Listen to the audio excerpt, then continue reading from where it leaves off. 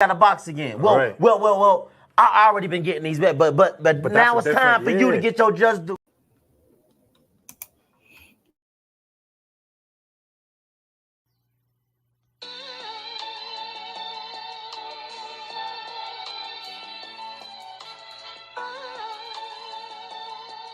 Yeah, you know the deal. We back again. Yo.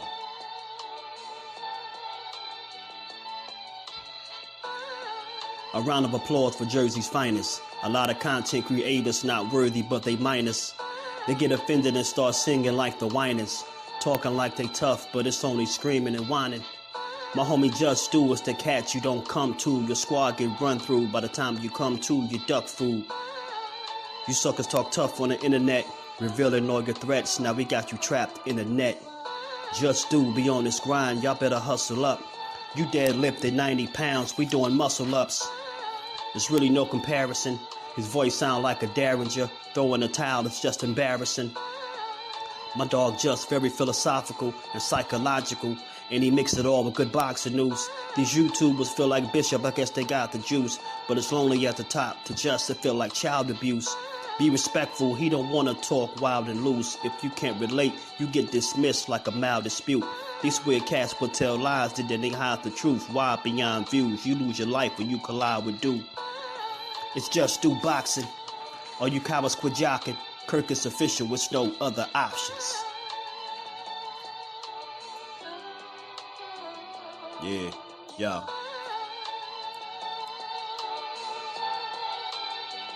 You know the deal. Judah Ben, we in the spot. JusDueBoxing, yeah. And of course, shout out to Mrs. Do, holding the whole family down. Word 'em up, word 'em up.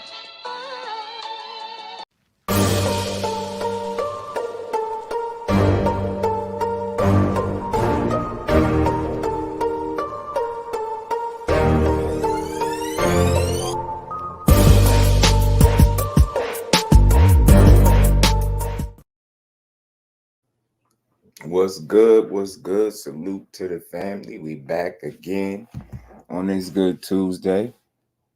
And get boxing is just do. How y'all feeling? Smash the like button if you catch this on the playback. Sub to the channel. You know, all that good stuff. Barbara D, peace and blessings to the queen. How you feeling?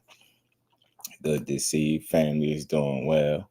Jonathan, what's good, fam? How you feeling? Miss Joette, peace and blessings. Queen, how you feeling? Vaughn, what's good with it? Ryan look like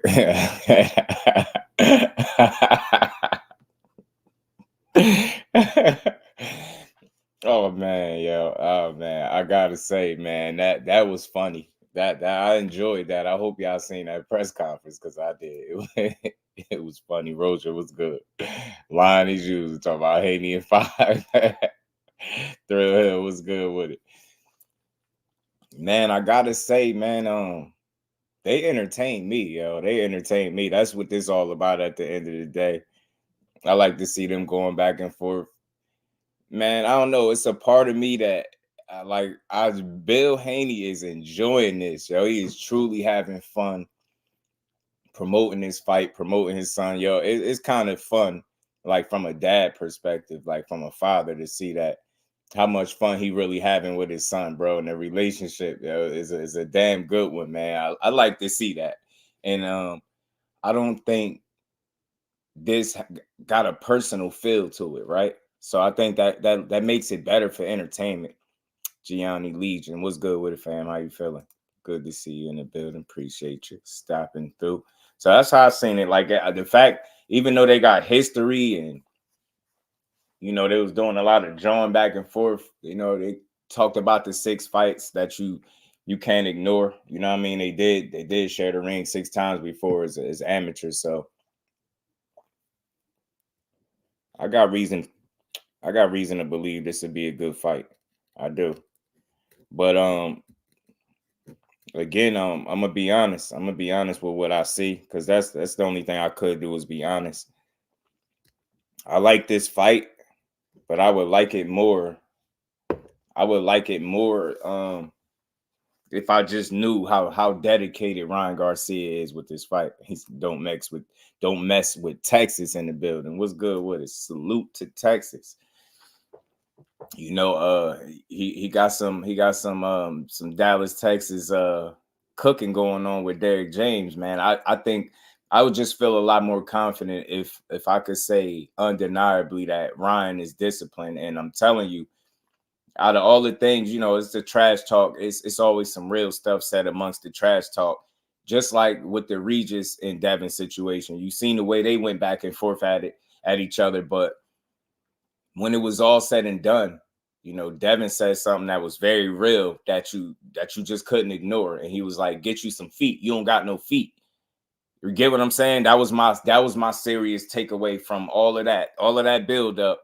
The fact that he recognized that he ain't got the feet lets me know that regardless of what Devin Haney is selling in terms of him enjoying it and talking his trash, he definitely taking it serious. He got that same look. Now I know he got the shades on, but he got that same energy that he had with the Regis fight. So I know he taking it serious. But in this press conference, through all the trash talking, he said something very real that stood out to me. Just the same way when he told Regis to get some feet, he talked about Ryan's lack of discipline. He said, "Man, come on, Derek, man. You know he ain't disciplined. You know he ain't disciplined." Like, and I'm telling you, Devin Haney is a smart fighter, bro. Say what you want. You don't gotta like him. I'll rock with him. But he's a smart guy, man. He knows where Ryan's weakness is from the rip, I believe. And I think aside from what you think he's not athletically, one of the glaring weaknesses that you could say, one of the biggest, I think, issues with Ryan Garcia, the fighter, and this is just me, this is constructive criticism, I think has been his lack of discipline.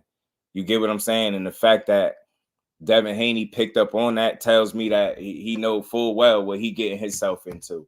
And you know, despite the 6 fights, them being 3-3, I don't know if Ryan fully knows what he getting himself into. Like, I think he just enjoying it.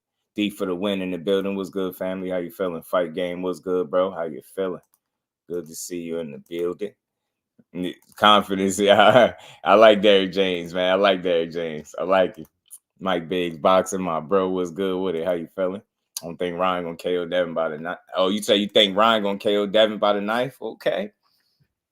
Well, look, if you know, I mean, that's his best chance to land a shot. I think if we just being honest about the fight and what they bring to the table, skill sets, you know, IQ, discipline, you know what I mean, focus, game plan. I think you got to lean towards Devin Haney naturally, especially in a boxing match. So it's crazy because what makes this fight intriguing and good, not many people expect Devin Haney to knock out Ryan. There's some that's saying it, right? But not many people expect that, right?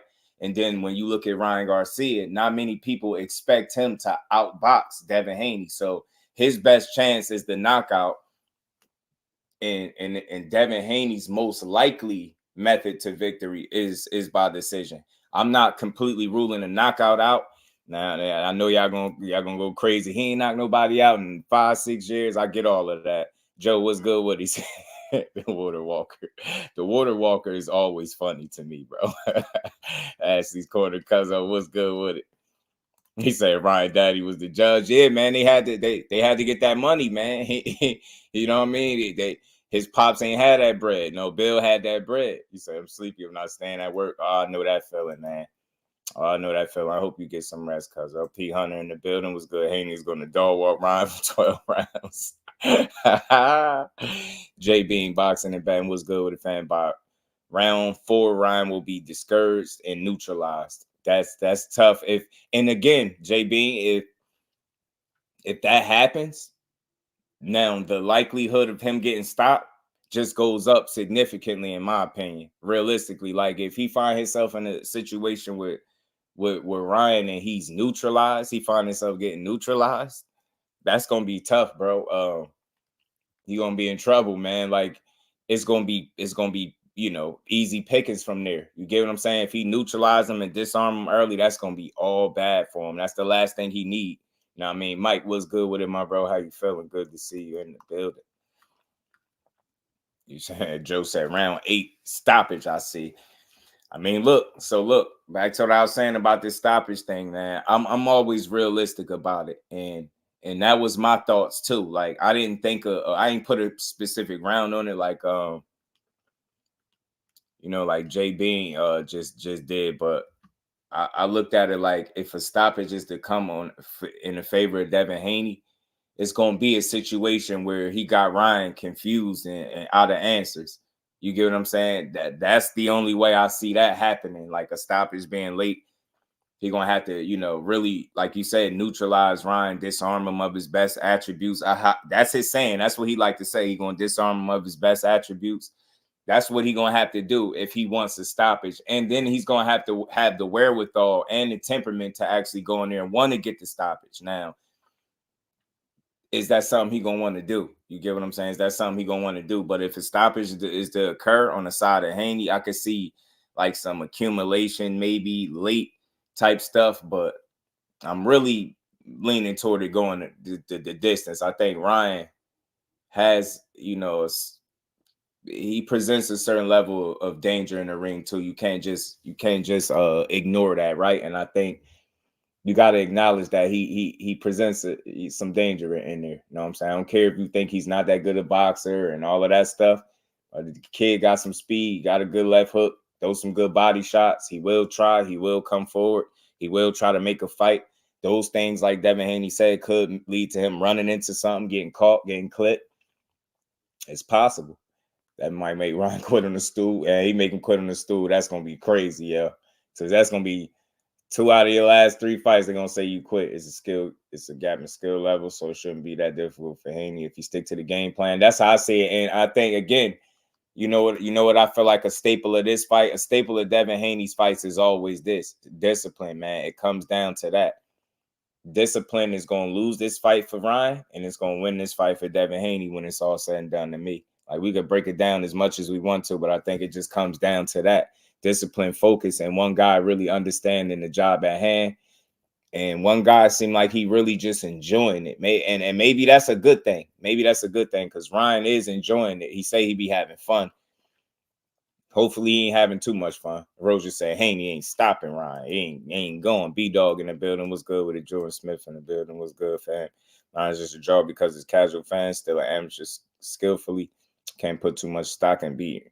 And Garcia, we being honest, I get it, but you still got to go out there and make it be impressive, right? That's what you got to do. If you're not expected to lose to this kid, you gotta make it convincing. You gotta go out there and beat him up. He gonna get a Loma stoppage. Oh, the accumulation type where he just start running it up on you round after round, start putting it on you. It'll go 12 by round 4. All Ryan confidence will be gone. He'll just be swinging for the fences. But I feel like, if his confidence gone, JB, he mess around and he could get stopped, bro. Because then at that point, you become hesitant to throw, which makes you more of a sitting duck, and he don't have the feet to consistently get out of the way. I think of what Devin Haney is going to be throwing at him. I don't think that's his style. So the last thing he want to do is have his confidence taken away and be a sitting duck at any point in this fight, because he will get picked off. Make no mistake about it, he will get picked off. And Devin Haney has no problem sticking to the game plan throughout the whole fight.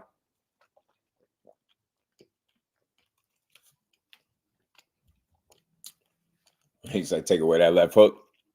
Ryan has nothing. I don't know, Vaughn. He say been working on the right hand, bro. Ryan say he been working on the right hand. He say gonna get him with the right.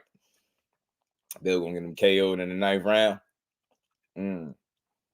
Brian needs to study how Linares was able to land them shots on Haney. That Jojo Diaz fight is something that he could look at. Dad gonna make him quit. It's gonna be impressive if he do. I could see Ryan rocking him if he gets overzealous. Yeah, man, I get it. He will have Ryan confused by round 2. Then Ryan's going to switch his style to the lizard. Oh, man, you stupid, man.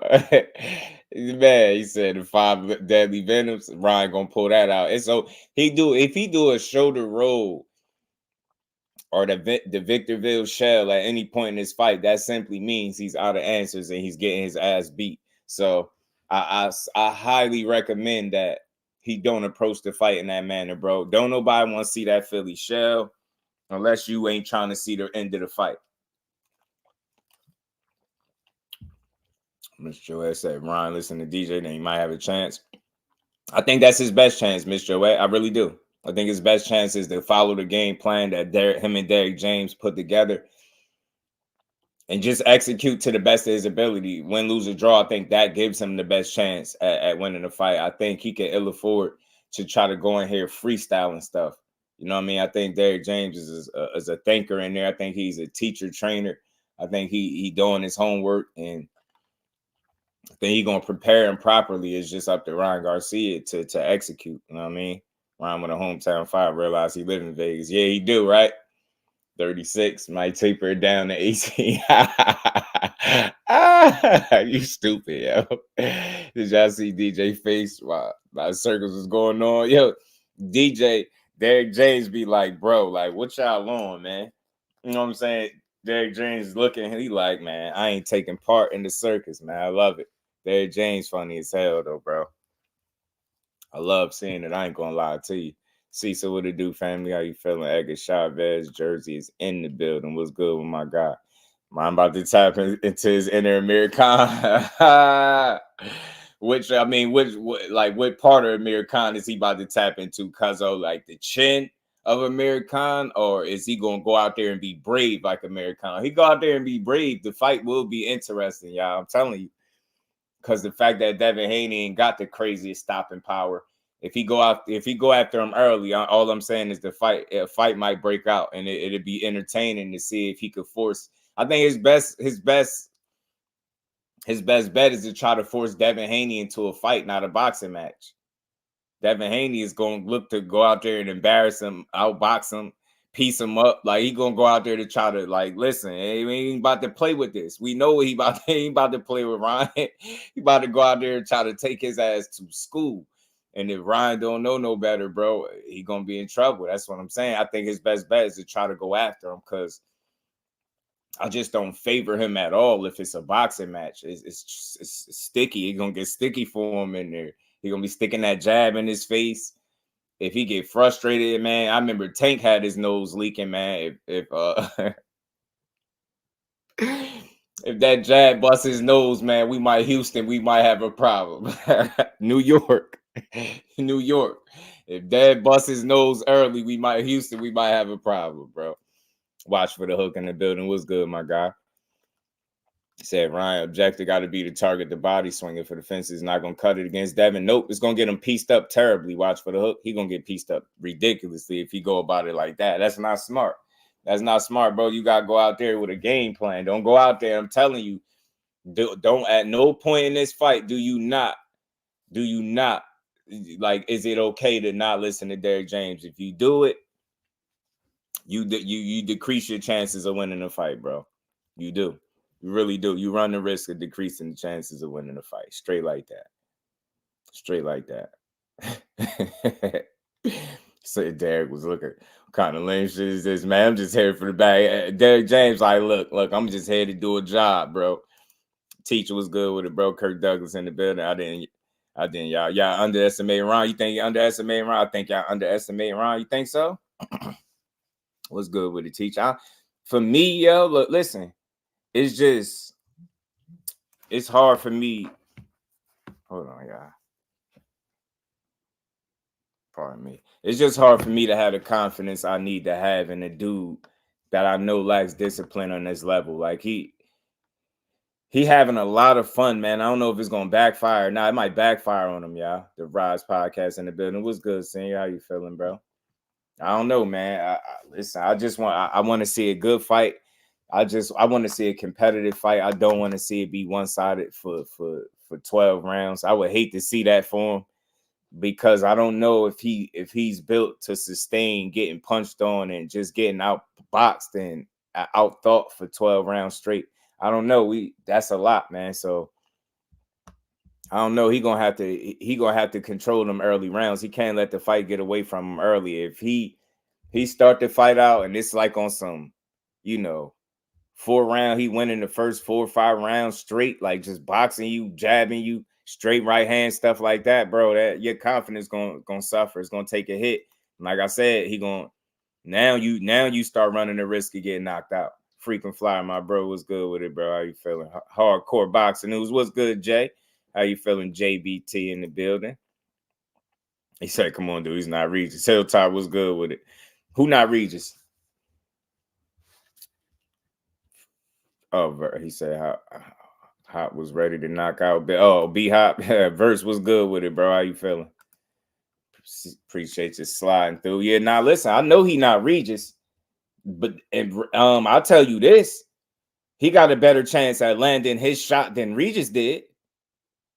100%. Make no mistake about it, bro. He got a better chance at landing that money shot than Regis did.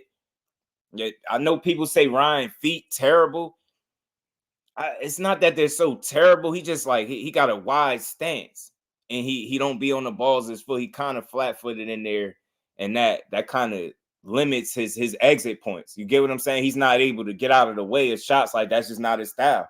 He need to pressure you, so he gotta make it a fight, bro. He gotta make it a fight. Nuke Rude Boy in the building. What's good with it? Appreciate you stopping through. He said Regis better. But athletically right now, I think Ryan has more to bring to the table. You get what I'm saying? I think he younger, he fresher. You get what I'm saying? I think he has a better chance at landing his shot than what Regis did. And I think if Boxrec got it right, the reach difference ain't even that much. B-Dog said it might be more competitive than some people think. I was saying that, man. I mean, look, can we completely? I know the amateurs is the amateurs, but they still them fighters. I know they gotten better since then. I get it, but they still might be familiar with each other, and it might lead to a good ass fight. It might lead to a good fight. Price Boy was good. What he said, the presser was dry. I feel you. He said Ryan just playing too much for me. Bro, bringing goofy shit down here to Texas. He young, watch for the hook. You gotta stall him out. Watch for the hook, stall him out. Ryan still growing. He's still figuring it out, bro. Ryan telegraphs his punches. He just makes up for with fast hands. Yeah, for sure. I mean, he can't telegraph punches too much in this fight. It's not gonna be good for him. He gotta be smart. You get what I'm saying? Telegraphing punches is only gonna get him punched on. You get what I'm trying to say? Devin Haney's smart enough to avoid, somebody telegraphing punches. He's gonna see it from a mile away, and it's not gonna work out good for him. Bill Haney seen me and started problem. Did he? To talk to him, Jay. Know what I'm saying? Did he? Salute to my guy Jay, putting his boots to the ground today, man. Dad has to make it a fight. He can't be in there on his back foot, jabbing his way to a win. I don't know. It's crazy. It's crazy because some people, I heard today that some people feel like Ryan fight better off his back foot. But Devin Haney has a style. He's the boxer. So maybe he'll let Ryan try to come to him and run him into a shot. You get what I'm saying? But I think it serves Ryan best to be on the front foot in this fight, but just not be careless. I think if he's careless, he might get his ass touched all the way up. CD, what's good with the family? How you feeling, bro? So I get you, Hilltop, but I believe Ryan has to make it a fight because follow me. If Ryan don't make it a fight, he limit his chances of winning. I think if it stays a boxing match, a chess match, that's a win for Devin Haney all day. He can from round to round, he can pick him apart from round to round. He got to disrupt what the pure boxer likes to do. You get what I'm saying? So he can't be sitting on his back foot trying to wait. Like, you get what I'm saying? He got to make it a fight. He like, oh, no apologies. You blew me up. Right, man. I like Bill, man. I salute the Bill, man. It wasn't personal today. It was funny to me. I get it. Some people say it wasn't the best, but I was entertained. I laughed at it. I had some good laughs at it. I'm going to walk like he always do. You funny. Dank Father in the building. Salute, bro. How you feeling? Figumentation is worldwide now. You did. Figumentation, man. That's in the hardcore dictionary. Salute to Jay. Ain't nobody making them words up like my bro, man. Buildament, bugament. I heard a new one the other day. I heard you say bugament, Jay. He said it was a bugament on the screen. I said, man, ain't nobody, don't nobody come up with them words like my good brother Jay. Naeem in the building. What's happening with it, bro? What's good, bro? Boxing press conferences are low-key trash. They need to take the page from MMA and let the fans and media ask the questions. I think they need to allow verse. I think you're right. I think they need to allow the people in there a little bit more. You know what I mean? Allow, because people, we really be invested. People be having some dope questions, some good questions. I think that liven it up. I think it'll add an extra layer to the press conferences and make it give us, honestly, as a content creator, give me more content. When you got my good brother Jay there, you allow like Jay, I want to see my good brother Jay Hardcore ask a question. You know what I'm saying? Because y'all wasn't asking the right questions. It was a lot of little awkward pauses and stuff in there. You know what I mean? Some media stuff could have helped. Including the fans could have helped. I get it, but it has to be more than a win for Dev. Yeah, he has bigger plans. I get it. Will that make him approach the fight differently, being that he feel like he got to make more of a statement? But I think Devin is it's up here for this dude, bro. That's where my confidence lies. Devin is very smart. All right, like, can you bank on him not being smart? You get what I'm saying? Can Ryan match him IQ? I don't think so. I think it's going to be tough. Bill's a hot mess. Yeah, this time I like the fact that he kept it like it didn't seem personal, so it was fun to watch for me. I'm corny like that. Like I like when it's not personal and they just jabbing at each other. It's a lot of I'm gonna do this to you, I'm gonna do that. You know, Bill talking his trash to Ryan Pops got in the mix. I thought that was funny. Ryan Pops started talking tunnel vision in the building. Andrew Gray, what's good with my guys, man? How y'all feeling? It's a one-sided fight, but Ryan does have the potential to put him down. Chavez Jr. versus Martinez. That's a good point. That's a good fight. A good example, bro. As Ryan fought with similar skill set as Haney. Nobody, bro. Nobody. But I will say this. I'm going to keep saying this. I know that both fighters, especially Devin Haney, from what our eyes is telling us, has grown significantly since being an amateur. But there's still some familiarity in there with each other. You get what I'm trying to say? That might make for it a more interesting fight is what I want to say. Closer, I don't know. How competitive, I don't know. We're going to find out. But I think it'll make for a real interesting fight that these dudes, at least we can say they've been in the ring with each other 6 times and nothing less. You get what I'm saying? Ryan applies pressures and slowly turns it up. He can catch Devin. Devin doesn't do well with pressure. I mean, I think that could give him issues too, bro. I think so. I think it's important for Ryan. He got to apply smart pressure. You get what I'm saying? Because again, Devin Haney do his homework. It's up here for him, bro. The fight is gonna be one up here for him. Ryan, his chances is more physical. Like, if you get what I'm saying, Devin is gonna win the fight up here. So he's just gonna be smart, man. And the fact that he alluded to Ryan not being the most disciplined guy, I think is very telling, man. The kid do his homework. He know what it is. He know what area he lacking the most, and that's the area he's going to attack. His lack of discipline in the ring. So it's up for Ryan to kind of change the narrative there in terms of him just not being a disciplined guy. Because as of right now, I gotta agree with Dev. I think discipline is going to win the fight for Dev, and it's going to lose the fight for Ryan. He said, tell GJ Hardcore Ryan got a scary cat. A minute. Right. How strong Devin gonna be? I think he's gonna be healthy. I think he's gonna be strong on the night. I think Ryan might be surprised again, like Regis, about him getting stung with some of these shots. Watch. I'm not gonna be surprised if after the fight he starts saying he hit a little harder than I thought. Watch. I can see it now. Ramadan plays a big part in his training. I wonder. I don't know. I don't know if he's gonna participate in. I don't know what's going on. Person, because Bill didn't want any part of Derrick James, and Derrick looked like he isn't about all that talking. Yeah, P, you remember him and Kenny Porter got into it a little bit a while back. You know what I mean? When him and Spence was getting it in, Porter and Spence.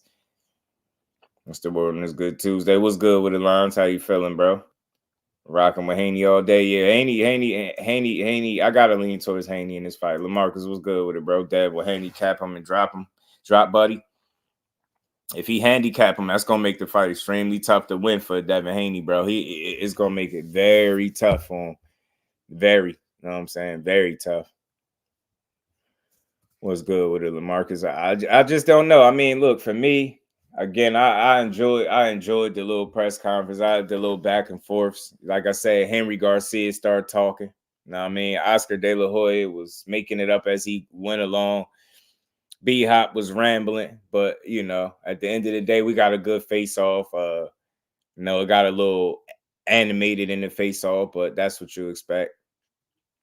Yeah, I know what you're saying. I get it. I mean, it's tough. I just don't know how all that stuff goes. So I hear about it, but I'm assuming he gonna participate. That Nigerian brother Ryan fought. We couldn't catch up with him. Ryan was always one step behind. And yeah, I know you talking about Emmanuel to go, right? You talking about Emmanuel to go? Yeah, Emmanuel to go did have him, you know, searching for that shot all night, and it never presented itself to him. You know what I'm saying? It never presented itself. I think he's gonna run into a similar situation with Devin Haney. I don't do nothing during Ramadan. A lot comes for money and all. Yeah, I think Devin Haney been pretty disciplined, man, with that. Born me. Salute the name. Charlamagne called Ryan on the Breakfast Club capping. Did Ryan announce the new teammate? Nah, man. I wonder, was he just talking? Derek James on Ryan can't see Dev.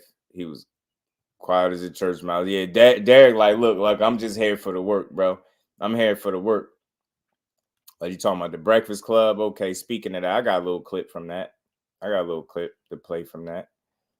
Since we in here. God, bro. Nah, bro. This man just got up here and just said anything, man. Nah, the level of disrespect, bro. The level of disrespect, bro.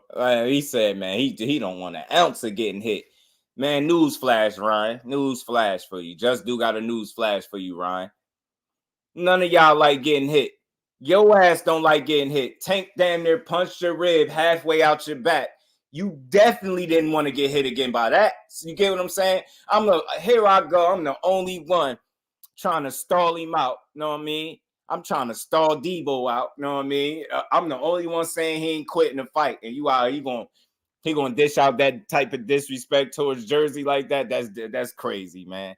That's bogus. And I'll go, all jokes aside though, I'll go a step farther, man. We gotta do a better job at really watching these fights, bro. We gotta stop pushing narratives, man. Like, none of these fighters like getting hit. I don't give a damn who they are. Don't nobody like getting punched in their face. Punches don't feel good. You know what I'm saying? So you just don't have the ability not to get hit the way he do. So you got to take a shot at it. You wish you had that kind of defense, bro. You don't. So instead, you get your rib punched halfway out your back, and you forced to, you know, check out on one knee like Tim Tebow. You get what I'm saying? He Tim Tebow Joe ass on disrespect my boy like that. You got to believe Ryan. You say you could. I don't. The difference is, bro, Kirk Douglas, one of them had an MRI. I don't know if you've seen it. I don't know if you're familiar. One of them seen it. So it's not about what I believe. It's like, yeah, you think you're going to fake a whole MRI and multiple injuries. It wasn't just one injury for the people that really seen it. So Ryan just made that up on the spot. I was more so joking when I said it, but do you remember? Because I remember the Fonseca fight. I don't recall them ever saying he was injured for that fight. I pay attention to boxing. I don't never recall it. So that's why I say he literally legit made that injury up on the spot. That dude just be saying anything, bro. He be saying anything. Now, he must have forgot some of the stuff that he was saying about Devin Haney in the past. I don't know how all of this shit changed, but he didn't just all of a sudden change his style. Out of those two fighters, is one of the two fighters that spend more time in the pocket than the other one. Miss me with this because he got better defense that he just running from people. He spent literally before the last fight, the last 4 or 5 fights in a row fighting dudes directly in the pocket, standing right in front of him and beating ass. So I don't know what fighter Ryan is watching, but he need to get some glasses, man. Maybe he need to borrow my spectacles or something, man. Hey, senior, you see the disrespect, bro? You see the disrespect? Go disrespect my man like that. Shakur verse to get hit. Yeah, my boy ain't beat. Now he gonna make you earn it. Hey, listen, I'm sorry. I felt like this. I've always felt like this, and I'm not comparing the two. They said this same garbage with Floyd, bro. They said the same thing with Floyd, and Floyd literally will fight you in the pocket and pick you apart. I've seen Shakur do this to multiple fighters. I've seen him have way more fights fighting in the pocket and taking shots and picking people apart than I've seen him utilizing the whole ring. You got to think, right before this fight, they said he was flat-footed and he didn't have the legs to compete with Devin Haney. I've heard somebody push this narrative, bro. All it took was one fight and they like, he's a runner. I never heard of a flat-footed runner in boxing ever in my life. So again, it's about hitting and not getting hit, bro. This is hit and not get hit. You get what I'm saying? Not get your ass beat. You know what I'm saying? Not let you get me beat up. You get what I'm saying? Oh, you didn't see it? Oh, y'all kind of missed it, bro. You kind of missed it. I don't know if you seen Next Gen. I don't know if you seen I don't know if you seen him when he went on Everything Boxing. Salute to Keon Everything Boxing when he was talking to him and KO. He definitely released an MRI. Y'all kind of missed that. Y'all kind of missed that. Y'all think I would make up an MRI? I'm telling you, I seen it. Samuel, what it do, family? How you feeling, bro? What's good with it? Bole in the building. What's good, my guy?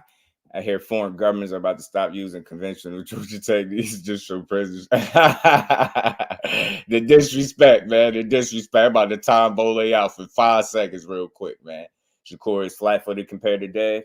Nah, bro. You either flat-footed or you not. It ain't no compared to Dev. Dev ain't the bar when it come to feet. And if his feet are so much better than Shakur, why did he get hit considerably more?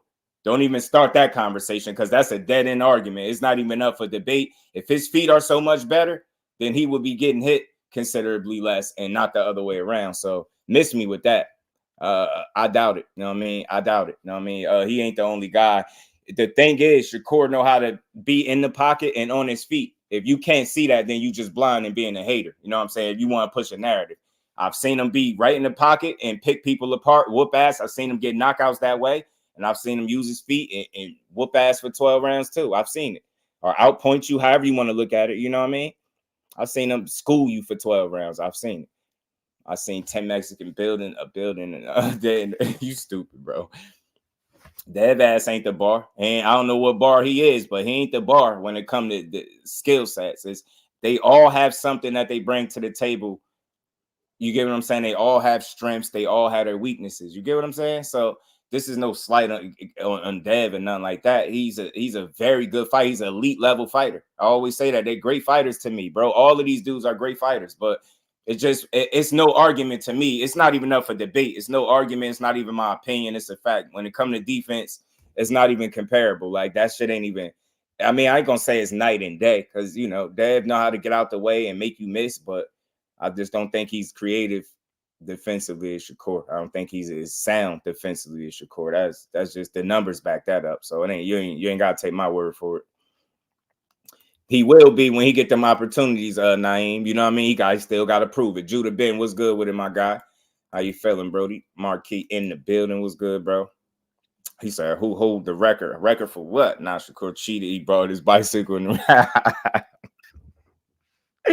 Oh, man, the disrespect, man. The disrespect. Yo, I'm timing people out today. I'm putting cases on all y'all. Y'all know. Nah, we having fun with it, man. Again, Ryan said what he said, but I don't have no issue with it. I just think he need to take a better look. I think he's just pushing the narratives and saying what people expect him to say. You get what I'm saying? Of course, he don't want to fight Shakur because he won't be able to hit him. He'd have a hard time hitting him. That left hook would never land, and he'd legit get his ass whooped from pillar to post. He'll get outclassed from round one to however long it lasts. That's what I truly believe. I just don't think he has the IQ or the pedigree to deal with him. And I think it's going to be the same with Devin. I mean, Bet was good with it, bro. He said, did you see what Clarissa Shields? And May, yeah, man, she tough. I love Clarissa Shields, but it's so uncomfortable for me watching her in the MMA in the octagon. I still ain't comfortable watching it, but I know she great, so I'm always rooting for her, and I know she gonna find a way. That just broke your boy record with twice the output. Different, totally different fighters though, Joe. You get what I'm saying? Get what I'm trying to say? Shakur fight Regis. How many rounds you think he win? Realistically, not trying to be funny. You get what I'm trying to say? It's just different fights. De Los Santos a different fighter. You get what I'm saying? Him, De Los Santos and Devin Haney will look a lot different than him and Regis Progress, respectfully, because he's just a much different fighter. So it's hard to kind of try to lump that all into one and say, well, he got hit less against this guy. That's not the same fighter. Edwin De Los Santos, like 23 years old. Regis about what, 34 going on 35? It's totally different scenario. Much younger, fresher. It's just different, bro. It's easy to see that. And I ain't got to like no fighter to see that. That's just De Los Santos bring a different set of challenges to the ring. You don't hear people saying, you didn't hear it before this fight, like he had a problem with his feet. You didn't hear people say he had a problem landing a punch or with his punch output, and none of that stuff. You heard all of that stuff after he got in there with Shakur, because Shakur is just consistent in terms of defensively making it very hard for you to hit him. And that's just what it is. And I feel like that's why he gonna last. He understands the game of boxing. I'm supposed to hit you, and I'm supposed to make it so that you can't hit me. And I think people are missing the bigger picture. If I neutralized a healthy guy of his best attributes and made him unable to be successful in that regard, didn't I do something good in the fight? You get what I'm saying? Think about how hard that is. People only think offense. You get what I'm saying? That's that casual way of thinking. It's a whole nother level in there. You got to worry about the guy actually hitting you. You get what I'm saying? So not only do you got to worry about what you can't do offensively, you got to worry about making sure this dude don't crack you. I mean, use the flooding the ring. What's the Devin lacks killer instinct in moments. Tank can get unconfused during the fight. Shakur can get discouraged by a power puncher with athleticism, though the flaws I see. Get unconfused during the fight. Oh, unfocused during the fight. Pardon me. Unfocused. Shakur can get discouraged by a power puncher. I can't argue. I don't like to argue opinions. I just respect them. I feel you watch for the hook. For me, I just give you something to think about. Just look at it like this. What punch could you go to in any fight that you've seen him in, right? And I'm just a question, right? What punch could you go to any fight that you've seen Shakur in where you like, yo, I know for sure he get hit like that again, man, it might be a wrap. You get what I'm saying? People are literally still questioning like what his chin is because they saying you haven't seen it tested. So what I'm saying is, can we really give people all of that credit for him behaving a certain way because of power that they didn't land? You get what I'm saying? I can see if in one of these fights you like, dang, he got cracked. He get hit like that, it's going to be some trouble. Like, you're not seeing those real moments like that, right? You might see somebody get a clean shot. You get hit. Everybody gets hit, right? You see a clean shot, but you know what I'm saying? Like, I think people forget Oscar Valdez was looked at as a killer. That was a power puncher. This dude was a clear knot. He was knocking people out. Get what I'm saying? This is the same guy, and he was tough as nails. Same dude that fought multiple rounds, broke jaw, and all this stuff, right?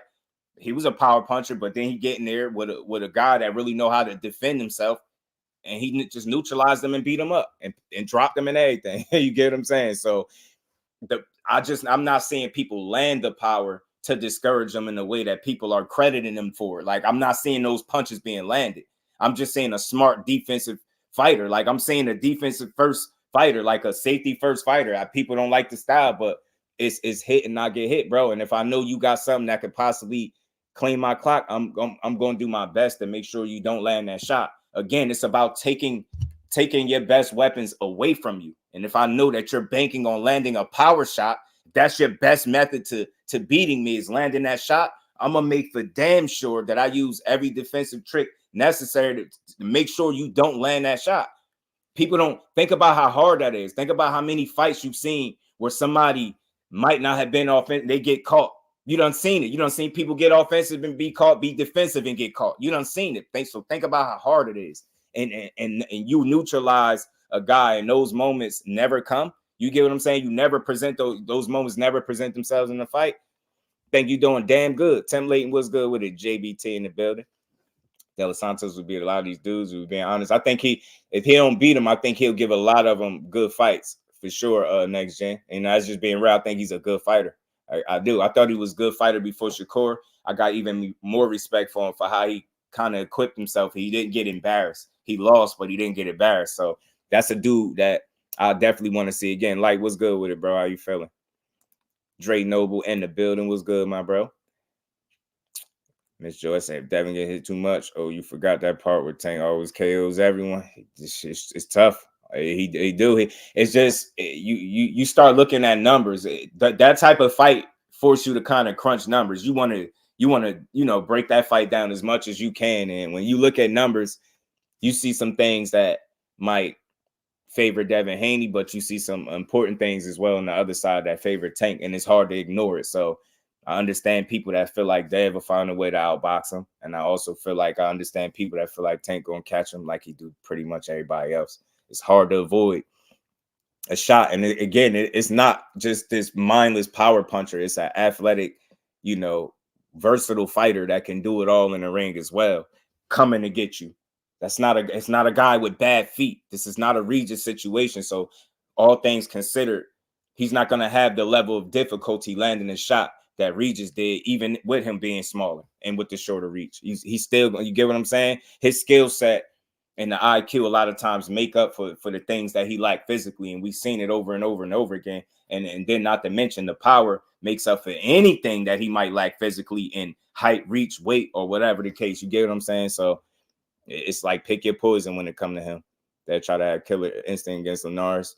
Chin checked him. I think P. Hunter, that moment right there, prepare him for when he beat up Regis. He had that fight in hand.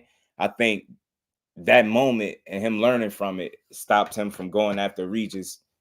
You get what I'm saying? Like, people want to see you get a guy out of there that had a killer instinct, but I think in the back of his mind, that moment might have, creeped in his mind. Like, look, that's how I got caught before, being too greedy. And I think that was his way of learning in that moment. That's why I gave him credit for it. Even though he didn't get the knockout and press, I thought that was because he learned. And that's how he got clipped last time, late. Pressing late in the fight, got a little too greedy, stood in the pocket a little too long, and got caught with a shot that if it was more rounds left in the fight, it could have, shook some things up. So it's crazy. The thing is, it's going to be guys with power, skills, and the size to get Shakur. I mean, look, I think we making too much out of the power. You get what I'm saying? If you really assess a fight and you looking at guys that can punch, like, he's fought a number of those guys and he's fought them differently. I don't really think you can say he fought any two guys exactly the same way. You get what I'm saying? But I've seen him approach guys that got high KO ratios, or, he fought a couple of them African dudes, man. And not just Nakatili. He fought another guy. I forget his damn name, man. And he won Toka Khan, another one. So he fought some people with some power and been in the pocket chopping these dudes up. So I don't think it's the power as much as people are making it. Like, I just don't think that. You get what I'm saying? And again, if your goal is to land a shot because you have the power, I'm the boxer. I'm going to neutralize that shit. And I'm never going to be mad at a fighter that's neutralizing a guy of his best asset or best chance at winning, which is to obviously land a shot, and hopefully you could pour it on and get him out of there. He's just too smart for that. I'm going to always respect that. One of my absolute favorite fighters ever is Floyd Mayweather. Like, he understood hitting and not getting hit. And listen, he had an offense to go with it, but people still called him boring. And we know that was bullshit. So I never mind it, man. I say the goal is to go in there and win, bro. You get what I'm saying? Can't worry about the narratives. You can't worry about the boring title. Go in there and win. Because make for damn sure you could be as exciting as you want, and you go out there and get your ass beat. Yeah, it's going to be a couple of people talking about, yeah, he was exciting, though, but it's going to be way more people talking about how you went out there and got your ass beat. So I'm never going to lose sight of that. Yeah, you go out there and try to entertain the people. You always want to entertain the people. We paying our money. Yeah, you want to entertain them, but you don't want to do it to your own detriment. You always want to be smarter than that. Because, again, when you get your ass knocked out, yeah, there'll be a fair amount of people talking about, yeah, at least he went out on his shield, and that shield is all for nothing. You're going to have way more people talking about you went out there and got your ass whooped doing something you shouldn't have been doing. So I think as long as you know yourself and you do what's necessary to win a fight, I'm going to always respect that, because I know how hard it is to keep winning, man, especially at the level that these dudes operating at. This shit ain't no easy. None of these fights moving forward for these dudes are going to be walks in the park, because you got, best believe, more times than not, De Los Santos wanted to win that damn fight. You get what I'm saying? Dudes is wanting to win. Regis wanted to win. So what I'm saying is, Ryan, I can't say I feel the same exact way that I did about Regis with Ryan. I don't know if he wanted to win the way Regis. I know Regis wanted to win. He didn't have it. You know what I'm saying? He didn't have it. Tank did that against Ryan. He pulled Ryan left with his right. As soon as Ryan dropped the left hook, Tank covered and got out of the way. Now, just to speak on that, right? Ryan fought, Tank fought 2 guys that could punch. Tank fought 2 guys that could punch. And I think if we just going off of what we think, I don't think we feel like it's too many people, or if it's anybody, we might feel like Tank got the hardest punch at 35, right? Did that stop Tank Davis from using his legs against Rolly? Did it stop him from using his legs against Ryan Garcia? He got a punch. Why didn't he just stand right in the pocket and just bang it out with Rolly? That's a perfect example. I'm glad you brought that up. Did Tank Davis stand just right in the pocket and just bang it out with Rolly? People, so you thinking a guy that has less than half the firepower that a Tank Davis does is going, and he still stands in the pocket and beat people ass. Some people you just not going to be able to do that with. I think De Los Santos was good enough where it's a lot riskier to play that in the pocket game with him, especially given your circumstance. So I think it's smart to play it that way. Tank Davis is a sniper. It ain't nobody getting the knockouts the way he doing it, bro. Them joints be viral. You get what I'm saying? And then he go do a backflip off the top rope. But my point being, he got one of the hardest punches from 140 down in boxing. Does that stop him from getting into a fight and utilizing his legs? No, because he knew, Rolly, your best chance to beat me is for me to get careless, fight you, be careless, exchange with you, and give you your best chance at winning. Why the hell would I do that? Same thing with Ryan. You want to come forward and try to press me because that is your best chance at winning. Even though I know I hit harder than you, or I believe in my punch just as much as you believe in yours, and I'm more proven, I'm still not going to allow you the opportunities you want to be successful to land the type of shot that's going to have me in trouble. Again, nobody complaining. I get it because he knocked people out. But my point being, the fact that he's a knockout artist, that stopped him from utilizing his legs because he's an intelligent fighter. He didn't go in there and say, yeah, well, I know I hit harder than Rolly. I got more fights. I got more knockouts. So I'm going to just go in there. I'm going to go in there and just slug it out. Hell no. You ain't never seen Tank do no stupid. You know what I mean? He ain't a fool. It's up here, man. He win his fights up here. He not going to go in there and do what you want him to do. And again, credit to him. He always give you his money's worth, and more times than not, he's going to get the knockout. So I get it. But do you understand my point of just because you get what I'm saying? He has power. Does that stop him from utilizing his legs in the ring? No. It's just, I guess when the result is a knockout, maybe people have more of a patience for it, right? If people got to see 12 rounds of that, they're going to get a little frustrated and tiresome. And I get it. You get what I'm saying? But that man always delivers. So, but at the end of the day, that doesn't stop him from saying, you know what? I got to be smart when I'm approaching these fights. I'm not going to stand there and bang it out. You don't see him doing that. He was utilizing the ring in a way that had Rolly in his mind because he's not as smart as Tank. I'm going to just say that. I'm not going to diss him. He's not as smart as Tank. He went in the post-fight press conference and said he had Tank running. He legit, in his mind, one of the hardest punchers, the man that made a grown man take a nap against his will, he convinced Rolly, because he's not intelligent enough to know that he's a better fighter, and he's utilizing the ring because he know you can't box with him. You get what I'm trying to say? He wasn't smart enough to pick up on that, and what was the end result? He got his ass slapped. He really made Rolly think that he was running from him in the fight. I'll never forget that. He said, I had Tank running. They know the hell you didn't. Tank boxed you, and he waited for you to make a mistake, and he got you out of there like he was supposed to do. Same shit with Ryan. Ryan got too cocky, too overzealous. Boom, you paid for it in the second round, ultimately with the rib that almost got punched halfway out your back. Come on, man. It's different, bro. Ain't nobody going in there to be no damn punching bag, bro. Tank ain't going in there rock'em sock'em robots. The only dude doing that right now is Matias, and that's not very intelligent. And that, and my honest opinion, respect to him, that is what's going to catch up to him at the highest level. The same thing that make him dangerous is going to be the reason that he lose. You can't go in there at the highest level and have your chin served up on a platter like that. And Tank, like I said, is one of the deadliest, most accurate punchers, and he know full well not to go in there allowing a guy to get his best opportunities to knock me out. He ain't doing it. He don't give a damn what you talking about, bro. And he know he could punch. You get what I'm saying? You ain't see him standing there. Yeah, let me stand in here and trade because I'm Tank Davis. I'm gonna just, nah, bro. We're gonna utilize the ring.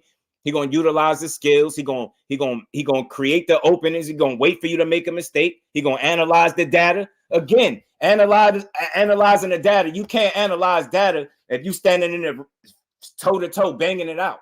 He analyzing the data because he utilizing the ring. He's seeing what your tendencies are, seeing what mistakes you make, and then he capitalizing like a smart fighter is supposed to do. Again, man. So again, until I see a guy like a Tank Davis going in there just trying to blast guys out, I don't expect a guy with less than half of the firepower, respect to my guy Shakur, with half the firepower to stand in there and bang it out with people because somebody at home said he's a damn runner. That's garbage, bro. That's a bad narrative, and I wish people would just start watching boxing more. They said the same shit with Floyd. We watched Floyd beat Canelo ass in the pocket for 12 rounds straight. 12 rounds straight, and you still have idiots talking. And Canelo still said he ran from him.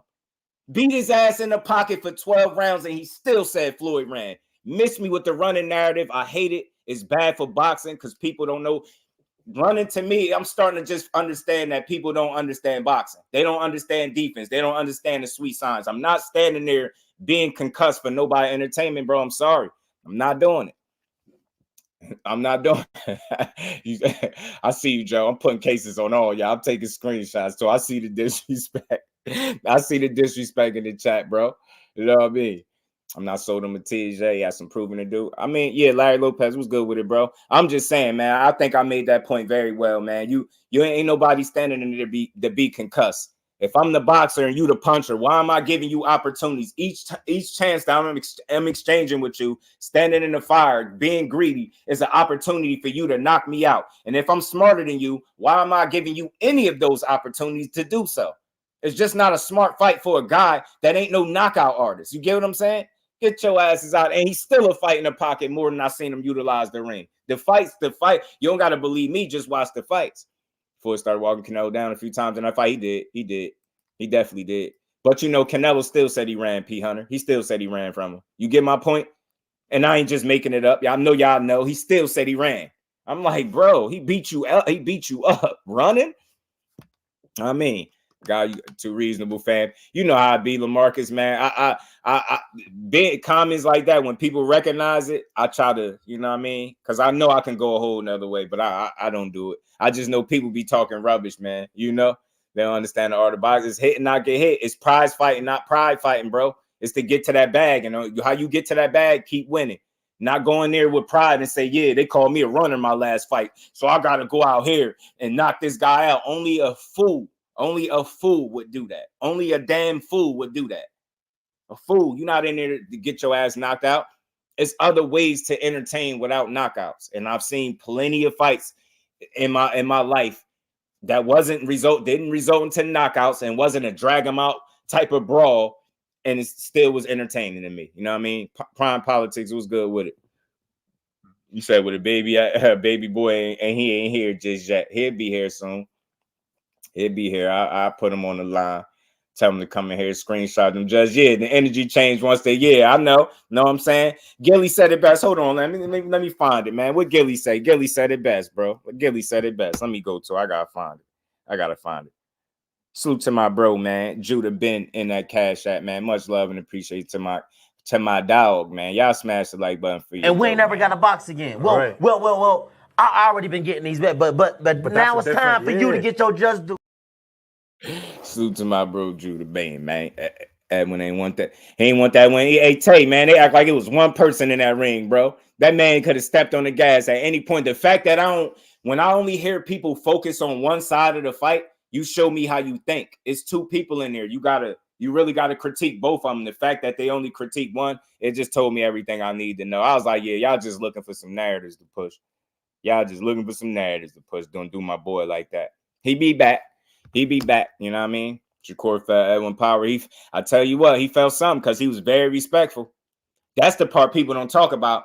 You would expect the pure boxer to be somewhat cautious or respectful of the puncher's power. But why was the puncher so cautious of the pure boxer's power? Why was he so cautious in there?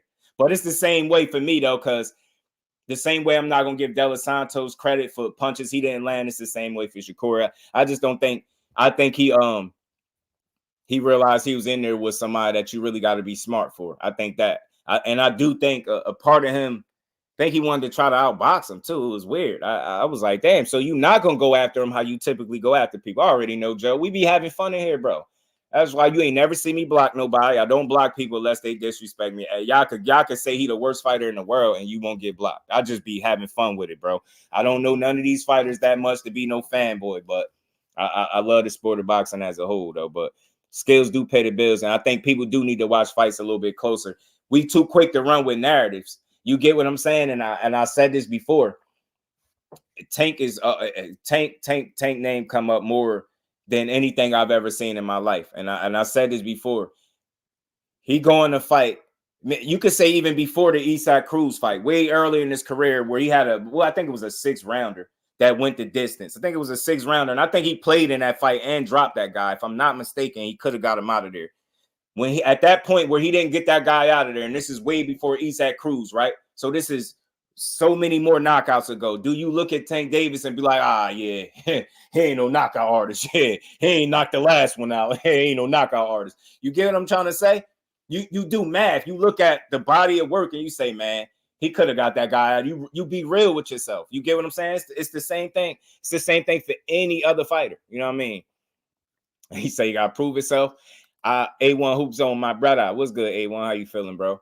He said you gotta prove itself. Listen, man, I think they all do. I think they all still at the point where it's more to prove. I think you know, like I always say, with 29 fights in, 27 knockouts later, I think Tank been in about 4 divisions. I think he's proved plenty, but I think there's plenty more to prove, right? Devin Haney, what is he now? 31-0. You get what I'm saying? 15 KOs, undisputed, but a 2-division champion. I think he's proved plenty, but I think it's plenty more for him to prove. Shakur Stevenson, the same thing. He's been in 3 different weight classes, been a champion in each one, been a unified champion at 30. I think he's proved plenty, but I think it's a lot more to prove. I'm a fair dude. I'm totally different than the average fight fan. I'm sorry. Over here, you're not gonna get me crucifying guys so much. Like I really try to look at the full picture and see. I can recognize all of these dudes have proved themselves to be worthy enough to the point where we talk about them every single day, right? So I look at all of them like that, and I feel like they're all each other's toughest tests. We always say this stuff. Y'all know that. Y'all know that. Shakur fought the real champions. Look, man, Shakur fought better names than what people give him credit for. He got a better resume than what people give him credit for. And I said this, if what he did in 21 fights, becoming a 3-division champion is nothing, just show me how many fighters in boxing have done the same exact thing. You think about where we at in boxing. A person to tell you 3-division champion ain't did shit. Yeah, he act like he did more than what he did. He ain't did nothing. You get what I'm saying? Like you can't make this shit up, bro. Like, bro, what do y'all need to see him do? Everybody can't be undisputed. Everybody opportunity is not going to be the same. So just because a guy ain't become undisputed don't mean, you know what I mean, he ain't accomplished it. He didn't throw no punches. He didn't.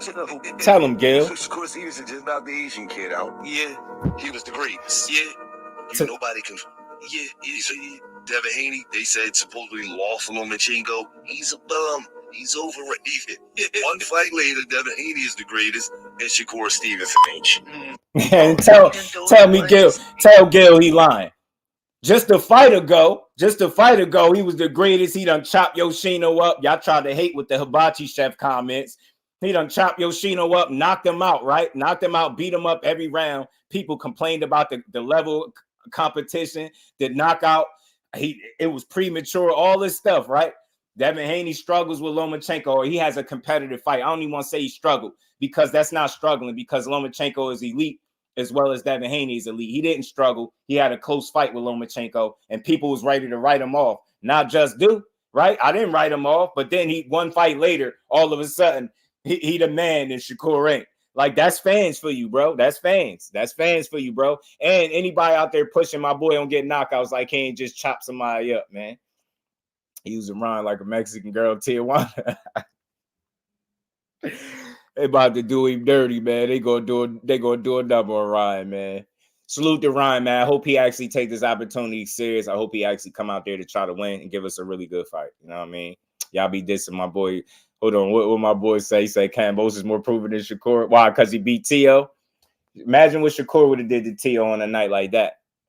Think about it. Shit, imagine what Shakur do to T.O. now if they fought. Man, T.O. can't beat Shakur, in my opinion. Shakur got the wrong kind of style for Teofimo. And for that reason, we probably would never see that fight. Never. I'm going to just be honest. He got the wrong kind of style. T.O. seemed like he needs you to come to him. And Shakur going to box him. And that's exactly what he don't want. And he'd beat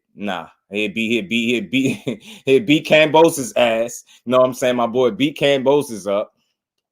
I like having fun with y'all, man. Y'all give me something to go back and forth about. Anthony, what's going on? He said, Merry Christmas, Haney. Yeah, he ain't like that. Took that as pure disrespect, man. You're never the man to me. Now, I don't think none of them are the man, Joe. I think they all the man in their own right. I don't think, you know what I'm saying? I don't think you can claim one guy is undeniably the man without facing so many other challenges out there for each of these guys to say anybody is the one and only absolute man. But I think, like I just highlighted, bro, how many content creators is going to get up here and tell y'all the real? It's okay to support all three of them fighters. I don't care which one of them you like the most. I don't care which one of them you don't like.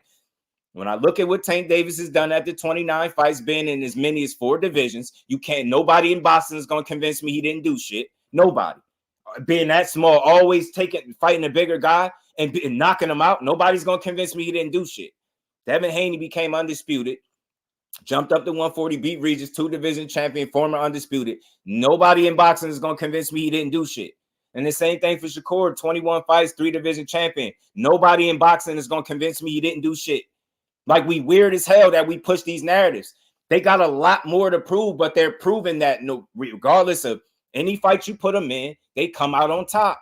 Those are top elite level athletes, bro. I don't care which one you like the most. They all nice to me. I watch all of them. I support them all. I know people don't like that because boxing is like this pick a side mentality, but no, I don't pick a side. I side with boxing. And the last time I checked, all these dudes undefeated and they top guys. All of them. I rock with boxing. How could you really say you rock with boxing and you hate one of them fighters? You don't really like boxing then. Because one guy giving you your money's worth every single time, y'all complaining. One guy, the other two ain't lost a fight yet, and people complain every other fight. You can't make this shit up, man. The goal is to go out there and win, bro. And win and be at the high and operate at a high level each and every time. And I think the last time I checked, that's what all 3 of them do. And Teofimo, to be honest, it's crazy though. Teofimo, out of the ones we mentioned, is the only guy that's having more up and down type of performances where you question things. None of them other ones had debatable fights. You get what I'm saying? Maybe the Loma, but I still think Dev won that. But other than that, and that's a respectable, debatable fight because that's an elite level talent. You know what I mean? Rude exposure in the building. We will never see Tank versus Shakur neither. I don't know, man. I don't never want to just count that fight out because I don't have a reason to think that those two dudes don't want to fight each other, right? This is the way I look at it, Rude. I know the business side of things got to work itself out. But if you ask yourself, like realistically as a fight fan, you look at Tank Davis as a real fighter. Look at Shakur Stevenson as a real fighter. Do you think those two dudes as individuals, as fighters, believe in themselves? And, you know, why wouldn't they want to go up against each other? Why wouldn't they want to fight each other? You know what I'm saying? If I'm Tank, why wouldn't I want to fight a guy that people could barely lay a glove on? That, you get what I'm saying? Why wouldn't I want to prove that I could go in there and solve the puzzle of Shakur Stevenson that De Los Santos, you know, Valdez, Herring, so many others couldn't? Why wouldn't I want to prove that? If I'm Shakur Stevenson and I'm looking at a Tank Davis, how the hell don't I want to prove that I can go in there and be the guy that dethrone one of the faces of boxing, the guy that is going to be my most dangerous fight because I've said it out my own mouth? What we talking about? If I'm either of these guys, why the hell don't I want it with the other? I ain't got no reason. If I'm Tank and I believe in myself, my team has got me this far. You think I'm about to doubt myself, my team, my skills against anybody? Yeah, I want to go prove that I could solve the puzzle that is Shakur Stevenson. Yeah, he a bad boy defensively, but I'm better offensively and I can fight just as good. Why wouldn't I want to fight him and prove it? That's weird shit. I'm a real fight fan. Yeah, I want to see it. If I'm Shakur, I'm like, you know what it is.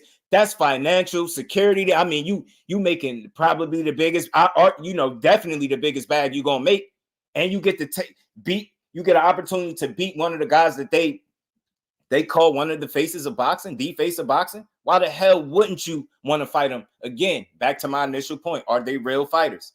So again, I see no reason why those dudes wouldn't want to mix it up and fight each other. That's where I'm at, and I'm optimistic, bro. So, you know what I mean? Maybe that, you know, we'll see what happens at the end of the day, but I just don't like the rule fights out. And I get why y'all have y'all reservations and stuff like that. I get it, but I just don't think Tank is scared to fight nobody. I damn sure don't feel like that about Shakur. I don't feel like that about Devin Haney. I don't feel like these dudes are scared. Yeah, I just think shit gotta really make sense. You know what I mean? At the end of the day, you know, when he down there at 135 wasting time, it all depends, bro. It's tough. It's tough to say next gen, because a lot of times we as fight fans, we feel like we know what's best for these fighters. You get what I'm saying? I think if he's not allowed to you know, participate in unifications or get those meaningful fights that should lead to the unifications, then possibly he could be wasting time, because you take both things off the table. Like you can't chase unifications, you can't be undisputed. You get what I'm saying? If that's a goal that you want, if you're not getting the fights, then you can't raise your stock and your profile at that division, at that weight class, if you're not allowed to get the opportunities, right? So I think it's all depending on how you're looking at it, right? If those opportunities are taken from him or not awarded to him or offered to him, or he's not positioned himself to get that at that division, and I think, yeah, it's wasting time. You might want to move up. You know what I mean? Remo, my guy. Let's talk fashion, just boxing, talk in the building. Y'all smash the like button for your boy John. What it do, family? How you feeling? John Wick in the building. What's good with it? Tank Team making every excuse in the book, not to fight Shakur Devin. I think there's only one face of boxing. Just I get it. I always look at I think the way Canelo's drawing power has been significant. You know what I mean? Through the years, I think what Tank is doing is special because he's a lightweight. You get what I'm saying? 135-pounder doing that. So I look at them as two like real driving forces of the sport. Like they really have an interest in the people. You know, Canelo got his country behind him, as they always say, right? He got his rabid fan base. Tank got his real supporters, his fan base, and he bring a lot of people out. They bring a lot of revenue to the sport, man. I think that makes them driving forces, man. That's why I give it to both of them, right? Respectfully, because you know, but we know from the smaller guys, man, we know who's holding it down, man. We know. Fight game. And he said, yeah, I don't think it's, yeah, I don't, Milan in the building. What's good, bro? Pardon me if I missed anybody in the building. He said people forget Shakur just got the 35, is playing fights for him. I think we're impatient a little bit, yo. And Milan, I think some of the reason why we're impatient because of how long it's taken us to get other fights in the past, that it's like we have like fight PTSD, if you will, for lack of a better term. It's like we remember all the times, or, you know, a number of different situations where fights just didn't happen when we felt like they should, and then they got dragged out and you end up getting them at a later date. So we just naturally feel like if we don't get something in a specific window, then it's never going to happen. The last time I checked, Shakur is what, 26 years old, Tank 29.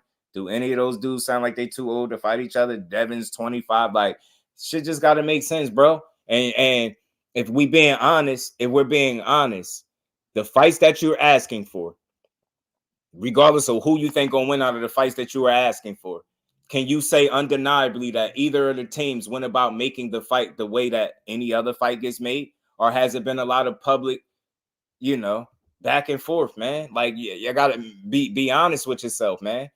It's been a lot of media. I don't even know what to call it, like stunts. I don't know what to call this shit, but it's been a lot of smoke and mirrors, bro. Been a lot of smoke and mirrors. So we just gotta wait and see, you know, when I think the smoke clear, who really won it. You get what I'm saying? That's all. And I mean, I think, like I said, these dudes is all real fighters. They ain't scared of each other, man. I think, Rue, what you might say is excuses is Tank's team attempt to try to get you to understand why a fight of that magnitude may or may not happen. For example, right? And we listen, we gonna build. Y'all know this is how we do it here. We gonna build, man. Salute to my guy Don. Pardon me if I missed anybody, but yeah, people call it excuses. You get what I'm saying? I don't think it's excuses when you really listen. If you're trying to have a conversation, I think once a person don't hear what they want to hear, they just label it an excuse. oh, he's just making an excuse not to make a fight.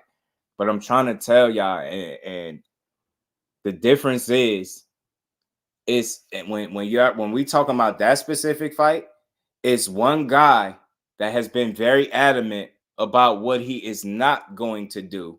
Meanwhile, constantly calling a guy's name over and over and over again. I want to put this in perspective, bro. And I hope y'all can hear me out. You have one guy that's very adamant. I'm not doing this. I ain't doing that. I ain't doing this. I ain't doing that. But at the same time, almost making demands at the same token. Does that sound like the way that to make that fight? Does that sound like that fight is going to be made if a person is talking about all the things that they won't do and almost as if they're calling the shots, but then turn around and now they are now fighting a guy that is much less proven than the guy that you saying you won't do all this shit for, and now you had to accept the B-side to him? And I hate to even have that conversation, but it's real shit. You got one guy barking orders about what he ain't gonna do, and you got to do X, Y, and Z. That doesn't tell me you want to fight. That almost tells me you eliminating ways for the fight to happen when you start talking like that. Because now you talking like you could control everything, and that telling me you don't want to fight because you know it don't go that way. You get what I'm trying to say? You know it don't go that way, bro. You know it don't go that way. You get what I'm trying to say? It just don't go that way, bro.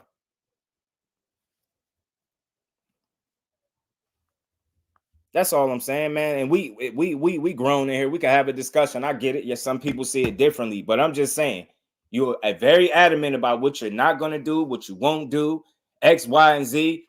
He got to do this. It sounds like you barking orders, but then in this situation, you're playing ball. Do you understand what I'm saying? So I want to be clear. I'm not saying you're doing anything wrong, but you ain't doing it the right way either. You get what I'm trying to say? Everybody has, it's up to them to do the absolute best they can for them in their careers, bro.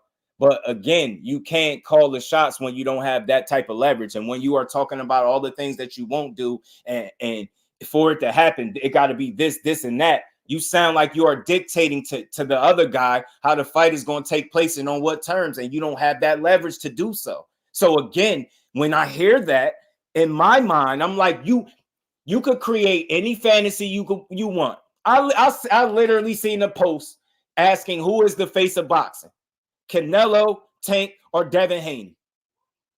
That's the type of shit I be talking about. Like, why does that even matter? I don't even understand why people would try to force that to be the case. No individual fan base can anoint a guy to face of boxing. The people as a whole do that.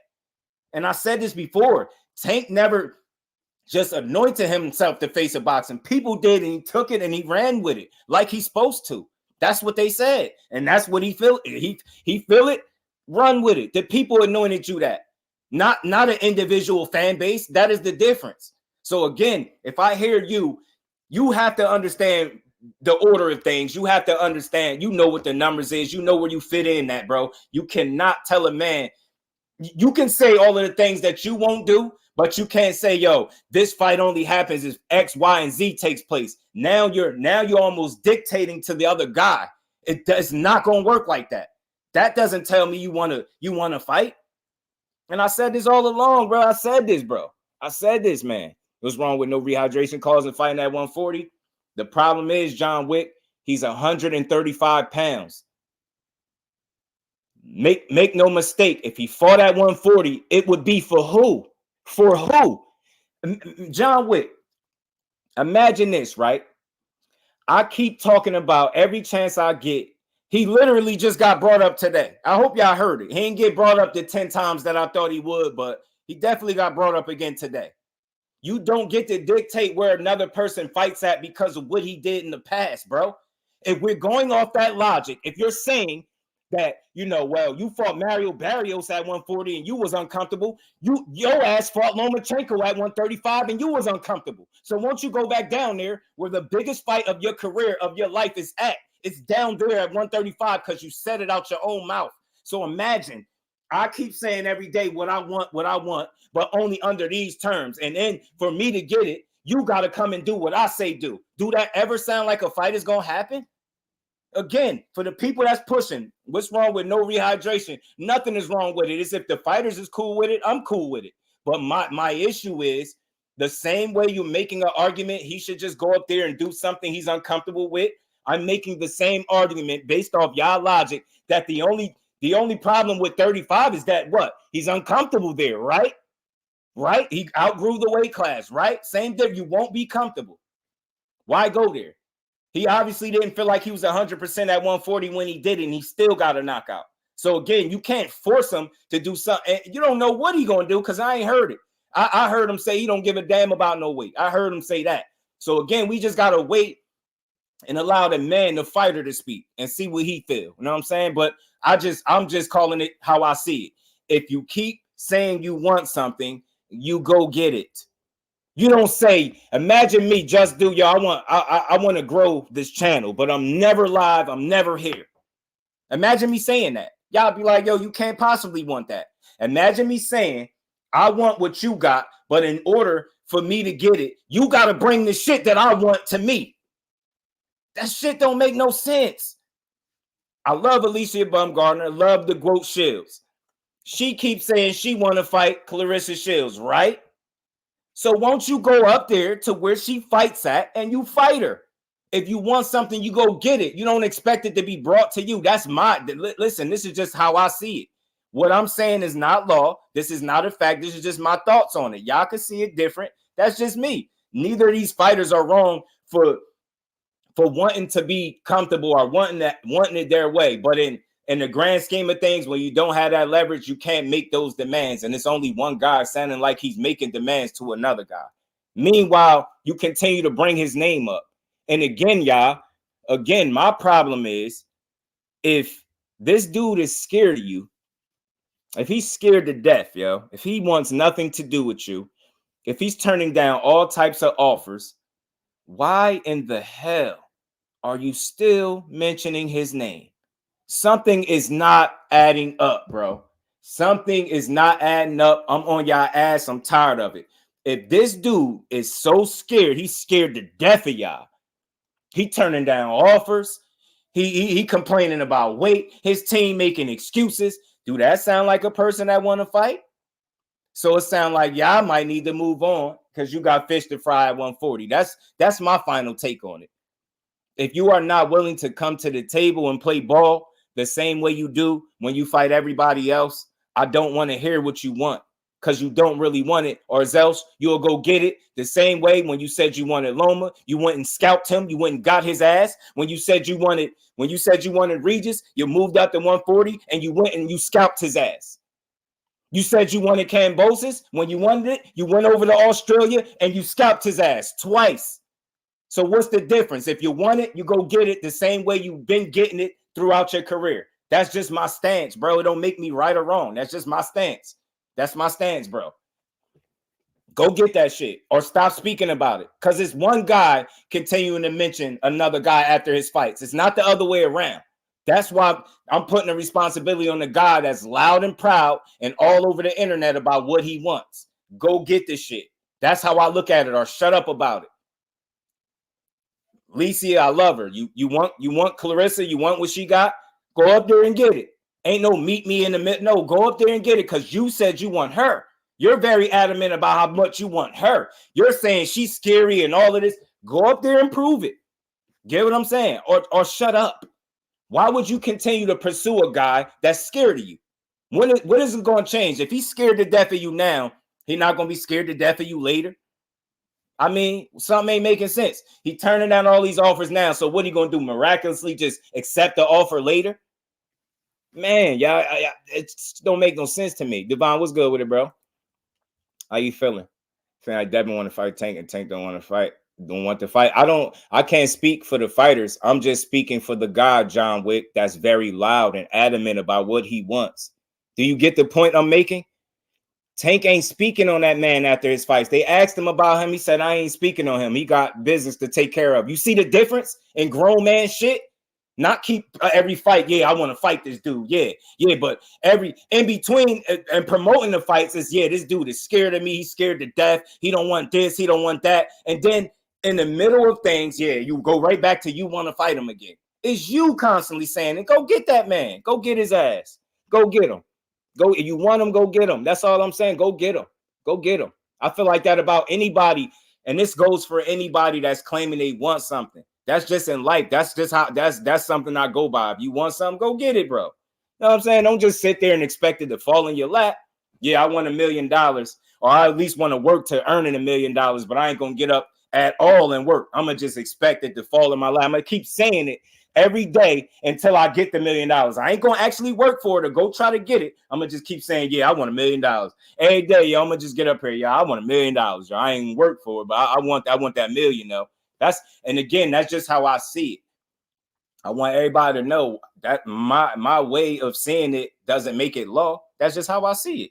You know what I'm saying? I'll drop the link for anybody that want to come up and chop it up with your boy. Yeah, we can see it differently. You get what I'm saying? It's no right or wrong answer. And notice, not one time did I say anything I said is facts. That's just how I see it. That's how I see it. You get what I'm saying? You're loud about something that you want. I'm going to expect you as a man or a woman to go get that shit wherever it's at, because you keep saying you want it. But it got to be under these circumstances. Yeah, I want the $1 million, but only if people bring 100,000 to me every day until I get to $1 million. Yeah, you got to bring me the money though. I want it, but bring it to me. You get what I'm saying? Yeah, man. I don't know, man. That's just the way I say it. Pac-Man ATL, what's good with it, bro? How you feeling? Hello, world. What's good with it, my bro? How you feeling? And wait for the offer. If don't come, we all cannot take it to them. Yeah, gotta focus on the man at hand. And again, y'all, people have this weird ass obsession with Tank. Yo, I'm watching the press conference earlier, right? I'm watching the presser, y'all. I'm watching the presser. I don't type a lot in chats. I'll be supporting, but I don't be typing a lot for good reason. Is because people don't know you there. You will see who people really is, bro. I would have thought Tank Davis was fighting today. Yo, bro, y'all making it worse for y'all guy, bro. How the hell is he fighting Ryan Garcia? They entertaining us. Bill making countless videos. They're actually funny. He ain't being personal. They going back and forth. All this little entertainment and stuff to talk about. And y'all in the comment section talking about Tank Davis is the weirdest shit ever. What? How much of a fan are you of your guy if you talking about Tank? Yo, I swear, for at least the first 15 maybe or so minutes, maybe more, of the press conference in the comment section, I thought Tank Davis was fighting. The people wouldn't stop saying Tank name. Yo, I was like, damn, bro. Like, man, he lived rent-free in y'all head. This man fighting Ryan Garcia, and y'all keep saying Tank. I was like, man, bro. It's cool with the Tank fight, but you never hear him talking crazy. Because he know that stuff ain't going to prove that you want to fight. He know all he got to say is a real one. Look, I'm willing to take that fight, and that's just it. That's it. That's all. You know what I mean? He said, y'all leave, take a little. Nah, y'all keep talking, though. Y'all know I love all these. I love boxing, so I love talking the fight game. I support them all, so it don't matter who any of us think will win, lose, or draw, man. It's just about the sport for me. I want to see the fights. I got different views on, you know, how some of these dudes are moving, but I'll always say this. I don't got all the answers, bro. I ain't behind the scenes. It's a lot of shit that go on behind the scenes that we don't be knowing about. And that's why I don't argue boxing. I build on it. I don't talk from a place like I know it all. I got all the answers. You get what I'm saying? Because I know that's not the facts. You know what I'm saying? So a lot of times we be making arguments for stuff that we really don't have enough, you know, the facts on. So I can just give y'all my perspective on a situation. And look, to be fair to the sport of boxing, when it's all said and done, right? A part of me feels like if it's no politics involved in a fight, like it's nothing like that stopping it. If two guys and two teams really want to fight, then they'll fight each other. I think that's fair to say on any way. I don't care how you go about getting to the fight. I think that's fair to say. When people want fights, when people are on the same page, fights happen. You get what I'm saying? Business get ironed out. You know what I mean? Egos get put to the side and fights happen. Bud and EJ did it. They're going to always be I'm going to always be thankful as a fight fan that they gave us that fight. I don't care how it played out. They gave me the fight that I was sitting up here saying I wanted, right? So I'm going to always be grateful as a fight fan, and I'll use them as my constant example as to how many people came through my chat telling me that fight was never going to happen. Just tell me if these situations don't sound similar. They'll tell you Tank Davis and Devin Haney's never gonna fight because Tank Davis is scared, never gonna send an offer. He's scared this, scared that, A-side this, right? All that talk. I had people tell me for months, Terrence Crawford is sitting here at this point 39-0, and people are going on for weeks up until months at a time telling me he's never going to fight Errol Spence because he's scared of him, because he never fought nobody in his career. He don't want to challenge himself. He don't do it. He this, he that. And the fight happened, bro. The fight got made, and then people went a step farther. Well, yeah, well, he only fought him now because he ain't got no choice. And But y'all said he was scared of the man. So now it's, oh, he's only fighting him because he don't got no choice. What happened to the fact that he was scared? So now I'm hearing the same shit about Tank. It's like, a fight won't happen because one or the other guys, either if it's Haney. I just don't hear it a lot with Haney. I hear people think Tank is scared. I just ain't putting that on no fighter because they put that same jacket on a fighter like Terrence Crawford at 39-0. People said the man never did nothing. And the reason he would never fight Errol Spence is because he was scared of him. And look how that shit played out. Errol Spence, better resume, fought the better competition, always wanted to challenge himself, took the harder route, all this stuff. And much credit to Errol Spence. We rock with him, and we always will. But look how they shitted on one fighter to lift a guy up just because you thought a certain way, and then this man get in the ring. And look how many people had to eat crow in actual live time because they was the ones uttering a lot of them narratives, discrediting the next man because you felt like a fight never was going to happen because a dude was scared. Like, we really doing that in boxing? People was so convinced, like, not only is he scared, once the fight got made, then they started moving and like, yeah, this is going to be the easiest fight in the world for Errol Spence. And we seen how that played out. So the fact of the matter is, when them dudes put them egos and stuff to the side, we got to fight. And I appreciate them for it. And that's why I tell people I don't like to call myself a fan. I'm a supporter. You know what I'm saying? I support the fighters win, lose, or draw. You give me the right fight, I'm a supporter and salute it. And may the best man win. Regardless of who I want to win, I want to see the fight more so than anything. You get what I'm saying? He's fighting. He's helping fight to sell this fight because people are fans of boxers. Yeah, not fans of boxing. There will never be a fight 140 and down where Tank name isn't mentioned. I agree, A1. I think so too, bro. When we going to hold Tank accountable, why won't Tank just put his pride to the side and hit Devin up? Again, bro, you can hold them accountable, but you have to be mindful. What is it that you're holding them accountable of? And I will say this for what it's worth. You know, man, they've been very I think straightforward with certain things. I just think when people are not getting the answers that they want, they feel like it's excuses. And I think, realistically, John Wick, I think when fighters as a whole put pride and ego to the side, fights get made. I think for Bud and EJ to get made, I think both fighters had to put pride to the side, ego to the side, and get on the phone. You see, that's what they did, right? And you seen the whole tone of everything kind of changed once they kind of got on the same page.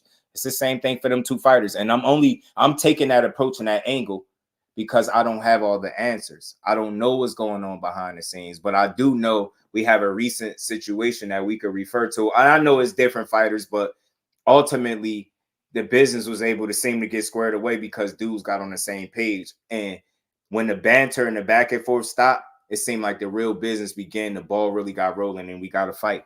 You get what I'm saying? So I feel like that about both. And I only can say that because I'm not behind the scenes. So I'm trying to take a fair approach to how I see it. I'm not leaning too heavily to either side. They both have responsibilities. If that's a fight that they say they're going to get to the people, right? Both of them, not just one. I don't care about that. That's why I say I don't care about that A-side shit. At the end of the day, when dudes want to fight, they find a way to do it, man.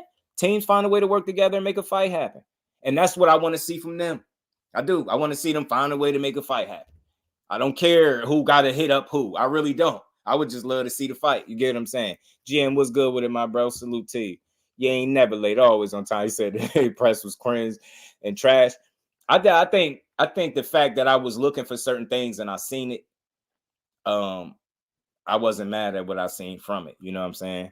I heard Bug Dante, what's good with it, bro? Going to 54. I'm a Spence fan, but once that fight happened, it's pretty obvious he wasn't scared. Yeah, I mean, for me, Dante, I knew the fight didn't even have to ever happen, and I knew Terrence Crawford wasn't scared. But that's where fight fans are, because I can't explain how people think, but I don't know what will possess you to think a man that's handled business the way he has, and I'm talking about in the ring, not all that other stuff that people be talking about his personal business, how he do business when they ain't in none of them rooms. So I don't know how Terrence Crawford do business. I know how people claim he do business, but I'm not in none of them rooms, so I don't know. That's not my focal point. But I know the real business at hand is the business he handled when he in the ring, the shit that got him 40-0, the 2-division undisputed champion. That business, he always handled it in the ring. So for that reason, I've always gave that man his credit, and I never looked at him as any less of a fighter than the guy that we wanted to see him fight for that reason. And I ain't gonna lie, I will be honest with the people. For a quick minute, I almost started pushing that duck talk, and I had to catch myself. Because I couldn't push that. I'm like, nah, this guy, this Mr. Focus on your fight for you not make it to your fight. That dude ain't scared of people, bro. He ain't scared to fight nobody. You know what I'm saying? And I ain't saying just because he said that, but obviously the way he handled business, he ain't scared to get in there and fight nobody, bro. Except for the longest, that fool was scared of Pac-Man and aged Pac-Man out. Fool was the older guy. So yeah, you get what I'm saying? And people ignore for so long that the man said he was scared of needles but had tattoos. LaMarcus, take it, you know what I mean? Take it at what you will. It's just we got to do better with these narratives. Let's support our fighters better. I get it. If you don't get the fight that you want, you don't pay for it. And it's a conversation to have about it if you feel like a guy ain't moving right. But I'm not good with the slander. That shit is lame. All that talking crazy to the fighters, all that jumping in comment sections, talking to other men, grown men that's trying to do, you know what I mean, live their careers out. That ain't grown men shit that I see. How people interact with the fighters on a regular. Talking crazy, and sometimes the fighters be jumping the gun too because they think everybody a troll. But we gotta do better in the sport, man. You miss a lot of shit not giving credit where it's due. Not giving people they just do, you're gonna miss a lot, bro. You're gonna miss a lot. That man, speaking of Crawford, that man 40-0, and people will still tell you, even after beating Errol Spence, 2-time undisputed, he still ain't did nothing in his career. He still ain't fought nobody. The dumbest narrative, like, how would you even a fight fan and you cool with saying that? You got to put it in perspective. Like, you could say it's some certain guys that I think he could have fought that might have challenged. You can't just say he didn't do nothing. That shit don't sound right. It don't make sense. Man, 40-0, two division undisputed. He beat the guy that y'all said he was scared of. That was going to be the easiest fight that your guy ever had. And you still didn't do nothing. It's like, bro, y'all can't be real boxing fans that think that. Sparky P was good with it, bro. And that stale hit list. Sean was good. Sean P in the building. Yo, is that Raymond Ford winning though? Yeah, he winning. Yeah, Raymond Ford about to win. Jersey, Camden, New Jersey in the building. Yeah, he gonna win. As I'm saying, who cares what Devin is saying? Tank it. Should I at least send something and see if the ball can get rolling? I think before you send something, bro, I think you gotta really, and I know this might throw people through a loop. You gotta really make sure that, you know, both parties involved is really invested in making a fight. I think the first thing is to establish a clear line of communication. And maybe I got it wrong. I'm spitballing. I think it's to establish some type of line of communication and go from there. Ego and pride aside, and get the people to fight. That's all I can say. But then you're not going to convince me that one guy is scared of the other. I'm not going there. I just can't do that. Hell no. They've been too successful in their careers to just be running around scared. You don't get, you know, to where Devin Haney is at being scared. You don't get to where Tank Davis is at, despite what you think he did or didn't do. You don't get to where those guys are at being scared. You don't get to where they're at not putting in work. So when people say they ain't put in no work or they ain't did this and did that, I just think you missing a lot of great boxing because you expecting more than what's being given. And I get it, sometimes boxing under delivers, but I think when you look at the grand scheme of these dudes' careers, man, they at the top of their game, and there's still fights out there that they can deliver. We just stopped as fans taking these fights off the table because of what happened in the past. Like, how boxing gonna get better if we don't think it can, right? If we don't speak this life into this shit. Like, we always talking about what can't happen and why these dudes did this and that, and this one's scared and that. I don't know, man. I think just understanding the sport a bit better, man. The young A1 up there, he's talking like that. You already know. Salute to my guy, A1. Appreciate you. You already know. And look, I love the sport so more than any one fighter. So when it's all said and done, I don't care about who I think could beat anybody.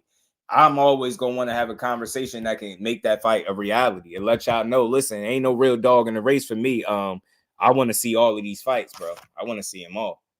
You know what I mean? Cash Crypto in the building. Raymond versus Open Tech. It's a great fight. Yeah, it is. I got Raymond winning for sure, Sean. I got Raymond winning. I like Raymond got this, man. I think it's his time, bro. I think it's his time, man. Salute to my baby girl, Miss Just Do the Queen. You said your meetings ran over, man. They better not be working my baby girl to death. Good to see you in the building. Yeah, Raymond Ford got it, man. I like it, man. I'm surprised Devin and Carl Canelo too.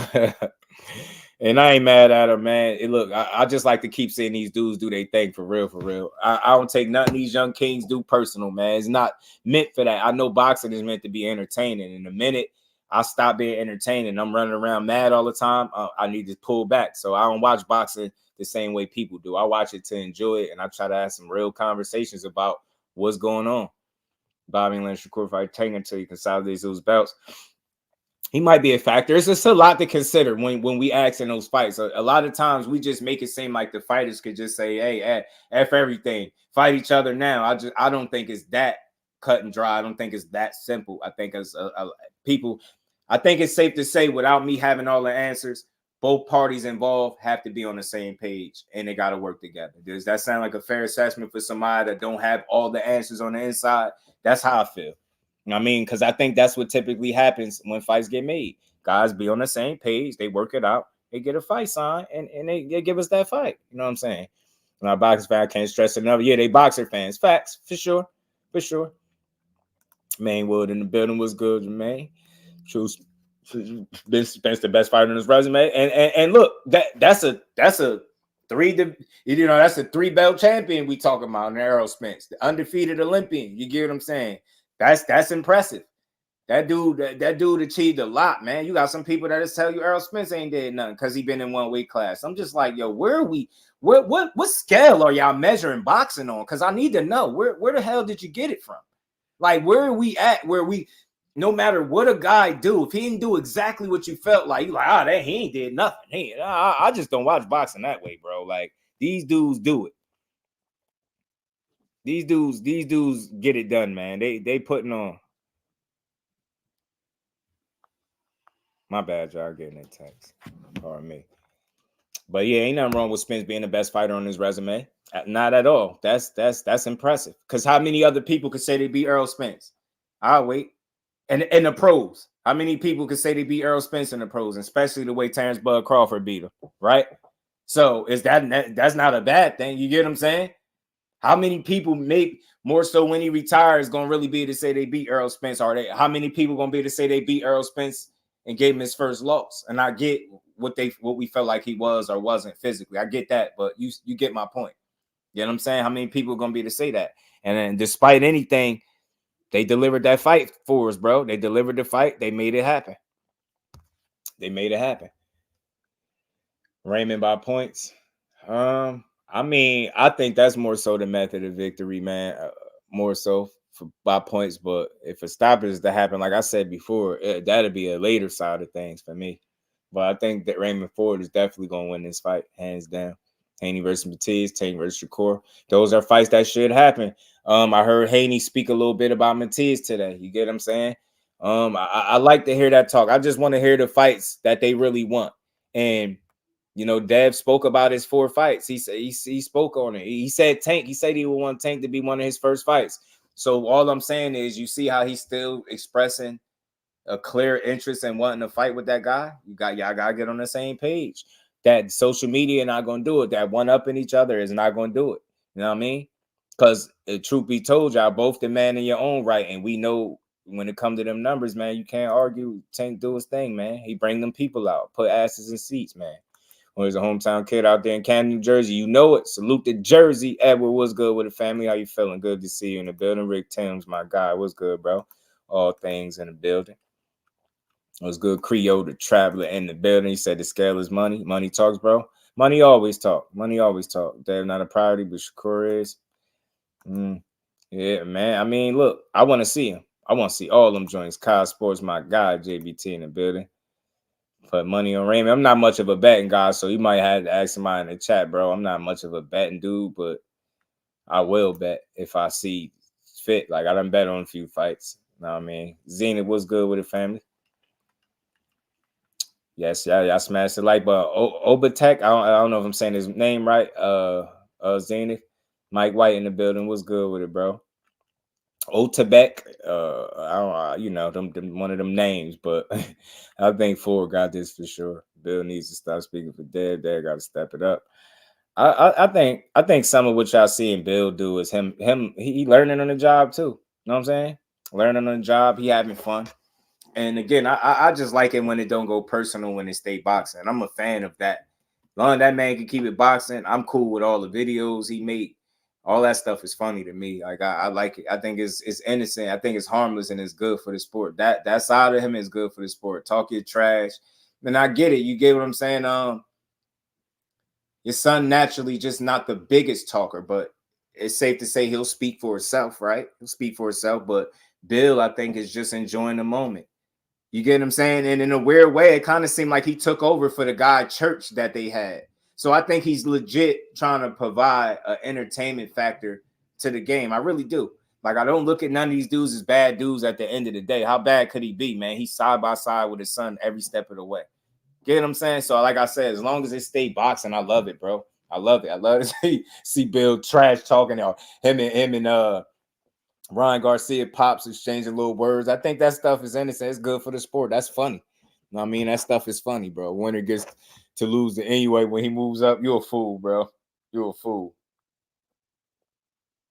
You're a fool. He's stupid. He's stupid, yo. Bill trying too hard. Now, I told y'all, yo, I really think I gotta plug my light in. It's kind of dark back here, right, y'all? I think he genuinely be having fun with the situation, right? And I think it's innocent, bro. He's soaking it up, bro. You gotta think shit. He living the moment too, right? With his son every step of the way. This shit probably fun for Bill.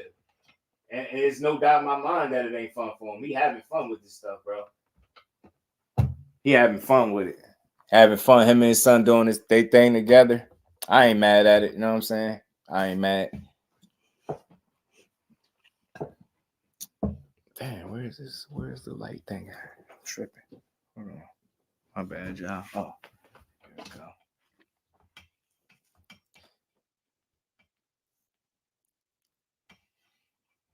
Play anytime, anywhere. My bad, y'all. Phone tripping right now. Phone tripping right now. Commercials. What was that? My bad, y'all. My bad. What is this? I'll see that later. My bad, y'all. Yeah, it's all entertainment. That's what I'm saying. Like, I think we got into a place where we get mad at everything, bro. We be mad at everything, yo.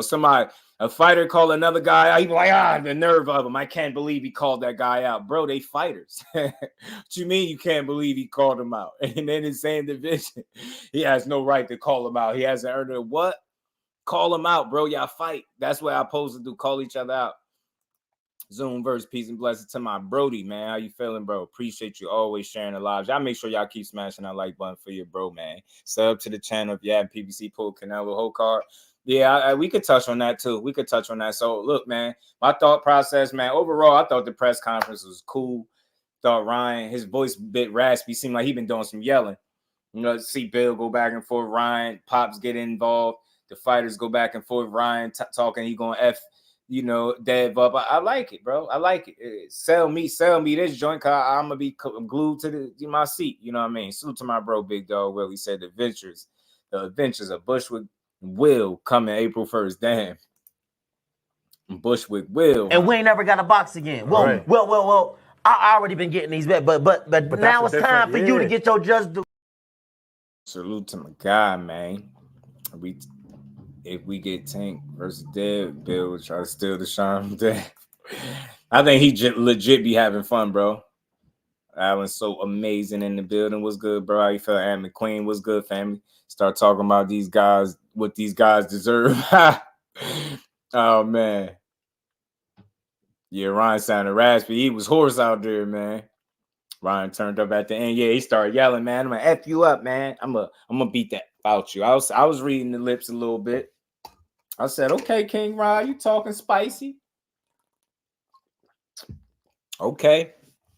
Just don't forget that the date that y'all signed on, you gotta see him that day. Like, I know the press conferences and the build-ups be fun, Ryan, but just don't lose sight of the fact that you actually gotta fight that man. You gotta go, you're gonna have to go in there and fight, not and deal with him, bro. So all that you talking, you're gonna have to deliver, bro. You're gonna have to deliver. You're gonna have to, bro. But yeah, man. Speaking of Canelo, man, let's talk about this Canelo. The reason I revisited that Canelo sweepstakes seem like they continue. They still swirling the same stuff, man. I'm hearing Jaime Munguia. I'm hearing, I read somewhere that he wanted to fight Charlo. They wanted Benavidez on the back end of that, and he didn't want it. Hold on, I got this in my phone somewhere, I believe. So listen, I like Canelo, but I'm a little tired of the stuff that he be doing. Like, I mean, it's like a part of me, I get it, because you got to do what you got to do for you. But just as a paying customer, it's like I'll be wanting fights that I could get excited for. So I want to be very clear. It ain't that he doing nothing wrong. I just think when you hold up the belts and you not giving the opportunities, that's a little selfish. So it's not a right or wrong thing, right? Boxing is boxing, but I think it's a little selfish, and I think it holds up the division, and I think it leaves a bad taste in people's mouth. You get what I'm saying? Leave a bad taste in people's mouth. Been saying it for years. That, man, it's part of the toxic boxing culture. Tuned in for a minute, it's talking about tanks. So I came back and it looked like it was kind of flat. We'll probably watch more later. Al Heyman reportedly, or Al Heyman's PBC were reportedly willing to pay Canelo Alvarez his guaranteed purse for the Jamal Charlo fight in May, but only if he agreed to fight David Benavidez in September. So seemed like he don't like ultimatums, Canelo, man. You ain't gonna tell him what to do and how to do it, but I think it's disappointing as a fight fan. Looking at it from his perspective, I mean, I guess he just doing business. But I can't respect it. I can't say I enjoyed the fights that he's been giving me as of lately. The last fight that I felt something for Charlo because we genuinely was rocking with Charlo. But if we just being honest, the last fight I was excited about with Canelo, was it Triple G? Triple G the first time, maybe? First Triple G fight? Second one was cool too. Second one was cool. Canelo ain't getting one penny from me. It's hard to support. I'm not happy with Canelo, but I like the fight with McGee. It's better than them all. It is. I see the silver lining in the D for the win. If that's in fact where he going with it. Fight game in the building. Appreciate you, bro. He said just you thinking Ghana got a chance. I mean, look, he got a chance because he a combat athlete, right? I believe he takes his opportunity serious. I do believe that it's financially motivated for sure. That's, you always run the risk of, are you more so eyes on the bag or eyes on the win, right? And at his age, man, and this is just my thoughts. Like, do he got a chance? Yes, he got a chance. He got a puncher's chance, but from an experience and a skill standpoint, I just don't think he'll match Joshua. I think the big difference in Joshua and Fury fighting him is Joshua going to take it serious. Even though Joshua referred to this fight as a gimmick fight, I think he going to prepare for this said gimmick fight. I don't think he going to overlook Ngannou. I think he going to hurt. He could possibly stop this dude. Like I say, he's going to be a lot smarter and more switched on than Fury. And I expect him to get the win. But Ngannou has a chance because he could take a shot. And like I say, he's a combat athlete. I think that, and he take things serious. That's why his transition from MMA over here been smooth. But like I said, like in terms of, just the age that he's at, you know what I mean? The point where he started boxing, and both of these opportunities, they've been big opportunities, but they've been very lucrative for him financially. And people have not been shy about speaking on the money that he's standing to make from these fights. So, just naturally, at that age, how much is you really want to compete and establish yourself as an actual boxer after having such a lengthy, run over there in the UFC? Like, is it money opportunities? Is it bag moves? Or do you really want to like have a career in boxing. And I try not to knock him either way. He early in the game, but it's crazy because I kind of root for him because I feel like they picking on him a little bit. Get what I'm saying? I feel like they like think about this. He gonna have the opportunity to fight Joshua and Fury before Deontay Wilder. And his first 2 fights, that's his first 2 fights. Fury, then Joshua. You get what I'm saying? I'm like, yo, what? Like that stuff trips me out. So it's like, but I expect him to win. It's gonna be tough for Ngannou, man. I just think he lacks the experience, and a lot of things. His win is gonna be centered around him landing a shot that I think, you get what I'm saying, to get Joshua out of there or something like that. I don't see it. As far as Canelo being allowed to do it, yeah, cause I think the fact that he brings in that type of revenue, bro. I think the fact that he brings in that revenue, they're allowing him to do it. I think they're allowing him to just move as he please. Respect the PBC for not paying for bullshit. Yeah, not paying for poop, as my bro Jay be saying. Not paying for poop. That's what's up. Because we didn't need that. We didn't need a double dose of Charlo. Respect to them guys, because I rock with him, win, lose, or draw.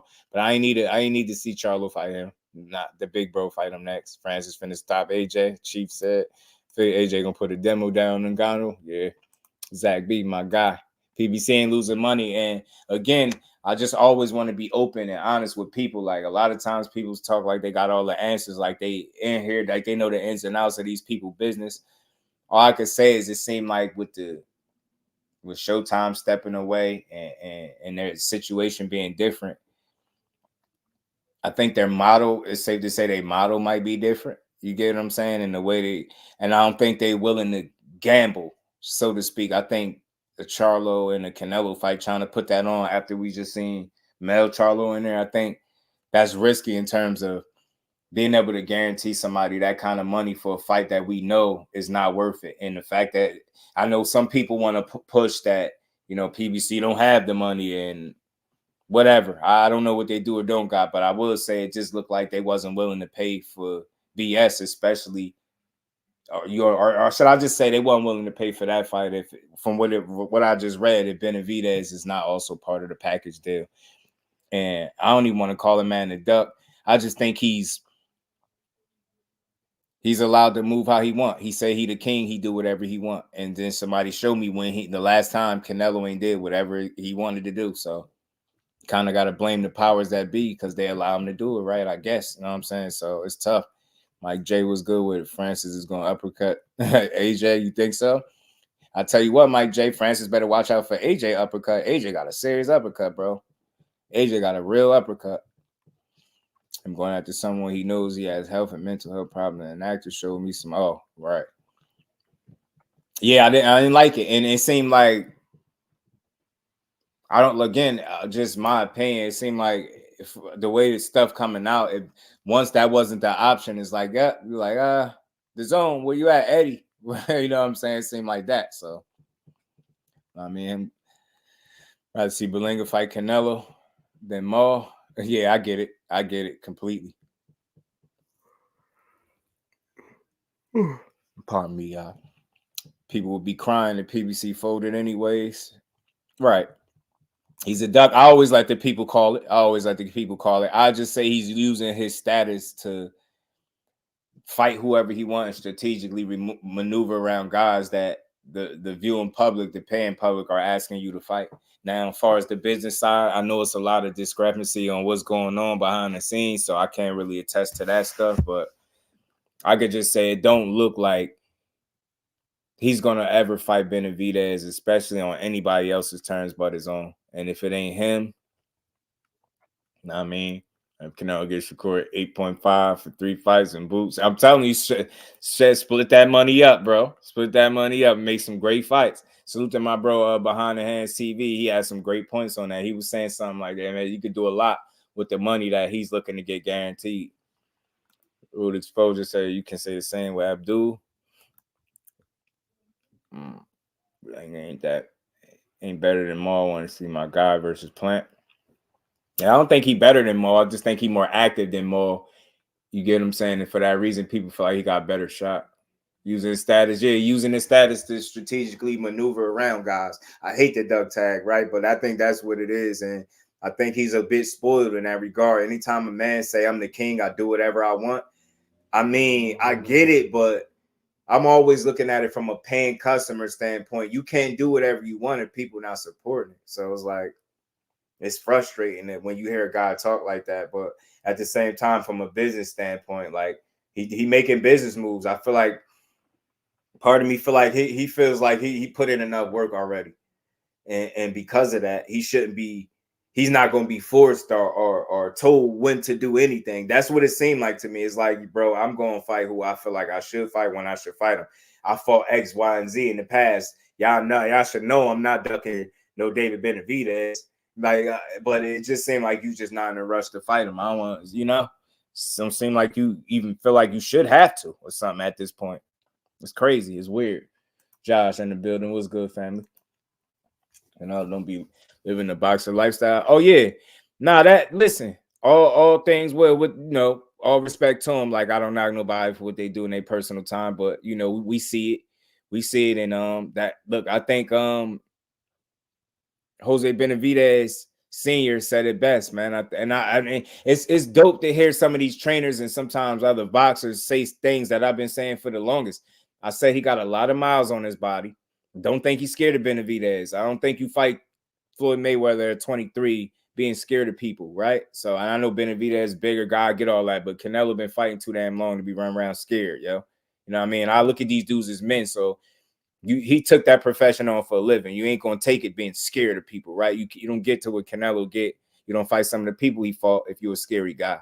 So I just look at it. I don't see him being scared. But like Jose Benavidez Sr. said, I think the miles that he put on his body, the wear and tear he put on his body is real. I think it's a real thing. He's older in terms of the miles on his body than age, right? He's only 33, I believe. You know what I mean? He's still, Crawford 36, so and he's still kicking ass. So you get what I'm saying? But not he got 40 fights as opposed to 64 fights or something like that. So man got a lot. It's a lot of training camps, a lot of wear and tear, injuries, different things like that. I think those and Gertz was good with it, bro. How you feeling? Good to see my guy in the building. I just think you get to a point in your career, bro, where it's harder to keep getting up for these fights. And I think if we just being honest, he real recognized real. He know Benavidez present a certain level of danger, whether he think he can beat him or not, right? I just don't know at this stage, based on what I'm saying, if he's willing to really risk it against that guy. I think stylistically Benavidez could present some issues for him, but he also got to deal with the experience and the craftiness of Canelo, so it's tricky. You get what I'm saying? It's a pick 'em kind of fight. It ain't no for sure thing that Benavidez is gonna go in there and beat Canelo and dethrone him.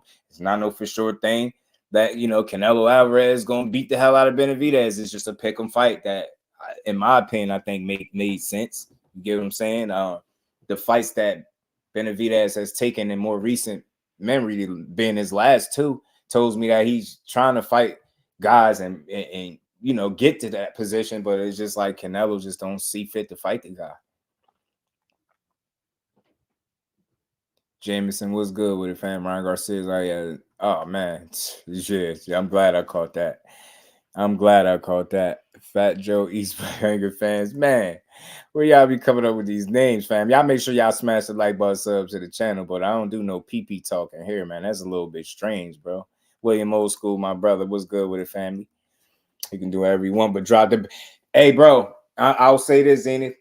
That is ultimately, like, I can't be mad at a man. Do what you want to do, right? I'm past trying to be mad for people doing what they need to do, but I think my biggest issue is this, right? You won't give the guy who appears to be a mandatory the opportunity, right? You're not giving the most willing or deserving participants, in my mind, the opportunity. Then on top of that, you're not giving nobody else as a whole in the entire division the opportunity to fight for the belts because you're holding them up while you continue to pick who you want to fight. So I feel like the conflict that I have with him is like, you have a responsibility. You fought for all the belts at 168. How dare you keep bringing people up? How dare you keep fighting people that are not true 68-pounders and getting legit 168-pound title defenses? And when we talking about a hell of a fighter here, Not talking about no run of the mill. This ain't no poop putt fighter, bro. Canelo is a dog. He's still elite, even with the miles on him, even with him probably slowing down a bit. He's still one of them guys. None of these fights, for the most part, that I think we want to see him in is a guaranteed loss for him. He has an opportunity to win any of these fights. Jamal Brooks in the building. Was good, fam. Say Canelo needs to be humble. It's like the only way you can humble him at this point is hitting him in the pockets, because nothing else matter. Like when I heard that man say, "I'm the king, I do what I want." Like they asked him about Benavidez fighting, he's like, "Yo, we'll see." I was like, "Yeah, we'll see." Probably mean like we might not never see it. Hasn't taken a lot of damage though. Just that's most rounds, all his peers. Oh, you talking about Canelo? Yeah, he ain't take a ton of damage. He ain't take a ton of damage, but I think, you know what I think, fight game? I think the training camps have been more brutal to him than some of his fights, if that makes sense, right? Than some of his fights have played out for him. I think those have been more brutal for him. You get what I'm saying? So I think that's what he sees, and I think Benavidez. Look at the size of Benavidez. Look how they talking about him going up to 175, right? They talking about fighting Bostic, setting him up to fight the winner of Bivol and Better Beef. We all know what happened to Canelo when he fought Bivol, right? Think about where and this, I said this before I heard about what Benavidez was doing next, right? Look how big he is. I think he give Canelo Alvarez Bivol vibes, but with more power. And I know Bivol was at the higher weight division, but David Benavidez got more oomph on them punches than Bivol, in my opinion. I think he definitely trying to hurt you, and I just think stylistically it's that he a headache for Canelo. I ain't saying he can't beat him or he don't think he can beat him, but I don't know if he wants to challenge him, and I don't know if he feels like he has to. You know what I mean? Ricky Williams, my bro, what's good with it? The little voice. What's good, Rick? How you feeling, bro? You see it beat down when losing from David Benavidez. I think I'll say this though, Edward, that could be true. I think maybe he see a very difficult fight. I think he see a difficult fight, and I don't know at this stage of his career if he's willing to take that challenge. I don't know.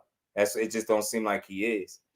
I heard some rumblings about him being able to fight him in September, but that got to be off because they just said, you know, they had a Charlo lined up, but they wanted Benavidez after that, and if you was fighting him in September, why would that be an issue? You get what I'm saying? So just don't sound like he want to fight this guy. And I'm trying my best to be not the tear down type of content creator. I don't want to go left on him, but damn it, dude. You get paid a lot of money. You got numbers being thrown out there like 35 million, 50 million. DAZN might be able to give you a higher guarantee. Yo, you wilding, bro. Canelo, JusDueBoxing will fight you. Yes, from Jerk. I will fight you tonight for $35 to $50 million, bro.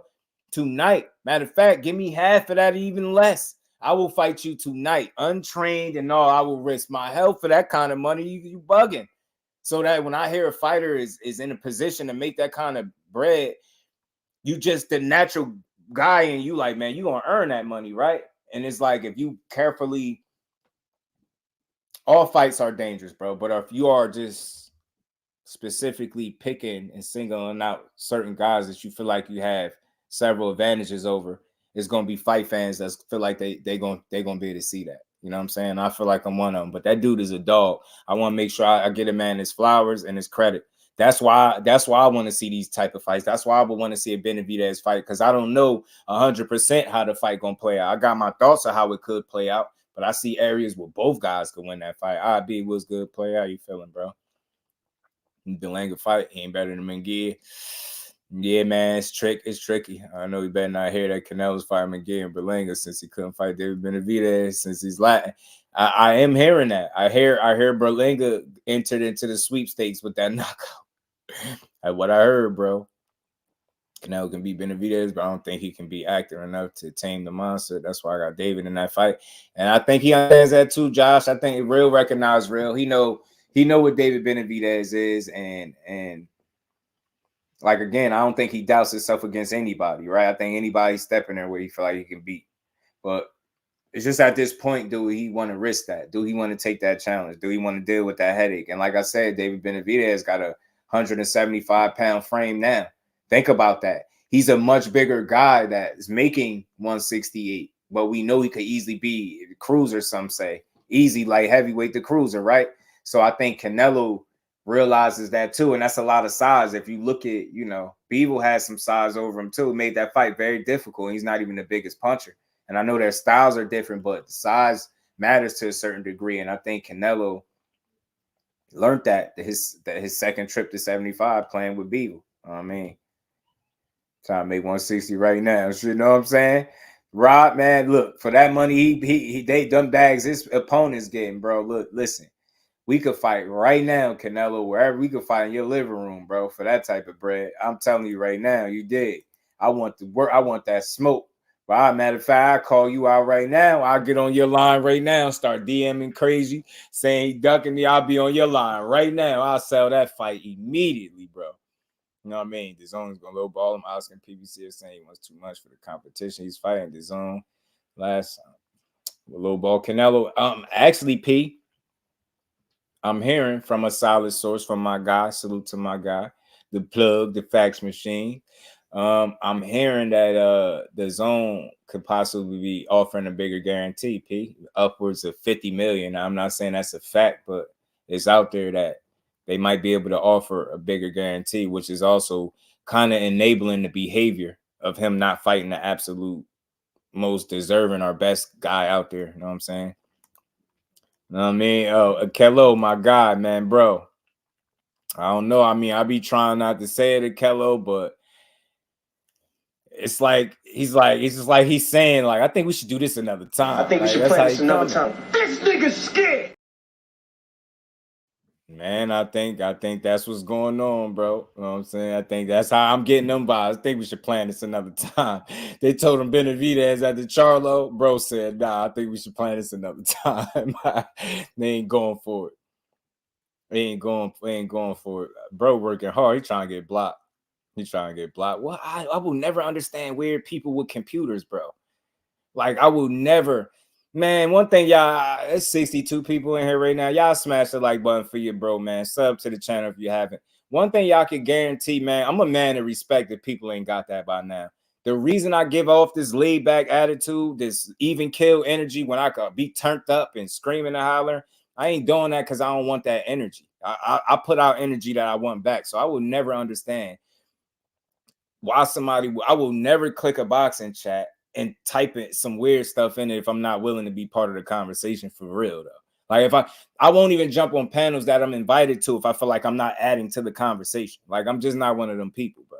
There's some strange individuals in this world. Bruce Gas, salute to the OG. How you feeling, Bruce? How you feeling? Salute to the OG. When it's, you know what I'm saying, Kello, he giving me them vibes, bro. I'm getting them vibes. He got to chill when it's losing area out of Tijuana going to fight Monster anyway. Good ass fight. Forget, dude, they got a date on it. I might have forgot it. I'm not the best for remembering their dates, but they going to fight. I think Luis Neri getting stopped, man. Monster NUA just punching too hard for them people in his weight class. It's not close, bro. Luis Neri, I can see him getting stopped to the body, too. I ain't even gonna lie to you. Think Benavidez gonna kill Canelo in the ring after waiting this long? Canelo just need to drop the belt so we could let him make it. I think that's the biggest demand for the fight, too. That's one of the reasons, because he has the belts, too. And you think a guy is positioned himself to at least have an opportunity to fight for them belts. And you like, oh, nah, I do what I want. Nah, I'm not fighting him. I will see. I'll fight him when I feel like it. I don't have to fight him. It's like, bro, what? We know you don't got to fight him, but can you fight the man, please, bro? Like, so we can stop saying it. I just want to see who could win, bro. I want to see who better. Bum to his face. Listen, Berlanga is not a bum, bro. I want to be clear, man. I don't like to call fighters bums anyway. You'll never really hear that from me, but Berlanga is not a bum. I think he's underwhelmed. Like, he started out, he came out hot with the first 16 first-round knockouts. Those things was impressive. I think that prepped people to expect certain things from him. So it was like a gift and a curse. And when he was unable to deliver the knockout, people seen more areas where he needs improvement. So I think naturally they're like, oh, he ain't getting knockouts no more. He getting tired in fights. You seen guy get knocked down. You know what I mean? Look like he's struggling, having a tougher time. But I think I think that's the natural progression of a guy that came out being a born, just a puncher from the rip. That's what they were selling. So I think the minute the rest of boxing caught up with him for a second and he couldn't, find his way to that knockout, kind of forced him to focus a bit more on the boxing. And if you see his last fight, which recently where he just got a knockout again, he was patient in the fight. It's not a bum in there fighting, but is he up there with the absolute elite? Maybe he hasn't progressed the way people felt like he should, right? But at the end of the day, he's still undefeated. He just got a knockout. He lived to fight another day. Is he a bum? Nah, I think if he was a bum, I think he would have been got beat. If he was a bum, like as this bum as people call it, right? But I think people see that he's not what they felt like people sold us on initially, right? This knockout artist. And then as soon as he had the consecutive fights where he wasn't getting the knockouts, people started seeing some of the areas where he needed to sharpen up and get better at. And I think that was good for him because it forced him to buckle down, sharpen up on some things. And I don't think he could have got that knockout, this past weekend if he wasn't a guy that was working on some things, right? Trying to get better. So if Edgar Berlanga is a bum, nah, but he's probably, people just feel like he's not the guy that they sold us that he was. You get what I'm saying? Nah, man, it ain't no need to be like that, bro, because unless you got all the answers to everything and everything you say is always right, there's no need to be giving yourself a headache over this boxing. I like for people to enjoy the conversation over here. Omega Red, my guy, was good with the family. I don't think Berlanga ready. Nah, I don't think he ready for a Canelo opportunity. I think he'll get stopped. I think Canelo stops him. I do.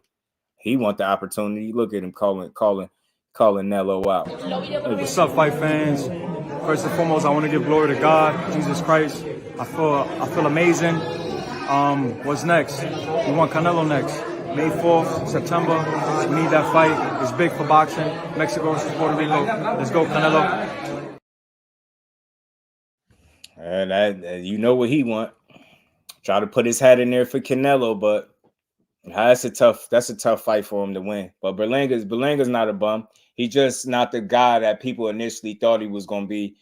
But again, do y'all go off of what do you rate fighters on? What people are saying about them or what you've seen? Because your eyes, I feel like, are the best test that you could ever have, right?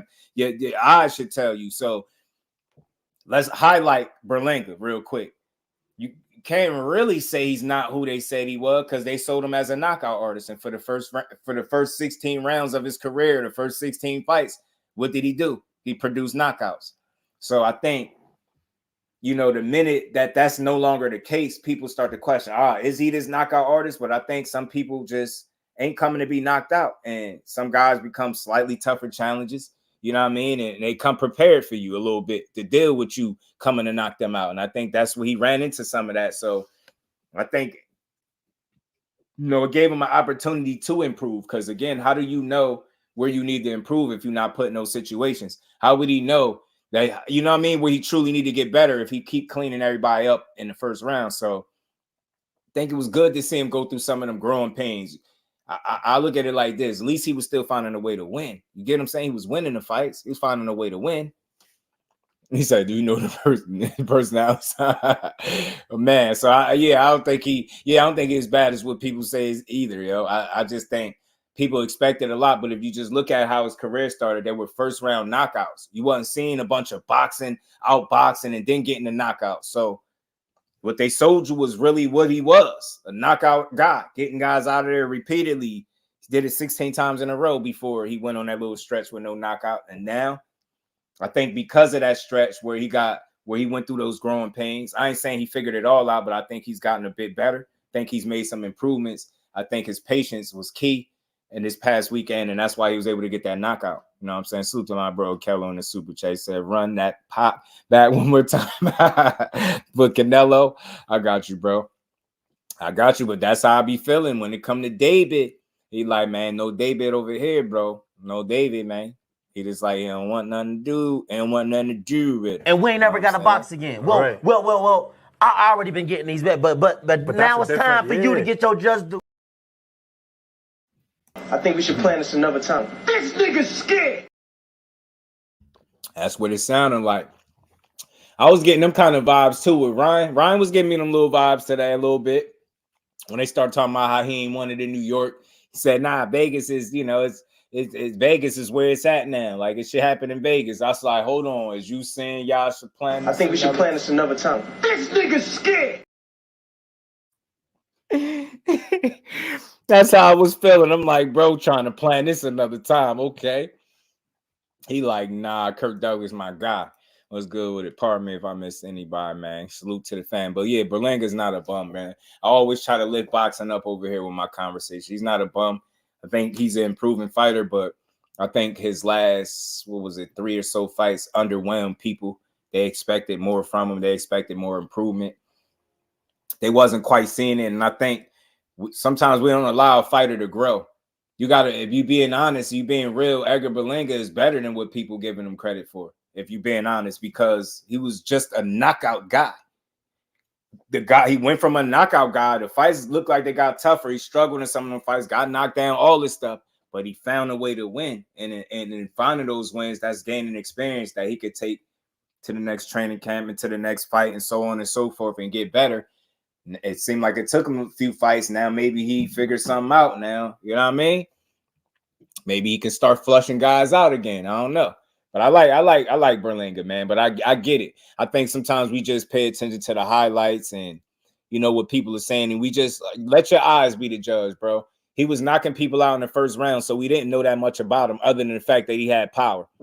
You know what I mean? Mainly in the first round, getting guys out of there. Then when he struggled a bit, you learn some things about him. Like, all right, okay. There's some areas where he need to improve at as a fighter, as a boxer. There's nothing wrong with that. Because how you going to know where you need to improve if you're not put in them situations? So it was good that he got tested the way he did. And think about it. What's impressive is I'm pegged as this knockout artist. All my fights is knockouts, by knockout. You get what I'm saying? All my fights by knockout. Now I get to a fight where I'm not able to get a knockout. Think about that. That's unfamiliar territory. The first fight that went past the first round was new territory for the man. And just think about how he figured it out. I always try to find a silver lining because it's so easy to be critical of a fighter. It's so easy to say what they are not, but I think it takes more effort to really try to pay attention to what you're watching. So think about it. That's a guy that wasn't making it out of the first round at all. Like, you get what I'm saying? Let alone now he going the distance and fights. Dude ain't out of there in the first round, second, third, fourth, and so on. He finding a way that's unfamiliar to him. He like, man, he got to figure it out. He could have unraveled.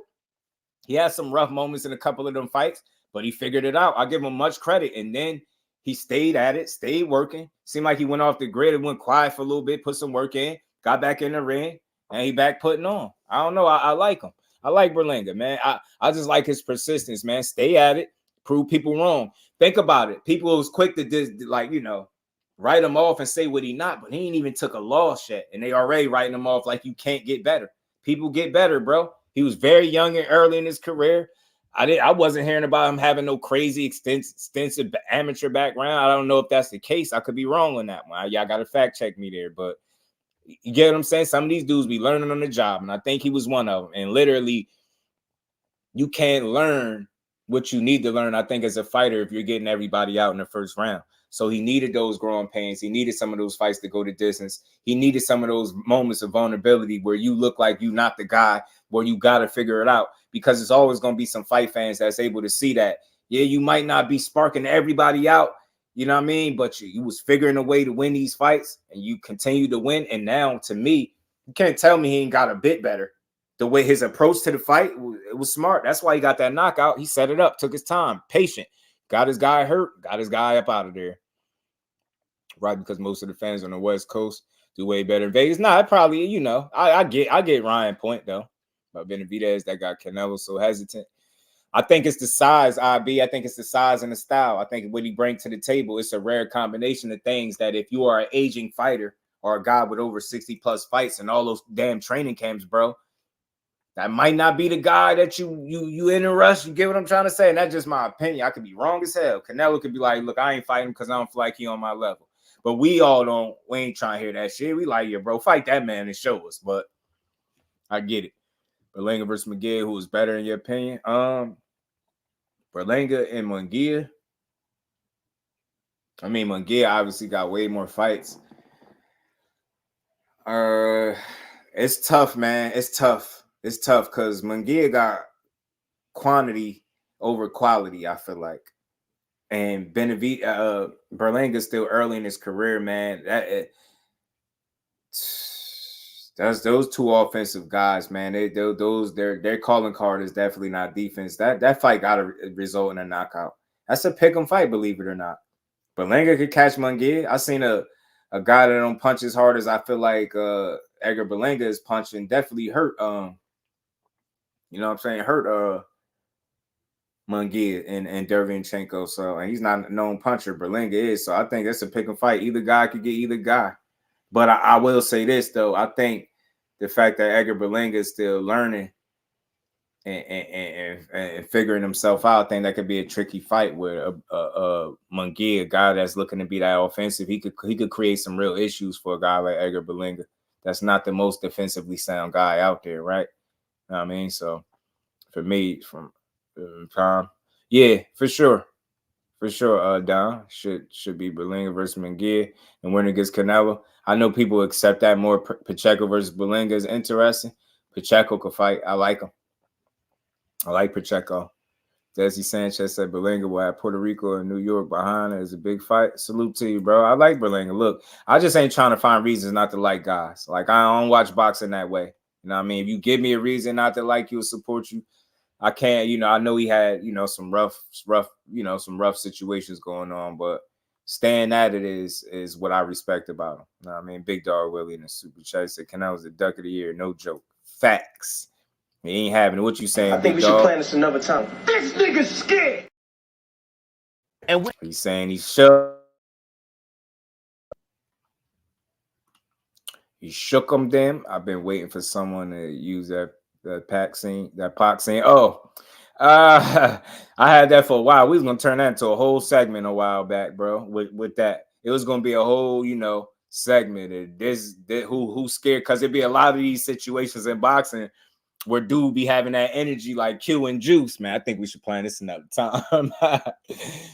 I'm telling you, bro. Puerto Rico has a great. Oh man, this dude tripping. Y'all could just let him live and just ignore him. I'm gonna keep catching the comments now. I know to look out for him because he just ignore him. We don't even care. Can't even disagree with anybody in this chat. Nah, you listen. It shouldn't be about the chat, John Wick. You know who you could disagree with, and they ain't gonna get any feelings. This guy right here. You know who, but you know who you also don't have to disagree with at all. You could just vibe with. This guy right here. You know who you will never get blocked by for having a disagreement or your own opinion? This guy right here. Don't ever forget that. Like, all opinions is welcome, bro. I got Ryan Garcia just I'm watching the press conference. Breakdown film review, man. I feel, you say you got Ryan. I feel you. Look, Ryan gonna have to try to jump on Devin, in my honest opinion. If he can't create the opportunities, it's not gonna just come to him. Devin is never going. I don't think he's gonna be careless enough to make the kind of mistake that Ryan would need him to make to be successful if he's waiting on Devin. He got to go get him. Like, I don't think he could. And I heard, I think it was Aka Barak, one of them, salute to them.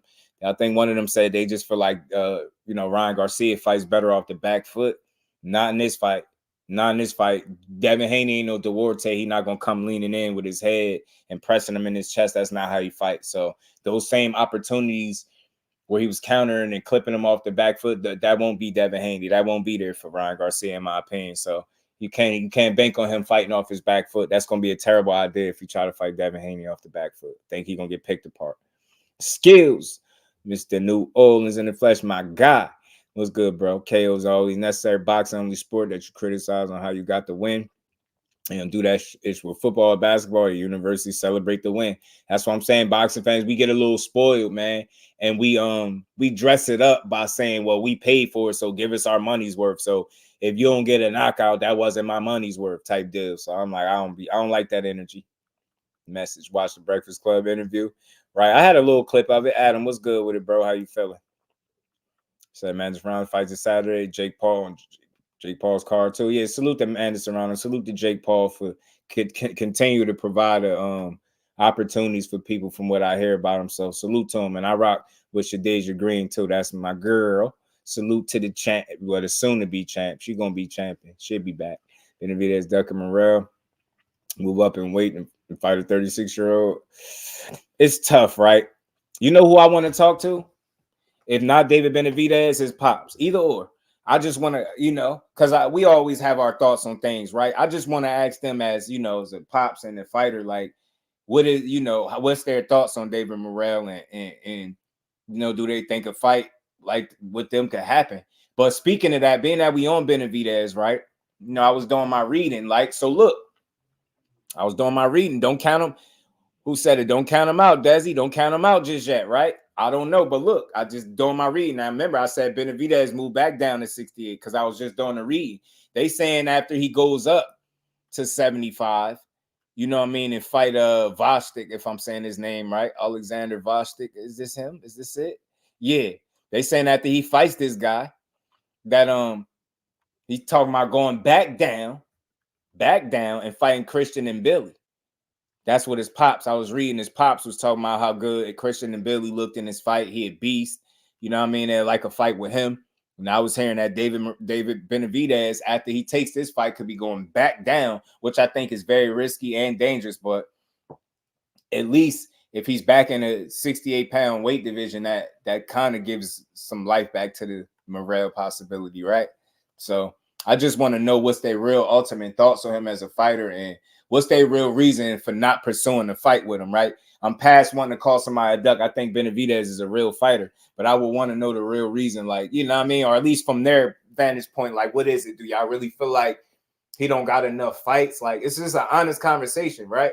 Do he not got enough fights? Do the fact that he hold the regular title, do that matter at all? Like, because he hold the version of a title within them 10 fights, and the man been fighting 12 rounders since his third fight. So I don't know, man. It's hard to just say that fight shouldn't happen.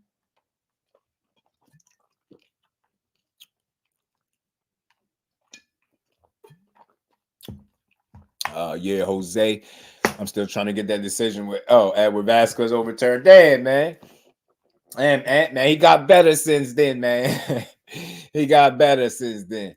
Gotta respect Benavidez. He goes after real fights. I ain't mad at Benavidez, bro. I just was a little confused as how the energy switched up for Morrell, because I did hear once upon a time like they was willing to fight him, and then it went to something different. I was a little like thrown off by it. I was like, you know. But I don't want to label a fighter a duck that I feel like is a real fighter. I think Benavidez is a real fighter. I think his dad, you know, just trying to position his son the best he could to make the best fights possible. I really do. I don't see them as a duck, though. You know what I'm saying? I don't like to label fighters ducks. Lubin sparring clip kind of damaged Berlanga because Lubin was bullying. Yeah, it was looking crazy. But remember, watch for the hook. Remember, I said it. One of the reasons Lubin was able to do that, because of what? Buddy ass was tired as hell. Didn't I say that? That's what happened when you getting all those first round knockouts. You're not really going those rounds. And then when you start getting some good work, you're a little winded because it's unfamiliar territory and you start to get pieced up. So again, I think this 16 first round knockouts was like a gift and a curse for Berlanga, but I also feel like you know, the growing pains was like a good thing for him, right? I think it was a good thing for him. Yeah, I know that's your favorite fighter, Ed, and that's how I know you really be watching boxing, because of that guy being your favorite fighter. But yeah, that's how I seen it, man. Commander Vasquez Brigade, salute to my guy Ed McQueen. Rude exposure says smart versus tough. Right. You got to be smart. You got to be able to mix it up, because I think boxing is a blend of both. You know what I'm saying? Boxing is a blend of both. Salute to KQKC. That's my guy. Salute to the OG, the singing OG, one of the hardest working OGs on the YouTube space, and my OG J Hardcore as well. The OG Fanon as well.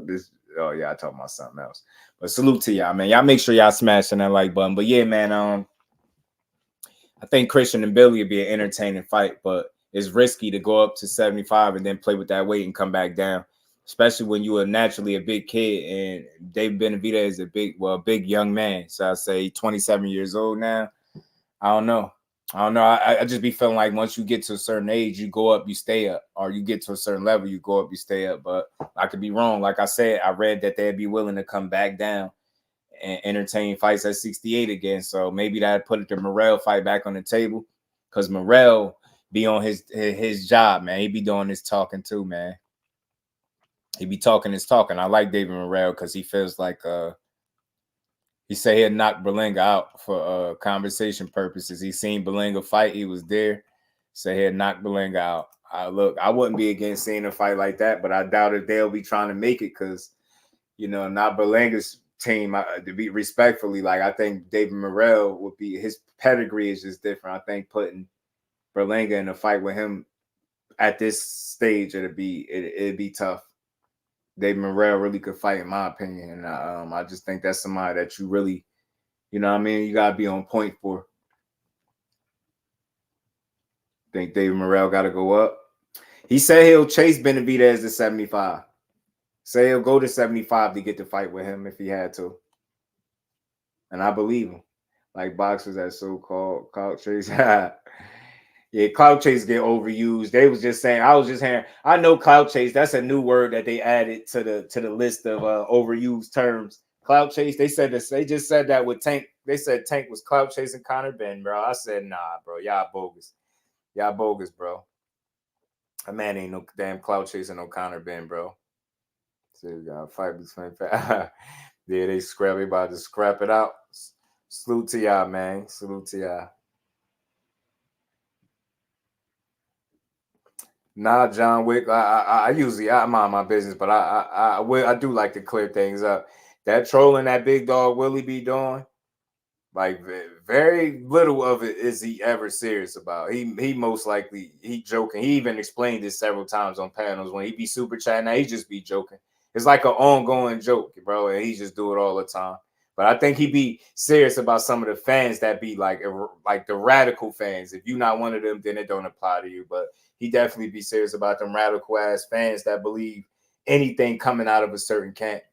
Yeah, they said, yeah, Bole, they said he clout chased Conor Ben. I said, yeah, y'all officially just say anything. I swear. I told you the whole about first 15 minutes of the Devin Haney and Ryan Garcia press conference in the comments in the DAZN chat, it was all Tank talk.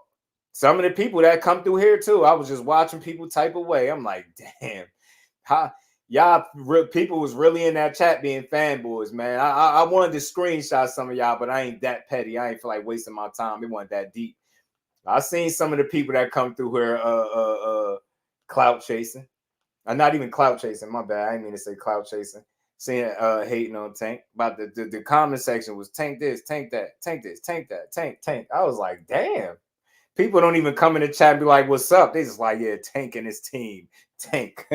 Tank is scared. Tank. Nah, I'm dead serious. That's why, again, man, if I rock with you, I'll be there. I don't type all the time. I got my reasons for it. I'll be listening because people will really show you who they are if they don't know you there.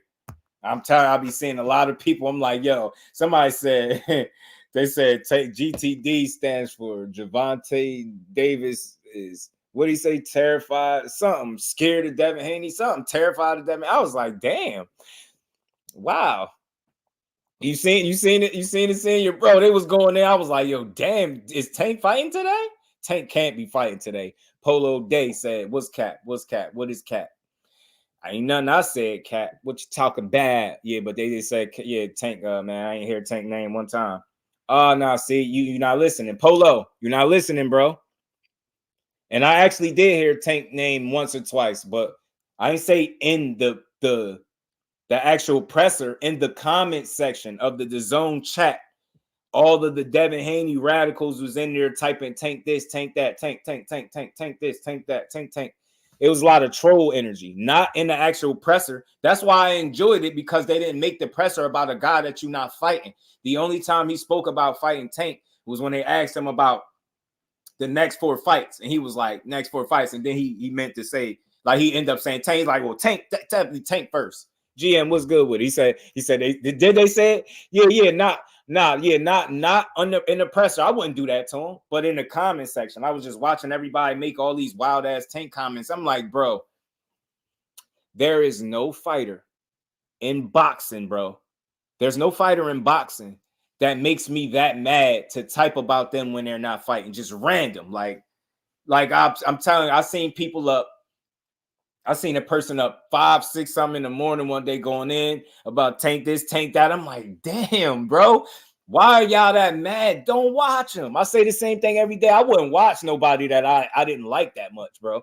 Like, I got some things about Fury I don't respect, but I still watched them fight in Ngannou, and then I did a post fight on it. You know what I'm saying?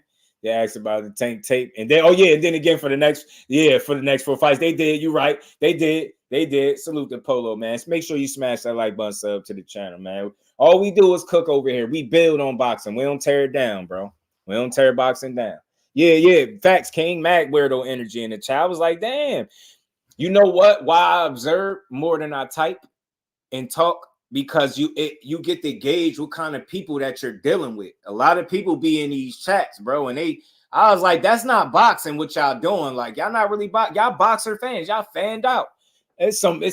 I'm about to come out with a Mount Rushmore of fan bases, fanboys. Like, I'm telling you, each fan base got a rabid supporter just going AWOL, man. I'm starting with the Devin Haney fan base. Y'all gonna have to be mad. I'm about to come up with a Mount Rushmore of Devin Haney most radical 5 fans, bro. They're gonna be pissed off, and it's gonna be all because y'all made me do it. I'll be sitting there chilling, and y'all just won't stop typing tank. Yo, anybody type tank today for no reason, you one of them people, bro. Just wilding. Tank had nothing to do with that whole setup. That man probably somewhere living life. Y'all see y'all in the chat typing his name like that. I'm like, that's crazy, bro. He said they brought him up during ESPN interviews this morning too. I'm telling you. Face of boxing, and then they out here, Zenith. Then they out here shitting on this fight, whether it's happening or not. They shouldn't be shitting on it. You know what I'm saying? They out there shitting, or they mad. As soon as they heard this fight, they said, we can't say he don't fight black fighters no more, y'all. Let's say he cherry picking. We can't say it ain't black fighters if he really fight Frank. Let's say he cherry picking. Let's say he fighting a prospect. You can't make this stuff up. I'll be like, bro, it ain't that serious, yo. Terrence in the building. What's good, fam? Appreciate you stopping through. Salute to everybody in the building. Y'all make sure y'all just smash the like button. We're going to keep on building for a little bit. Faking your face and be super.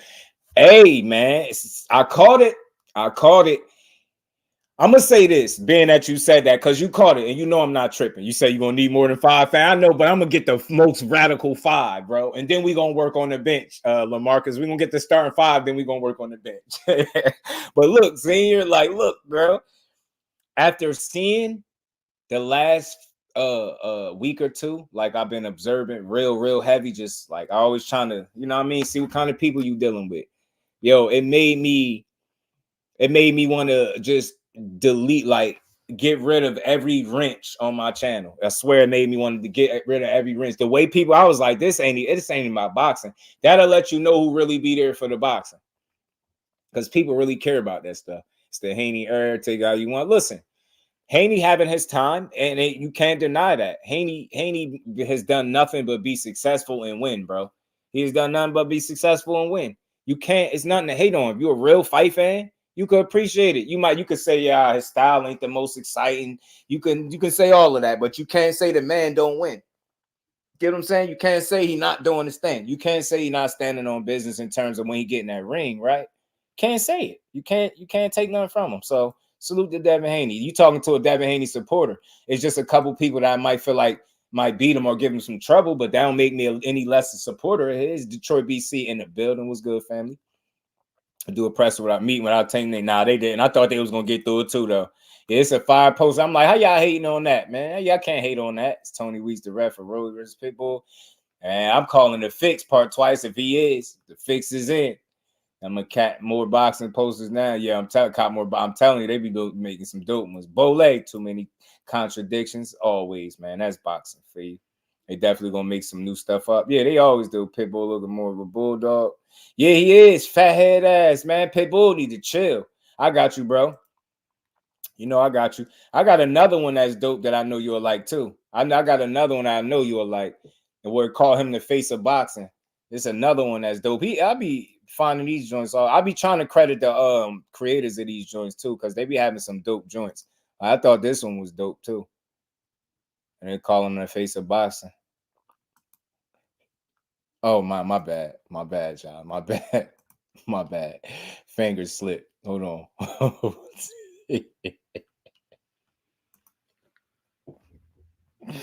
I'm just clowning, y'all. Y'all know it. Y'all know I'm just clowning.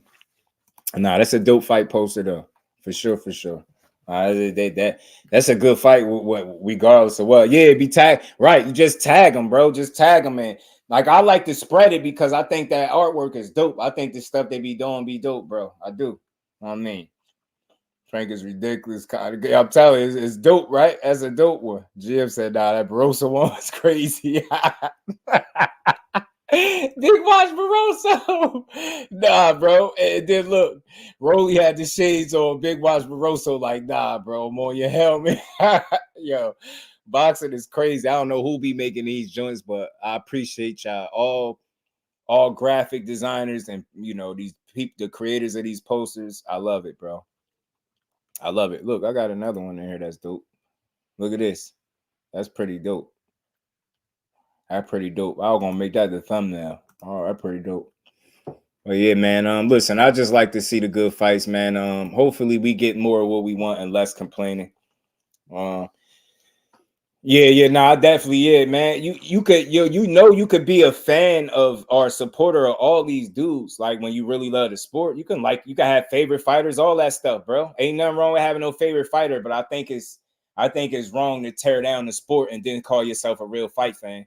I think it's wrong to tear the sport down as a whole and really say, yo, I'm really a supporter of the sport, but you tear it down. That's why I don't do that. That's why I don't call fighters bums. These dudes ain't bums. It's just levels in boxing. You know what I mean? Heat work, scope, energy. I'm telling you, bro. I'll be back in a cut, man. Is Barroso wearing a Dennis Rodman t-shirt? Hold on. Dang, yo, y'all got the eyes, bro. Is he? Oh man, I think it is. Was that the one Shakur was wearing? Yeah, that's the one. Shakur. Is that Rodman? I ain't even peeped that. Brody out on a Rodman. No, y'all crazy. Look at this, yo. Devin has never faced one of the 4 new kings, young elite prospects, opponent under 30 or close, bigger opponent, equal sized opponent, and an undefeated opponent since 2019. The reason why I pulled this up, I meant to talk about this and I be forgetting because we be talking about so much stuff. I put this up here to joke a little bit, but at the same time to show people that's the biggest of Devin Haney supporters. This stuff might be factual, but this can be taken as hate when you take time out of your day to try to highlight things that make a fighter look less than. It all depends on what the intent behind his post is. They got this man in a nursing home. They say he getting all his fighters out the nursing home, so they definitely trying to discredit him. This is what Devin Haney fans need to see when they talking about was hate. This type of stuff can be geared as hate. I would never take this much time out of my day to write this much stuff. You get what I'm saying? Like people be going out of their way, bro. They go out of their way to prove that these dudes not good. And I just don't do that. I don't have that kind of time in the day to do that. To hate on the guy. He doing his thing, and I'm gonna support him.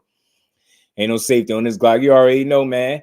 Yeah, man. Look, ain't nothing wrong with being Team GTD. I rock with Tank. I rock with his team. I've been rocking with him. I've seen his pro debut.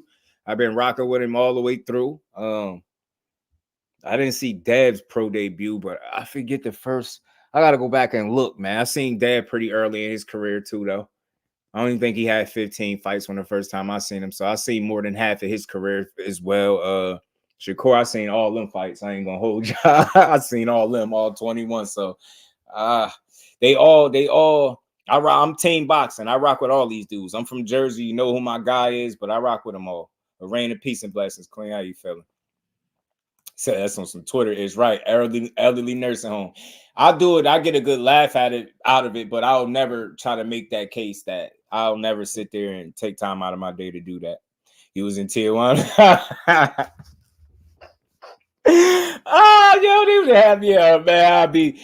I'd be even a bigger supporter if they had me out Tijuana with them while they was out there getting that money. You know what I mean? Beating them guys' asses out there. That fans support them. We just hate on Tank. Yeah, they do. I like that. My diehards are try. Yeah, they be going crazy on this. But he says if I was out at Tijuana, so that's what happens when you have the fan base that's telling every fighter around you in his weight class, you get the energy put out. That's a fact, though. It's a fact. That is a fact. It's true. 1 through 4 in order. Who that? Who you asking about, Light?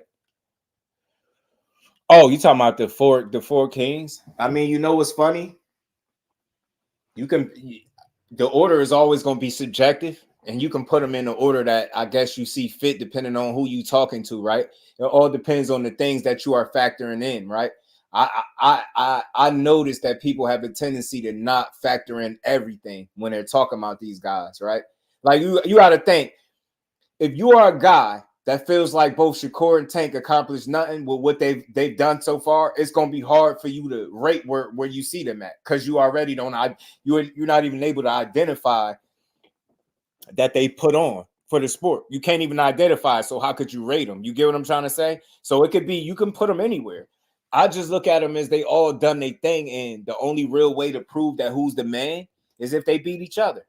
You know what I'm saying? That's the biggest way to determine it. But like, if you're going off numbers, you know who that is. If you look at all of them, they all have a consistency, a level of consistency with their performances from fight in and fight out. The biggest, the one out of all of them that you can question the most is Teofimo, respectfully, and he got an impressive resume, right? But his performances be up, down, up, down, up, down, right? The rest of them are a lot more consistent in terms of putting out, you know what I mean, their performances from fight to fight. So it's just all how you want to look at it. I think it's hard to rate one over the other without none of them fighting each other. So it's all subjective. It's all whatever you want to base it on. Where they at right now, they all at, they have all, it's crazy because they all share unique paths. One guy has demonstrated that he's been able to navigate the world of boxing without making his career solely upon chasing belts and being a big draw and being able to bring the crowd in regardless of what. So that's why I say, when you look at Tank Davis, he gives you your money worth. How could you be mad at it? He gives you your money worth. People ask for knockouts, don't even realize that's really what he giving you. Ain't giving you your money's worth. You know what I mean? But they'll say he ain't fought nobody. I think that's a poor representation of what it is that he did for the sport. But you know what I mean? So, but people will say Devin Haney has the best resume. But it's subjective, bro. It really is, because you have one guy that's fought, you know, up until this last fight, all of his fights at one weight class, where the other guy fought at 26, 30, one fight at 40, and then he comfortably sitting at 35 right now. How could you dismiss a guy jumping through those weight classes and showing you that he a top guy each and every time? So it's all how you factoring it in. When I look at their resumes in terms of who has the best resume, it's hard. Can you really stack up a guy that's been in one weight class as opposed to a guy that's been in 3 to 4? You get what I'm trying to say? It's tough. It's really subjective. It's not hard. It's hard to really say definitively. Like, I think realistically, you can make different cases for why each of these guys are at where they at, or why they the man. I said this before. People don't like to hear it because they want to hear you say, nah, this one is definitively better. How the hell do we know if they ain't fight? So I can't say because Devin Haney fought Regis and Lomachenko that he fought so much better competition than Tank, because is Regis Prograis, you know, better than everybody on Tank Davis's resume? No. And, you know, Lomachenko might have an argument for that, but then again, it's tough because it's the multiple weight classes. It's the 140. It's just however you want to look at it. Do anybody, or I'll say it this way. Do anybody got a Regis, or better yet, anybody on Devin's resume beating Tank? Do you got anybody on Tank resume beating Devin? You get what I'm saying? When you start to look at it like that, do you think, you know, any of these guys, I just think they can beat the other guys that they fought? I don't see nobody on Devin resume that I think will beat Shakur. It's the same thing for Tank and vice versa, right? That lets you know what, and this is just my opinion, they're at least in or around the same level, and it's hard to put one over the other because they truly haven't fought. None, you know what they all have in common? And I say this all the time, none of them have fought somebody exactly equal to their skill level or talent, in my opinion. Until they do that, that's when you start getting those real answers. You get what I'm trying to say? Up until now, with the exception of maybe a name or two, you can't really say that the competition that either guy is fighting is light years above each other. You get what I'm saying? It's not the case. It's not accurate. It's not accurate. Who the hell wouldn't have beat Kambosos out of all these dudes we talking about? Tio had to be the one to fumble. Well, we get it. What happened with him? But you get what I'm saying? You think Regis would have beat Tank? Respect to him. I love Regis. Do you think he would have beat Shakur with that style? Like, I don't, you know what I mean? The only way we really gonna know is if they fight each other. But I think the arguments are a little jaded or lopsided because people don't consider is one guy been at one weight. There's nothing wrong with that. That's just the way his career played out. And now he's in another one. Whereas one guy started at 26, 30, 35, been at 40, back down to 35. Like, it's a lot, bro. So I don't think people consider like how hard it is to be a top guy in multiple weight classes. That's just me. That's my opinion. I would love to ask a fighter themselves or a coach to see how they feel about it. Like, I think you showing levels when you going in there against multiple different guys in different weight classes and beating ass. Now, I know it's a different assessment to make when you fighting the absolute best guy in each of those weight classes. But like I said before, there's arguments that all of those guys that's kind of missing from their resumes, right? To fight the absolute best guy that the division has to offer. And until they do that, you get what I'm saying? It's hard to make a case. I'm a fair guy. I'm realistic. Nobody like I'm not picking Loma to beat Tank at the time that Devin Haney fought him, right? I don't feel like he would have gotten there and beat Tank Davis. I just don't. I don't feel like he would have beat Shakur Stevenson. You get what I'm trying to say? So it's like these dudes in it, but Devin did fight him, so you just gotta give him the credit for it, and he won. You know what I mean? So you respect it, but it's still, again, man, the best way to get these answers is with these dudes fighting each other, and that's why we need those fights. Because for me, like, to be honest, as a fight fan, I don't care who's doing better than the other. I don't really watch boxing like, yeah, you doing better than Tank, or you doing better than Dev right now. Yeah, you outdoing. I don't watch boxing that way. I watch boxing and see, like, for the night, did you do your thing? Did you stand on business? And then I move on. I don't look at it like, yeah, you doing better than them other two over there. Or you outdoing all three. I don't care. I'm not in none of these dudes' teams, so I'm not that invested in it. So when I watch it, I don't really be looking at like who I think is doing better. You know, the conversation come up who you think better out of all of them, but that's always gonna come up. That's a good conversation to have, but only way we gonna know is if they fight. Tim, what's good with it, bro? How you feeling? Ready to KO that? Oh man, he might got a punch of chance, bro. Majority of Tank career was 130, so it makes sense for these guys who spent their entire career at 135 to get belts first. They should have done more at 135. That's what I'm saying. It's a lopsided argument when you look at it like that. Hold on, man. Peace and blessings to the Queen of Reina. You slipped in the back door. How you feeling, Queen? I think, like you said earlier about Canelo fight, fans want to fight Benavidez in the same way I do, but I actually had a guy tell me just want to see Tank lose. Nah, they do. Some people just want to see Tank lose. They don't like him. I'm telling you, like, I don't watch boxing to dislike these young guys. These dudes are younger than me. More time, most of the guys we damn near watch. Like, very rarely is a guy my age that we be wild. A lot of these dudes are much younger, so I just try to support them and give them they just due. You know what I mean? That's what just do is about, giving people their credit, man. I try not to create arguments that take credit from fighters unless I'm put in that type of situation. So, hey, man, but some people just want to see him lose. He got some of that Floyd Mayweather effect. Not exactly to the same level of Floyd, of course, because that's hard to replicate, period. But Tank genuinely got people that want to see him lose, people that want to see him win. You know, he got people that genuinely support him and people that don't like him and just want to see him fail and want to see who's going to be the first one to put an L on his record. And I think as long as he understands that and uses it to his advantage, he just keep beating their asses. Rolling with the punches was good, bro. How you feeling, man? How you been, bro? You said 4-1. Who? What's that? 4-1. Who? You said 4-1. It's tough, man. That's tough, man. Them dudes all at the end of the day, they gotta fight. They gotta fight each other for us to really, really get some clarity.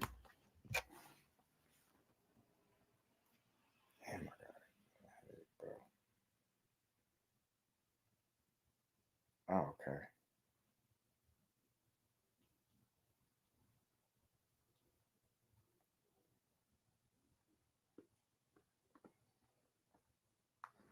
My bad, y'all. Elijah was good with it, fam. He said it won't be no time soon. Yeah, it's going to be a while. I mean, fights like that, I think, do take its time. I know people hate to hear it, but it's the reality. Who's the face of boxing? Look, we was talking about that a little bit earlier.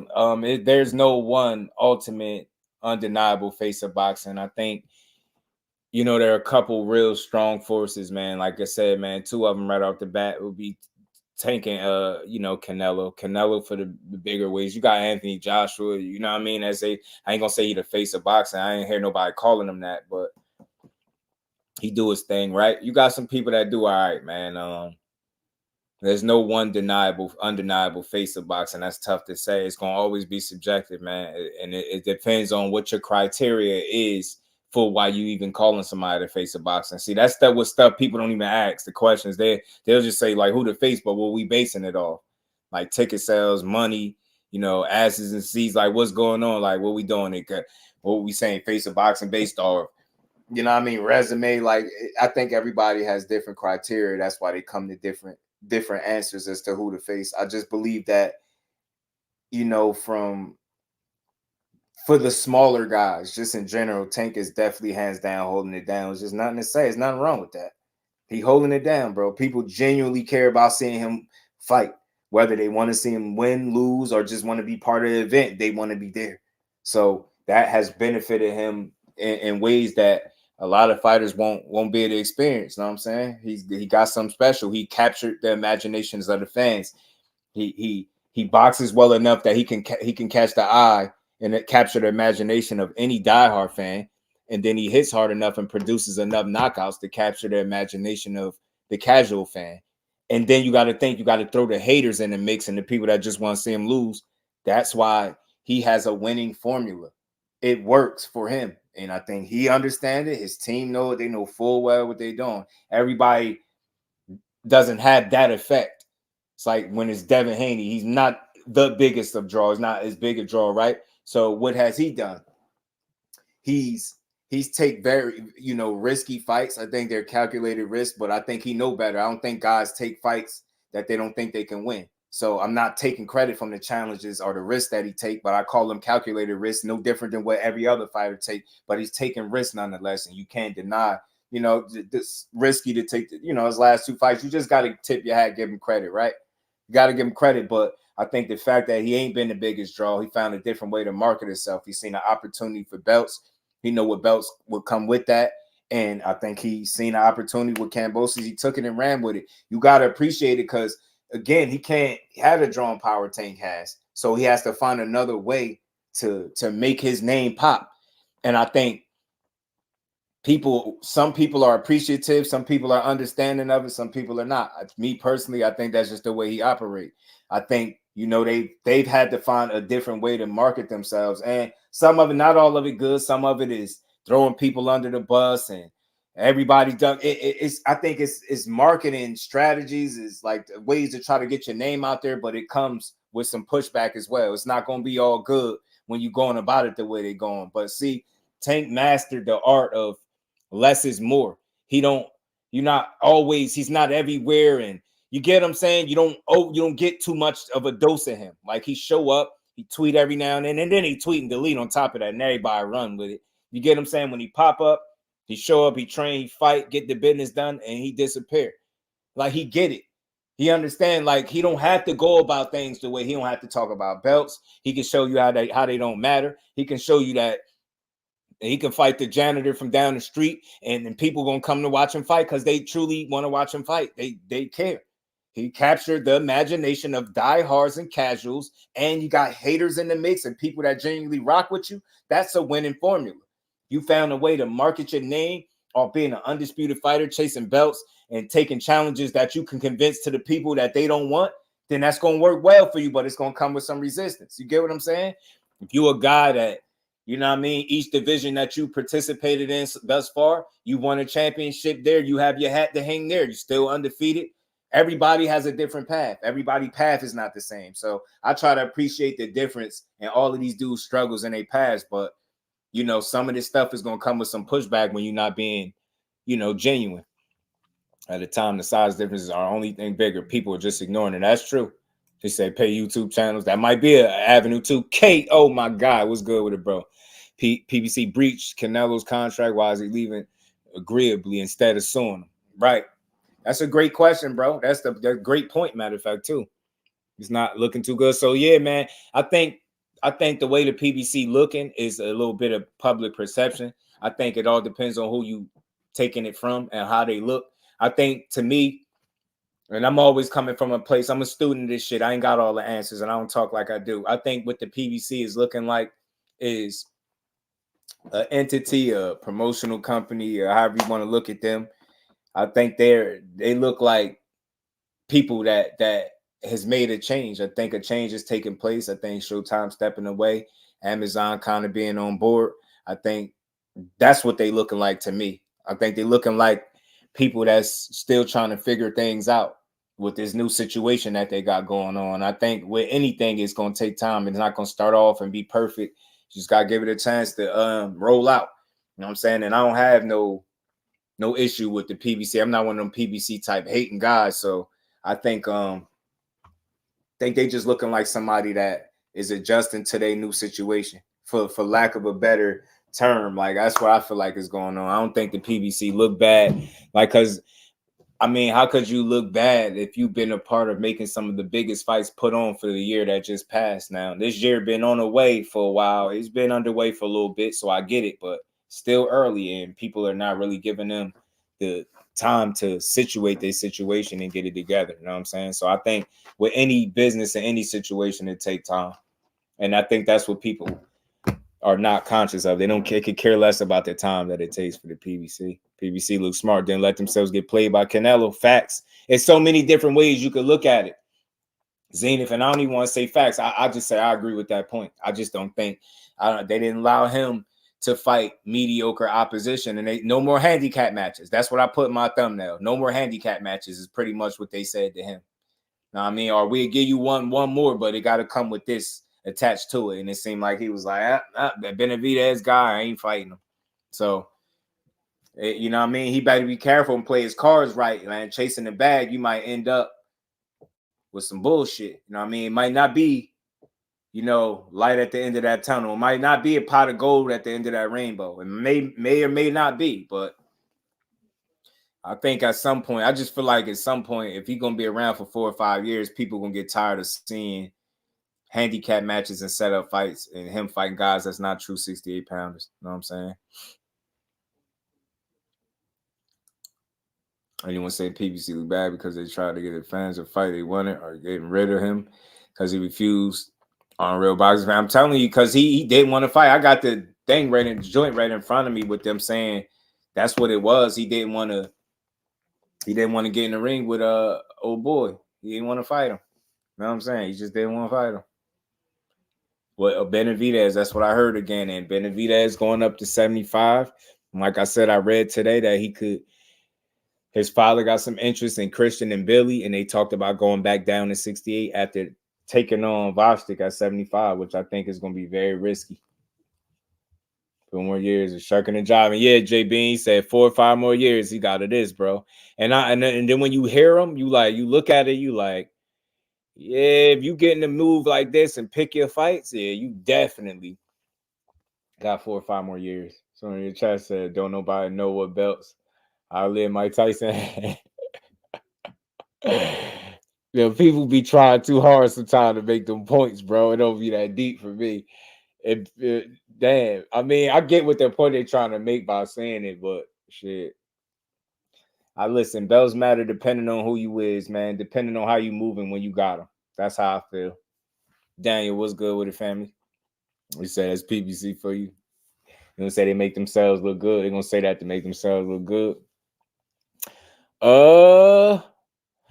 I don't think it's a matter of trying to make themselves look good. I think if you really pay attention to the work that they putting in, they've been doing a good job. I think if you pay attention to the most negative things and narratives that you heard about PBC, it come from people that have agendas and they have reason to slight the PBC and say negative stuff. But if you're really paying attention to the fake public perception of what the PBC is, to the actual fights that's being put on, you will have to say they putting on great shows, man. Not everything is going to be a hit. That's what any promotional banner, but you would have to be a fool or just be ignoring the fact to say that they're not putting on.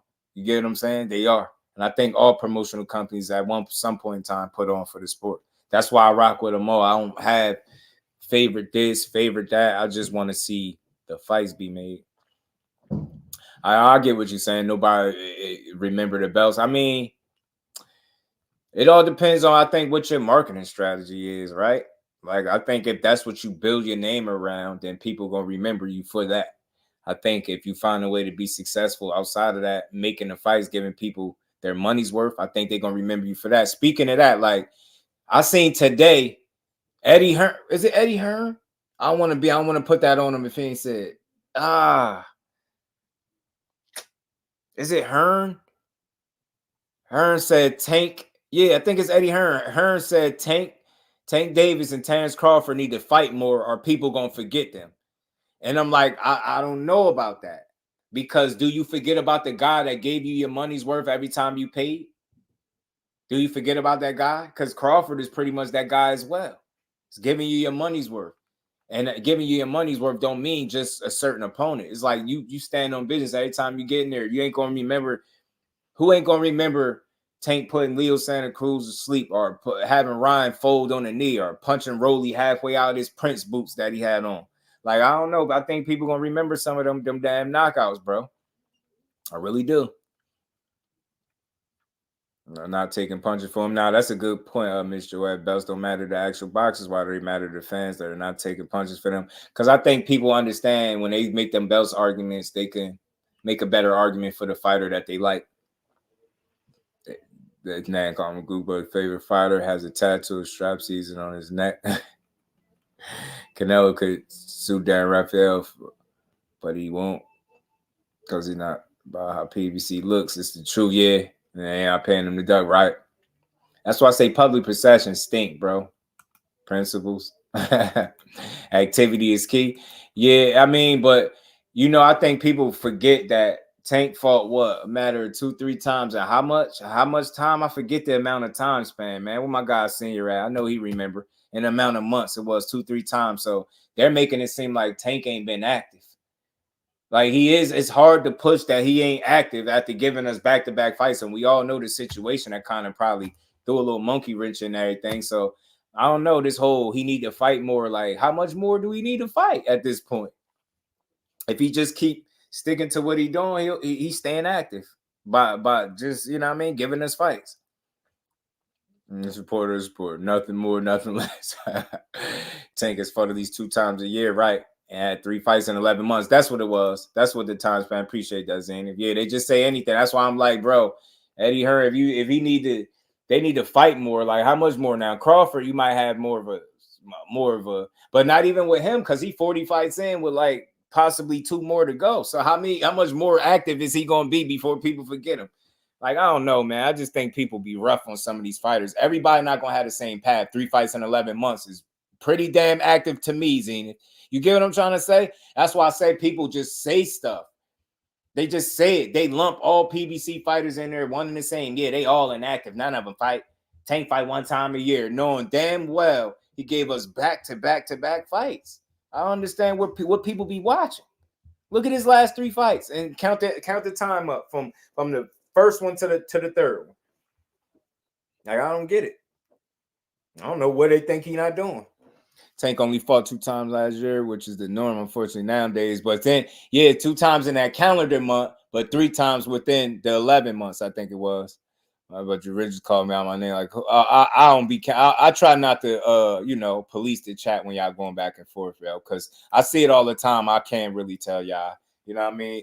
I try to put out my energy and hope y'all rock with each other. Look, I don't really get into no name call. Salute to my guy, Rude Exposure. Appreciate you, my guy. You already know fans don't think either. They want 100% fighters to fight 3 or 4 times a year, despite thinking how impossible it is to televise all that. That's why I say be a student before you even try to be a teacher. Too many people try to be a teacher of the sport of boxing without being a student first. And I think that's why shit come off the way it do. You get what I'm saying? You just got to understand what's going on.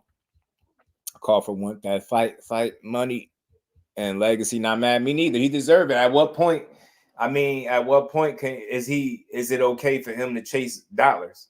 And when they prize fighters, at what point? especially if he got out of a situation where he was underpaid. I just be trying to understand the boxer and not find reasons to shit on him, man. Do you, but stand on business while you're doing it. You know what I'm saying?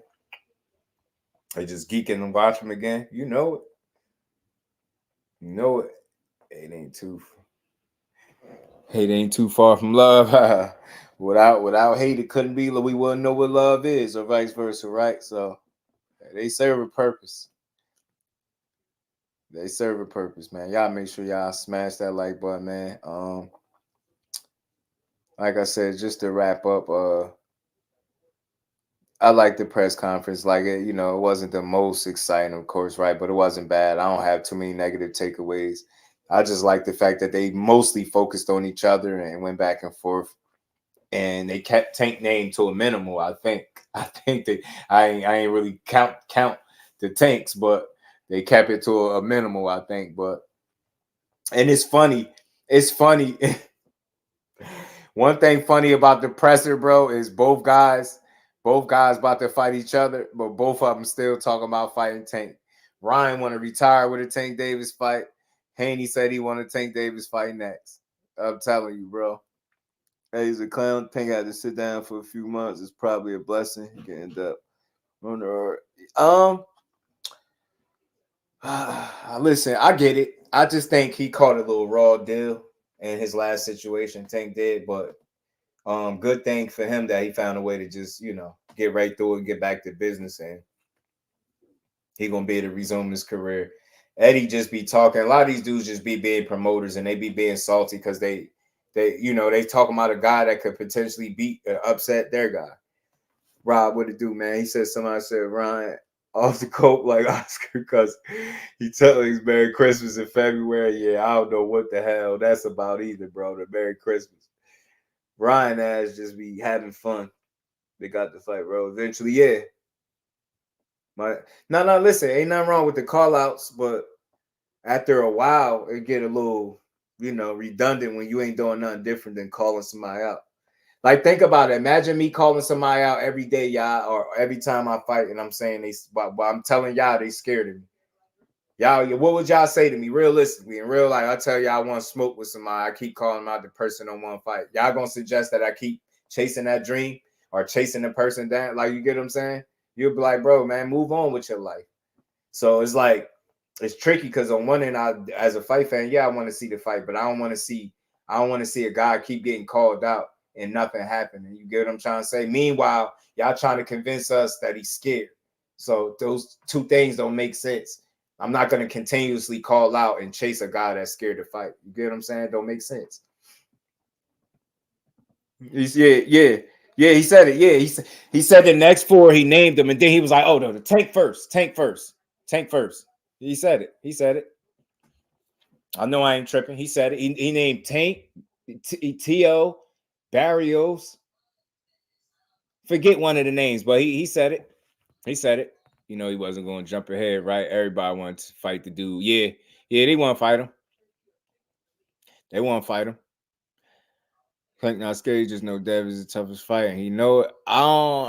Listen, stylistically, Dev could be a tough fight. You know what I mean? Stylistically, with the things that he like to do, he could be a tough fight. But I think the safer thing to say is Tank is all of them dudes' toughest fight because they've said so themselves, right? The biggest fight, toughest fight. So Shakur ain't losing nobody. Talk to him, like, man. That Jersey native is a bad boy, man. Talk to him. They're gonna stop for now. It's business move for them. I think a lot of this stuff be business too. And again, we don't be having all the answers, so it's hard to gauge, right? That's why I don't pass everything I say as facts.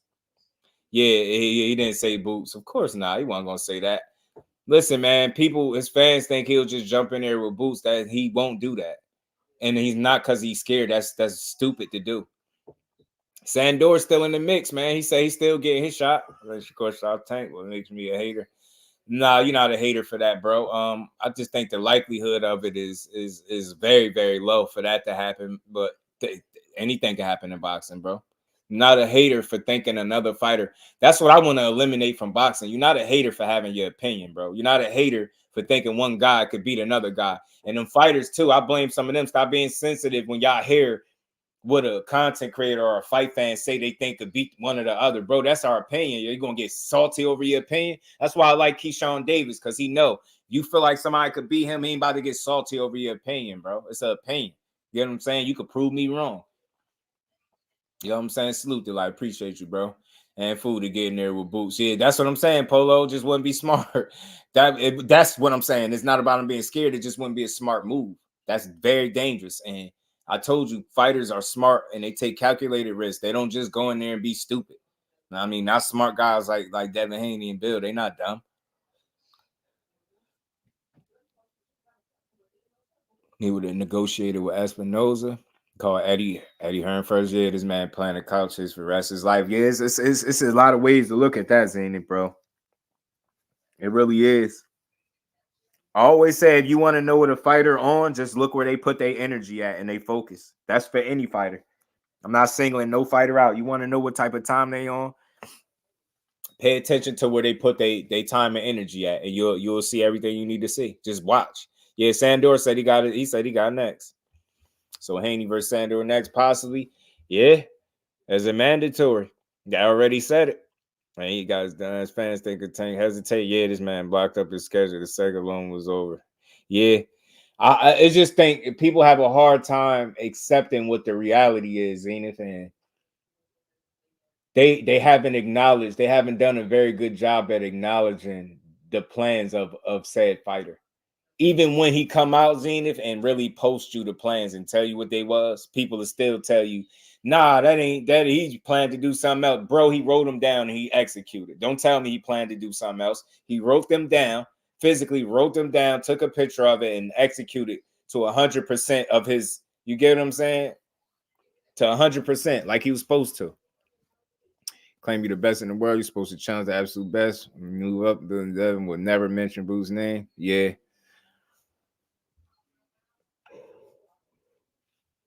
It's like, for me, Zenith, I just think I'm tired of the narratives that come surrounding things, right? Like, he can do him. I'm going to support him, rock with him, right? I ain't mad at him as a fighter. Do your thing. But I think all the narratives that come surround it, the rhetoric, the slander that comes out of that side of things, that's the stuff that I don't care for too much. But him, the fighter, like, I was entertained watching him fight Regis. I hate to see Regis get beat up like that, but it was a fun fight to watch. Entertaining for sure.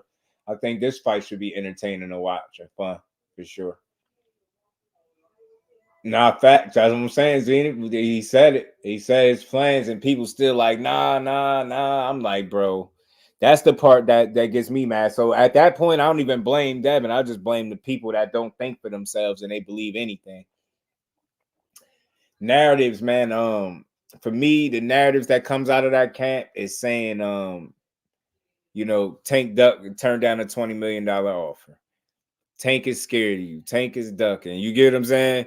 You get what I'm saying? All those are the narratives like that they push. He don't want to fight you. He's scared. He complaining about the weight. He want to handicap you. Like, look, I didn't even put it up here. I had a picture, man. I had a picture of somebody saying all the stuff Tank do. Damn, I'll touch on it tomorrow, but I got a picture. Like, you'll see it. Like, it just don't stop. Like, I've never seen. I mean, I can't say never, but they really do. They concentrate a lot of energy at taking away from them. And one thing I do over here, y'all, I give everybody their credit. So you can't say I do. I give Tank his credit, Dev his credit, and whoever else. T.O., when they deserve it, they get their credit from me. Praise today. He definitely changed his mind today. Yeah. Nah, they was rocking with him, man. They was rocking with him. They was yelling at Haney pillow-fisted out there. I liked it. I like they talking junk. Haney selling the fight. Bill selling the fight. It's fun, man. It's entertaining and it's fun. I like it. I want to see the fight. They got me wanting to see them dudes fight each other. You know what I mean? When did he say go? What you mean? People choose. What he said? Choose to make themselves upset. Yeah. Nah, at this point, Gertz, they don't even be in control, bro. They be emotional as hell and they feel feels. You know how that go. Then they just get to snapping on everything. Narrative came from both sides, and I swear y'all called one. But to be a buck, bro, I don't know. I don't think one camp is painting this other guy as being so scared. I don't think the other camp is painting the guy as being a duck. Like, y'all follow me or y'all correct me if I'm wrong. I don't think they're doing that. I think that's coming from one side. I think one side is super loud and proud about what they want. Somebody showed me the last time Tank mentioned Devin Haney in recent memory, and then I'll show you all the times that Dad mentioned Tank name or his pops mentioned Tank name. So to me, that's that. To constantly say a guy is scared of you, but I'm gonna keep calling him out anyway. That's clout chasing to me. You get what I'm saying? I heard somebody blame Tank for Dev outgrowing 135. Like, you can't make this up. They said, how Tank gonna let Dev outgrow 135? I said, what the hell? Blame both. It's like a reality show. Yeah, I don't like crabs. Me neither. Not anybody tearing down of the next fighter, I'm not a fan of.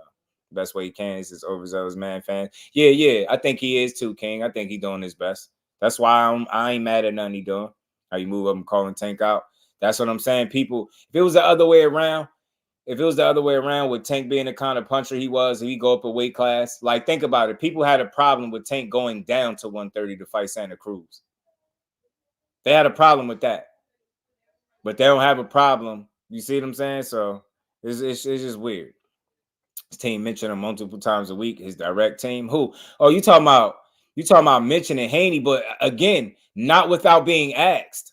Not without being asked. You get what I'm saying? A lot of times people be asking and typing, they be responding to people in the comments and shit like that. So, I mean, it's clear. For me, you free to interpret it how you want. You feel like it's both sides? Cool. For me, I feel like both sides have definitely played their part, but it's one side that's been heavily extra with it. And that's not tanking his team. That's respectfully. Like, they respond so much because people think about it. He got a fight lined up with Ryan, but today people was in the comment section talking about Tank. That should tell you everything you need to know, bro. His fans are the problem too. They won't, because they don't watch boxing to support the fighters in boxing. They watch it to support the boxer that they like the most, and then argue how he's doing much more than everybody else. I don't watch boxing that way, so I give them all their credit. You know what I mean? He said Tank don't beat Haney. Simple. Shit, ain't that simple. It ain't that simple. That fight is not that simple. Him not beating him, I mean, it's tough to say, because what do you have to go off to say that he won't beat him? Both of these guys ain't did nothing but win. You know what I mean? Tank has not been responding. Yup, Devin, his fans were talking about Tank when he was still at 130. Yeah, it's not even close for me.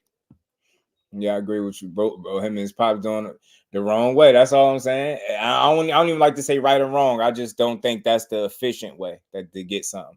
But look, man, salute to them both, man. Salute to them both.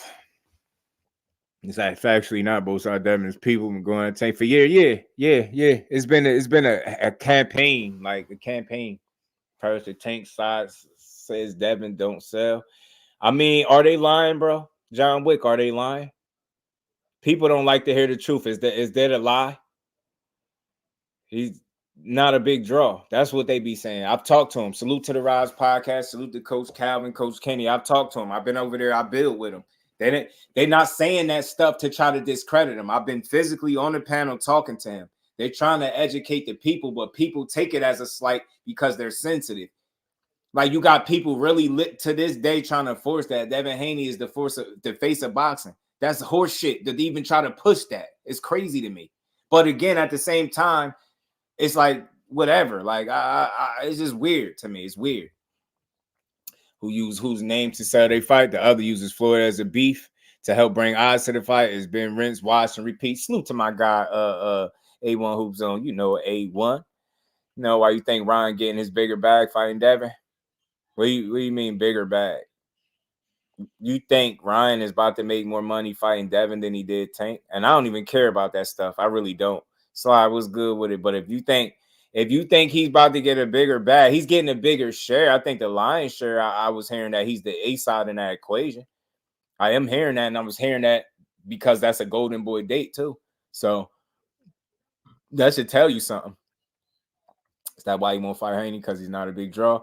Nah, I don't think so. I think a lot of fans have heard that. If you heard Tank ain't never said none of that. That's the problem that's the thing people not picking up on. It's us as the people speculating. Tank ain't never said he won't fight him because he ain't a big draw. He ain't never said he won't fight him because he too big. It's people making that up. Yeah, the sparring came up, bro. They really brought the sparring up on live television. I thought they was done with that. He lame for bringing up dudes' parents' jobs. Oh, yeah. I think it was in good fun, though. Not bigger, but bigger than they thought. Yeah, so I don't think he's just not a he's not a huge draw like that. You did 150,000 buys with Lomachenko, right? Is that a lot? Is that a big draw to y'all? And then the only consistent story that you heard with Regis is between 30 and 50K. Why JusDueBoxing don't care about conversations like that? Because I don't care to try to make Devin Haney look like less than by pointing out what he sells and don't sell. I don't care. Do you know what he sold? He got my pay-per-view sale. So I don't care what everybody else is doing. I know when he gives me a fight I want, as he's been doing, last 2 fights I paid for. You paying for him. You know what I'm saying? I have no problem, no issue paying for him, bro. No issue paying for him. So I pay for my pay-per-view fights. You know what I'm saying? I don't mind.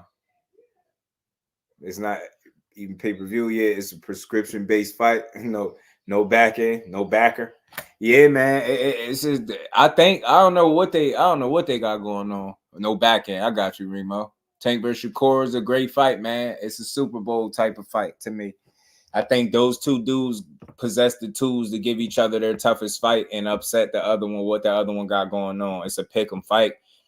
You can argue all day about who you think will win and lose. It's not really an argument. It's more of a discussion for me.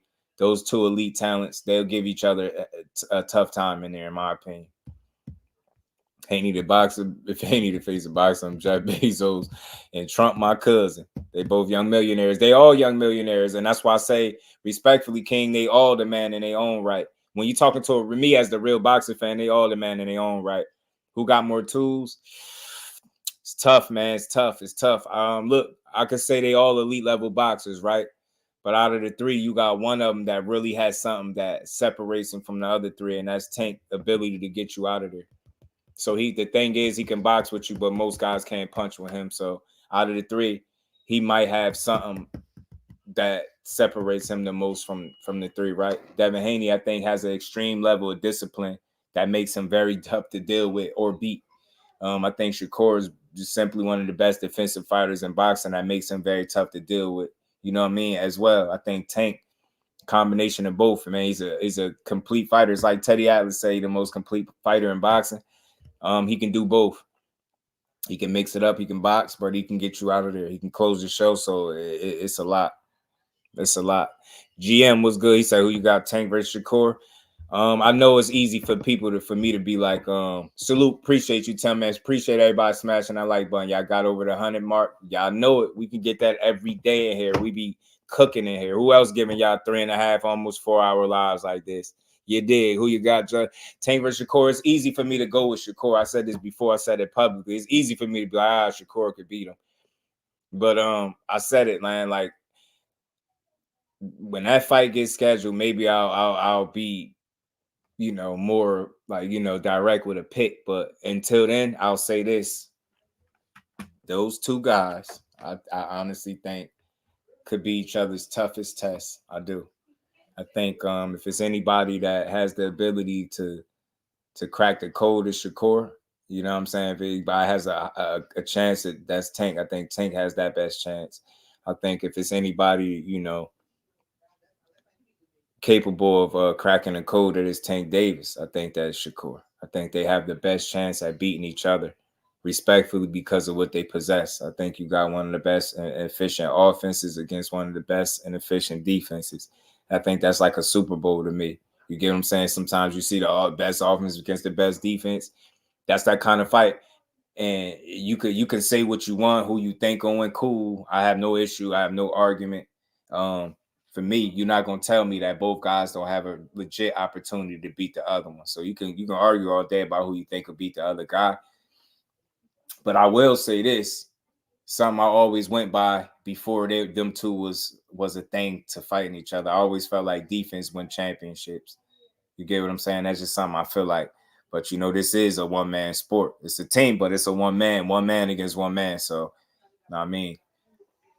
When the people understand matchmaking, they wouldn't ask who beat who. Yeah, I mean, you still going to ask it because you're going to always want to know. But matchmaking is there for a purpose, John Wick, for sure. Matchmaking is there for purpose, and people don't want to acknowledge it, but it is.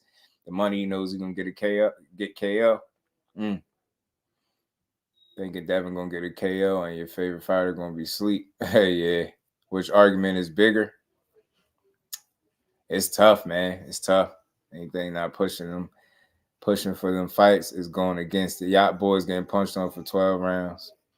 Tank B Frank, you probably looking at T.O. That's where the money at. And man, they say T.O. ain't the biggest draw either. You know what I mean? But I think Tank is the money. I think the better the dance partner, the better the opportunity to him to just continue to maximize. You know what I mean? That's just me. I think he is the money fight, and I think he's shown that time and time again. So I feel like better the opponent, the better the opportunity for him. Looking for a knockout against Dev or Shakur. Might be waiting and looking all night. True. But see, the unique thing about Tank Davis is if you really, you know, we all watch the career, he can get you both ways. He can wait for you to, you know, make the mistake and he make you pay for it, or he can actually go get you and force and create the mistake. And he, you know, at a certain point, the guy started stepping to barriers, like, and different guys. Like, he went and got Leo. You know what I'm saying? He let Rolly get himself, but you get the picture. If he has to go get you, he can. That's something that people don't ignore that. You get what I'm saying? If he has to go get you, he can. I think what makes Tank tricky is he can box with you, even if you feel like you got the ups on him and with the boxing ability, cool. But the gap is not going to be as significant as what the gap is between punching power. That's a significant gap.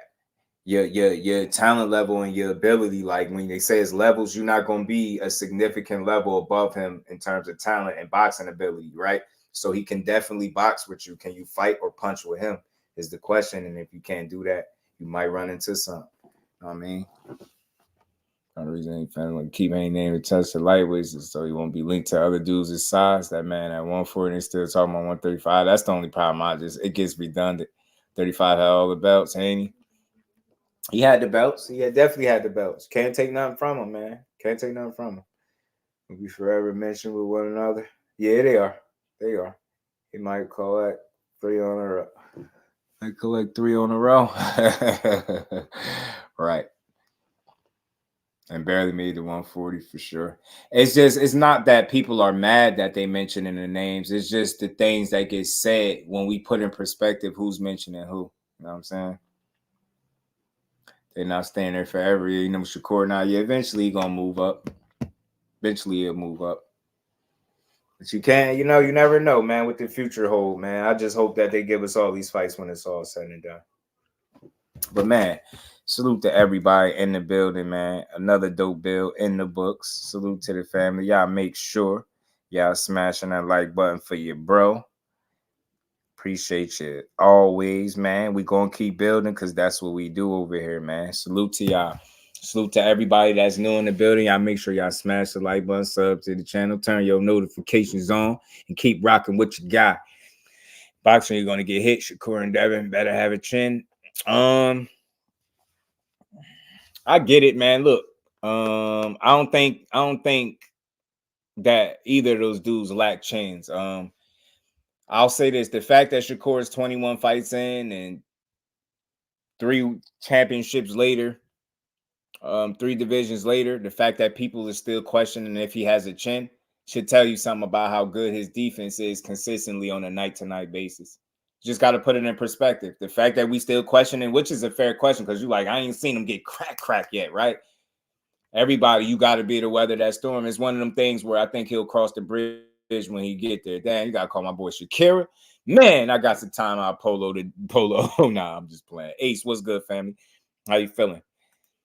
He said, what's next? Oh, no. He said, well, typo. Oh, we sure wasn't Shakira. Dang, gonna do my boy like that. Nah, what's next for Crawford with the Spence rematch? Clause expired. I think Crawford is salute to my guy. Like, I think Crawford is looking for his next opportunity, to be real with you. I did hear something about that rematch expiring. That's tough because you didn't expect that to happen that way. It is what it is. it's tough where Crawford goes, right? A lot of people feel like the wall's closing in, and sooner or later you're gonna have to fight Boots. That's always our option. Tim Tszyu tied up, Charlo out in the win, Canelo tied up right now. His immediate, you know what I mean, opportunities kind of seem like they off the table. So I just don't know. But Crawford gonna be good wherever he go, bro. Don't make no mistake about it. He ain't pressed for no money or opportunities. Like, I know people sell these stories like, he gonna need to do this. Crawford can fight. Don't ever forget that, bro. Crawford can fight. He gonna be fine wherever opportunity he take and whoever he fight, he's gonna be fine because he really a dog like that. He can fight, yo. Salute to my guy. That's my guy, Zenith. Maybe comment, kicking. And salute to everybody anybody doing a bit of admin. Appreciate you, family. Miss Joette. Salute to the queen. Appreciate you as always. I had chat that he said they was on my head. Nah, man, John Wick, you're good over here, bro. The chat get like that a little bit because y'all opinionated, but just the only thing I can do is put out consistent, cool and calm energy. I could get like a back and forth type of guy, but I ain't doing that. I feel like everybody else do that. I'm gonna be the sense of calm. When y'all come over here, we could just vibe out, man. Vibe out and talk this boxing, man. Vibe out the rules. I get that, man. Salute to everybody saying no before the thing expired. Yeah, it's crazy. Crawford gonna move to 150 for him. Tim, maybe Thurman. Yeah, Thurman said Crawford will step up. Crawford will step up and fight. Stanionis, he been out so long that he don't give him a snowball's chance at beating Crawford. Yeah, friendly fire, man. Because y'all know, long as we rock with each other, we could agree to disagree. That's what y'all like to do. I don't really like to disagree with people. I just let people state their case. I respect it, and then I move on. We need to get some gloves for the chat. Right. We're gonna get some, man. We're gonna get some boxing gloves for the chat, man. Salute to my bro LaMarcus, man, in that cash app for the overtime. Appreciate you, family. You know that's what I hope y'all know this is why I do this. And we ain't never got a box again. Well. I already been getting these, but now it's time for you to get your just do. I want everybody to know. Appreciate you, LaMarcus. Much love, bro. I want everybody to know I don't rush out of here. We have a good build, man. I want, if you're a boxing fan, if you're a boxing supporter, you love the sport of boxing, this is the channel for you. Simple. It's simple. Like, I ain't never blocked nobody for disagreeing with me ever. Never. I ain't never done it, and I never will because it ain't that deep. Disrespect is different. I'm blocking that, and sometimes I'll just ignore it, but you're getting blocked 9 times out of 10. Tanya Van Charles Williams doing peace and blessings, Queen. Hope you're feeling well today. Good to see you in the building. Salute to all the family, the Rise, and everybody else. Much love and appreciation. Good to see you as always. He said, do that. And the part twice, like, yeah, man, get some gloves, bro. Get some gloves. And he just spoke about 147. You got to think he talked about Barrios as one of his next 4 fights. So he already thinking about 47, y'all. So the more you talk about 47, the more you moving away. You know what I mean? I'm gonna be hitting everybody behind the head. No hitting below the belt, though. Behind a little couple rabbit punches here and there, they might slide. No hitting below the belt. But, man, I appreciate everybody. I appreciate all the support. We just going to keep building, man. Another dope build in the books. Salute to everybody that stayed to the end of the show, man. Y'all the real MVPs, man. We've been rocking. We almost 4 hours in. My good brother Jay Hardcore will be on in less than 15 minutes. If y'all still on, y'all go tell my good brother Jay Hardcore at Hardcore Boxing News. His good brother just said what up, man. Even if y'all pass through, smash the like button. Go say what up to the OG, man. He a good guy, good dude, and he's family. And we rocking with him. So if y'all still on, y'all can catch me over there at Hardcore Boxing News at 8 o'clock. I will be over there rocking out with my guy, Jay, man. Much love and appreciation to the chat family, man. They keep ducking and shots. I just don't state the obvious because if you do, you crying. Oh, yeah, you know how I be. They say you crying. And no, I don't do no crying over here. I love the sport too much. I'm telling y'all, pay attention when y'all around and how many people give it up with this fair energy where you ain't getting cursed out, snapped on, you know, called stupid because of your opinion. Look, I rock with y'all. Y'all rock with me and I rock with y'all and we gonna build. That's how we had these conversations, man. Boxing wasn't meant to be argued about all day, man. We could build on boxing. That's why I say these are boxing builds. This is not me talking to y'all. This is us building. You know what I'm saying? I meant to drop the link too, so I could have had some of y'all came up here, but we're going to keep doing it, man. We're going to keep building. Tomorrow we dropping the link and we building, because I'm pretty sure it's going to be a lot of stuff to talk about again, as always. Good stream. I appreciate all y'all, man. And also Jake Paul. Austin fights this weekend. Look, bro, my initial thoughts of Jake Paul, I thought he was playing boxing, bro. I thought he was playing boxing, but the fact of the matter is he's creating opportunities for other people. He getting people paid. He is going in there. He training. He is trying to get better. He fought a legit boxer. I know people feel like his fights is set up. I'm not even going to knock him because he's sharing the platform with other people, and he's being one of the sole purposes that people are having the opportunity to get paid the right way. And I got to salute Jake Paul for that. I don't see him being in a fight that he going to lose, not no time soon. Because you got to think, he got no extensive amateur background. He just picked up boxing out of late, you know what I mean? This is late, so I don't think he's gonna fight no killers right away. He gonna be he protecting that bag right now, rightfully so, because it's a lot of seasoning that he's like literally learning on the job. So I feel like if he's taking it serious, I support it. You get what I'm saying? If you're not playing boxing, I support it. You continue to give people opportunities, I can rock with you. I can't knock it. You get what I'm saying? I'm just not that type of person. I'm not running around trying to be mad because he's doing something. If I don't like what Jake Paul is doing, I just wouldn't watch it or entertain it. But once I hear the fighters coming out speaking, this guy is sharing the platform, extending the platform, getting opportunities, getting us paid. Gotta salute that man, because that's what it's all about. Reality, trying to help the sport to a certain degree while helping himself. You get what I'm saying? So he could have just been selfish and said, you know what, I'm going to just push this forward and I'm going to just keep fighting these fights and getting paid. But he's making it so that other people get paid. You got to rock with it. Appreciate you, D. Much love, bro. Phoenix the Assassin. Much love, bro. The press conference was ass. Damn. It wasn't that bad. Remember this live. Y'all going to be like, Z was right. It just like they did years ago when I said they was using up his last 35 years with ESPN. He going to be too big by the time he get out his deal. That's true. That was true. It did play out. Oh, he said no show tonight. Oh, all right. Jay Hardcore. Pardon me, y'all. False alarm. Jay Hardcore was in the win tonight. That's because he was at the press conference. So that's probably why he ain't doing the show. So salute to him. But he always on at 8 p.m., bro. Y'all can check him out. Go salute my good brother. Go sub to the channel. Go tell him I said what up. Tell him his good brother, Just family said what's good. But again, man, salute to everybody in the building, man. I appreciate y'all. It's been another dope build. Salute to all the family, man. Make sure y'all enjoy the rest of y'all good Tuesday. And we're going to be back tomorrow to build with some more boxing, man. We got some more. Pretty sure it's going to be some more Haney Garcia talk. You know what I mean? The Canelo sweepstakes circus continue. Benavidez making moves. It's kind of good for his career, but reading the fact that he's thinking about coming back down could be very risky. And me personally, I would love to see Morrell fight Berlanga. He said he'd knock him out. I would love it. It was literally one of them things where I covered my face like it was one of my homies on stage embarrassing himself. Man, y'all a tough crowd, bro. Y'all a tough crowd, man. Y'all a tough crowd, bro. Y'all tough, man. Y'all tough to Phoenix the Assassin came right in with it. But man, salute my guy Tim Late, man. Damn, now I'm saying everything and Jay covered all, man. If I wasn't so famished, I'd rock out for a little while longer. But again, I think we put in a good bid today, man. Much love to the family, man. Salute to everybody. We're gonna keep building on boxing, man. And I will see everybody tomorrow. Appreciate everybody in the super chat, cash chat. We're gonna be back tomorrow. So with that, salute to the fam. We out.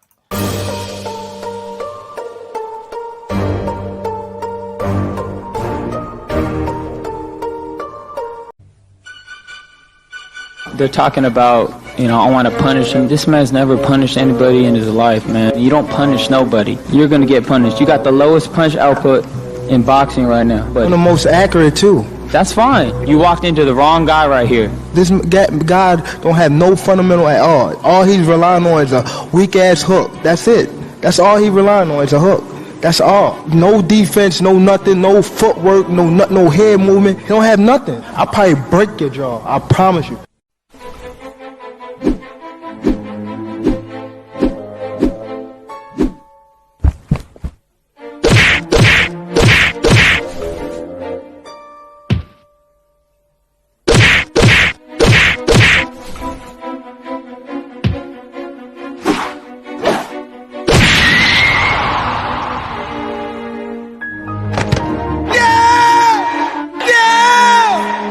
Point to the easy work then. Don't let him bully you, son.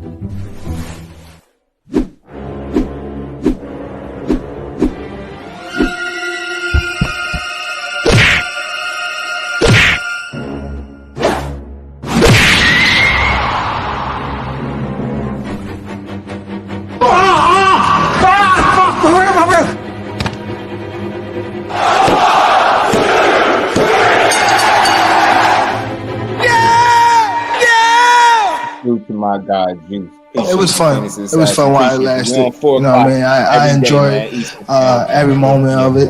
It was a great fight. I hope to get a rematch one day. I didn't feel too good. I mean, I felt a little weak. My legs didn't feel too much under me, but it is what it is. I signed the contract, and that's that.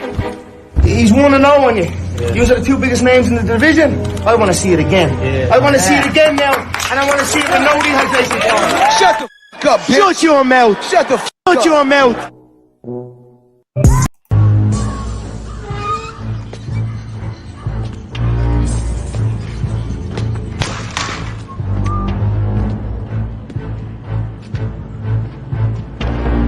What's up, y'all? What's up, Red? Thanks for the bike. What you got on my 40, homie? I thought you had $200. I do. But I want to spend Red's money. Come Debo. Who? Debo. Let me just check mine in.